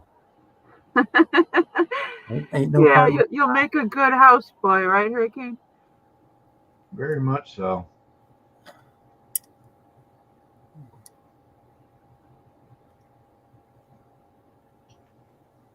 I said to just send you some pork rinds. That's Oh, you cut up the skin and you boil it, and then you deep fry it, and it pops up and makes crackling. The only thing close to that I will willingly consume or share with another human being is the actual skin off the face of a fire roasted whole hog.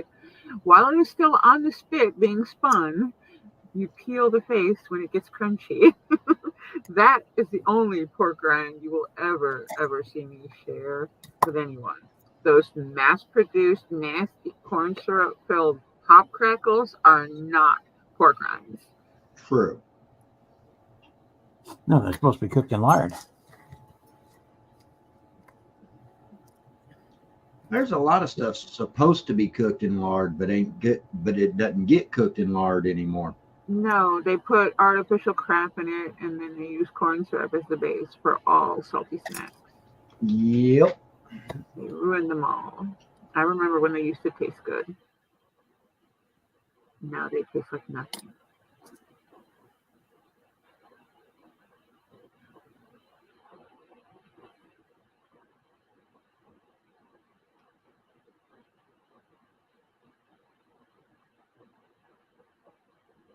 Oh yeah, candied fruits are awesome.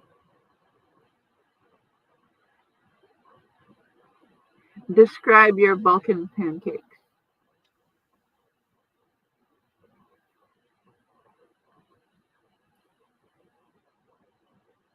Because I have a sneaking suspicion they're probably a lot like mine.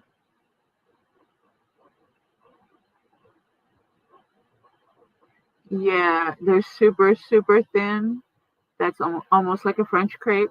That's how I make mine. And you can roll whatever you want up inside it. Homemade jams, candied fruit, other meat.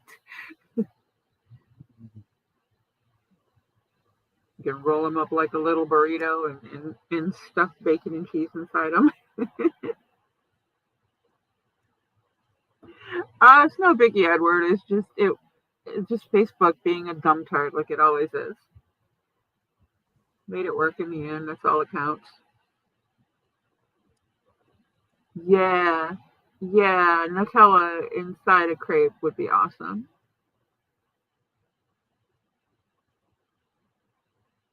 Night, Edward. I absolutely love Nutella. And that's like one of my favorite things. I could sit with a jar and eat it with a spoon. Really good on graham crackers or cinnamon toast.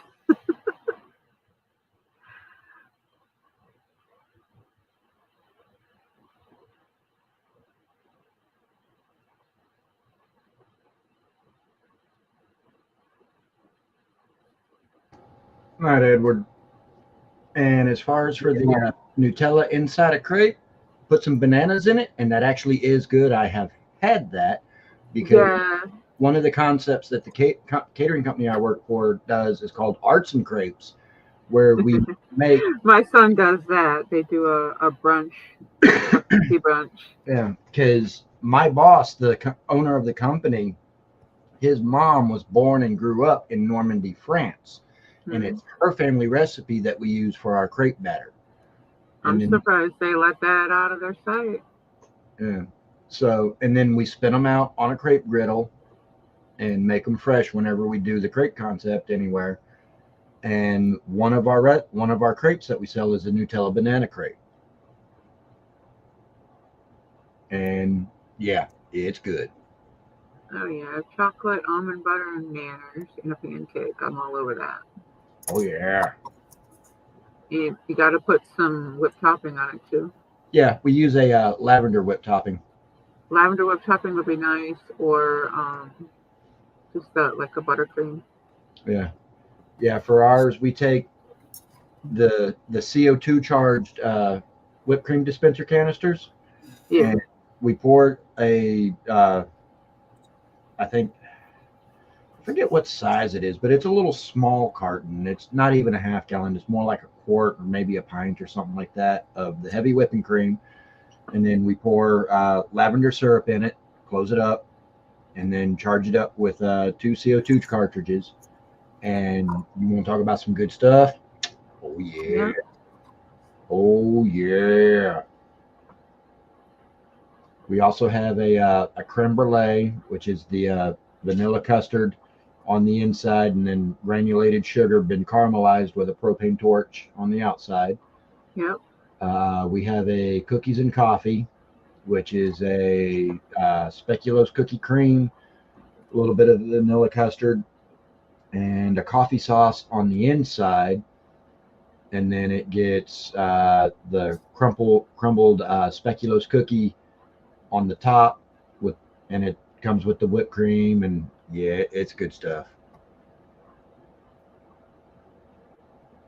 I think I just gained 10 pounds.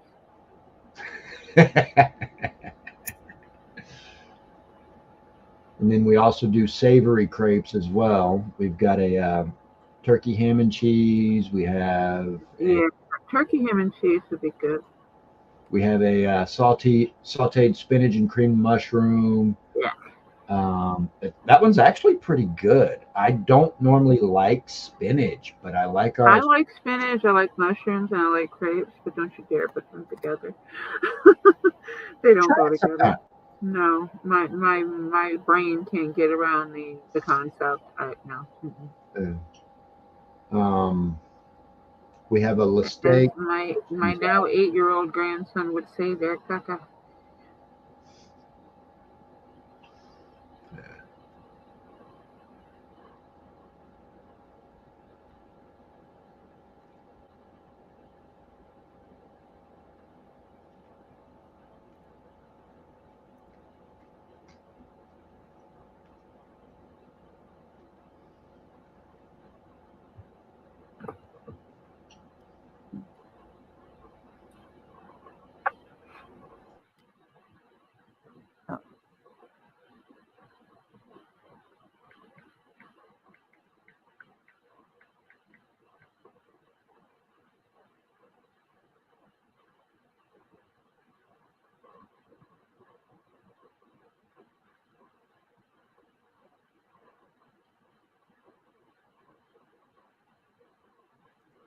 Vienna steak, that's with that's minced beef, isn't it?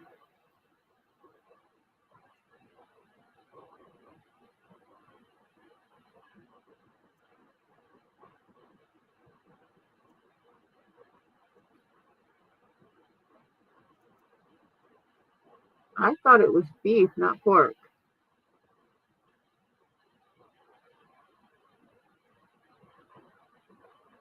Yeah, but not pork. I thought it was beef.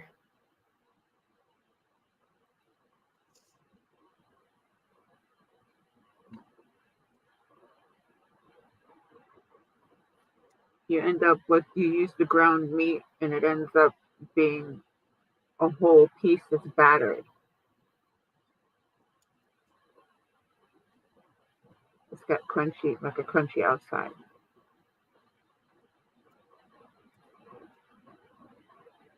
Either way, it's ground up meat, pressed into a shape, battered, and fried, which is very good. Ah,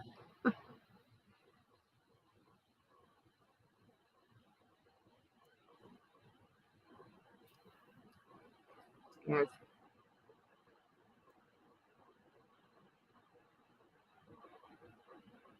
And I would have to caramelize some onion. Yeah. Hey, Bruce. Hey, Bruce. Yeah, definitely got to cook up some onion and mushroom for that. I'd serve that just the way it is or over a pasta with a sauce because I like sauce and I like pasta.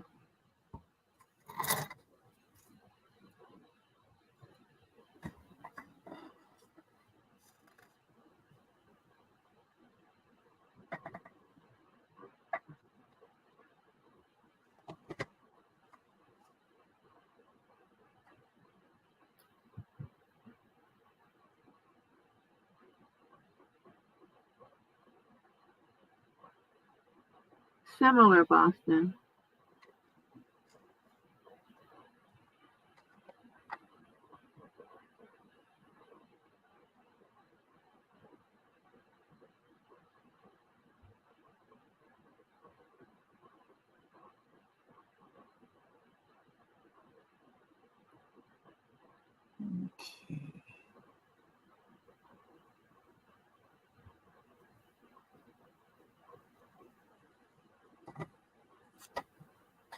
It basically looks like the meat portion of chicken pie. It's a different kind of meat.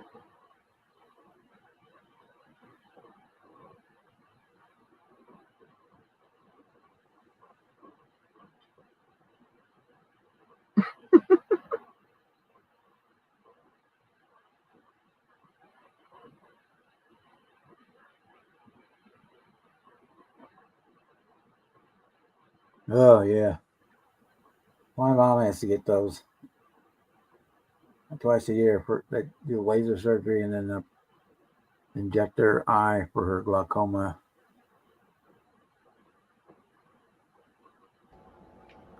They Hey, laser off all the foggy stuff and then they give her an injection in her side of her eye, side of the fluid or something. Yeah. I don't know what they do that for, but they do.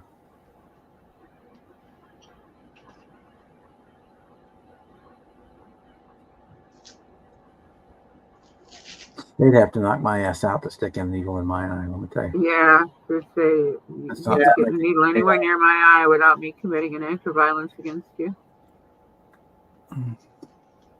Took me forever to get used to wearing contacts just for sticking my finger in there to put contact in. Yeah, I never could get used to that. I tried. I hadn't even bothered trying because stabbing myself in the eye with my finger on a daily, no, not that's not happening.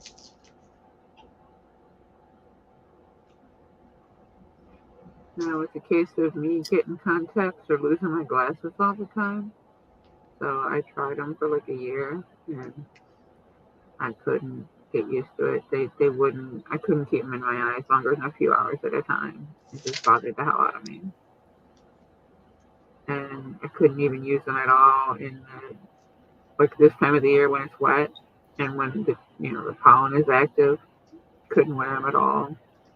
So I went back to glasses. Yeah, that would be another reason why I wouldn't be able to even consider doing the contacts thing. My allergies Yeah, no. Especially not this time of year.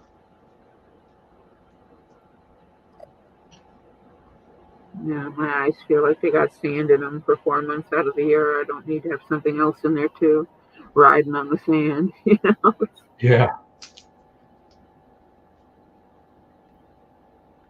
I think the hard lenses, and the worst part, if they get off to the side and they get a little air bubble stuck on them, then they suction cup themselves to the side of your eye. Oof. And Yeah, and then it looks like you're looking through a curved front of a fish tank. and you have to use what looks like a little tiny toilet plunger and find out where it's at, and grab it with Yeah. the toilet plunger and pull it out. Yep. That's before they had the soft extended wear ones where you could put them Yep. just a week at a time. That's about how long ago I tried contacts, so I totally get you. You had to take them out every night and clean them, and you had to put them in the Alka-Seltzer fuzzy stuff every once a week, and it was a pain in the ass. And it turned out I ended up being allergic to one of the chemicals in the cleaner, and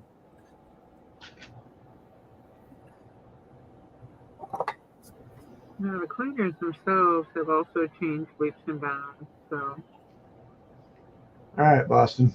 Have a good night, brother. yeah, we're right behind you.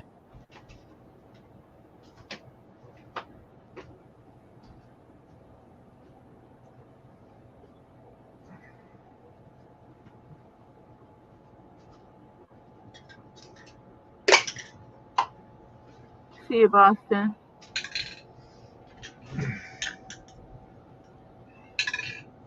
Oh, ouch. Yeah, Oof. That don't sound no good.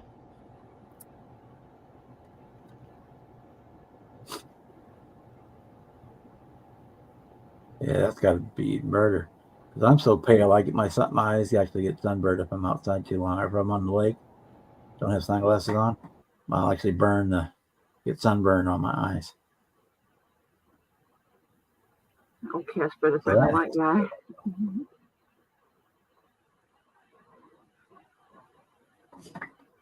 All right, boys and girls, it's 10 to 10 here, or 10 to 11 where Marcy is. So I'm going to say thank everybody for coming in. And we're going to be on Monday night instead of Tuesday night this week because I do the flip-flop with Cliff because he's got a meeting on Monday and I got a meeting on Tuesday. So again, thanks for everybody came in. I know we've got 12 people still out there. And yeah, we'll see you next time.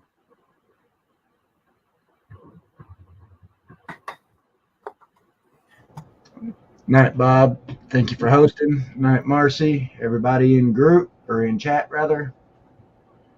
Everybody, y'all have a great night. Sleep well, and see you next time. Night, everybody.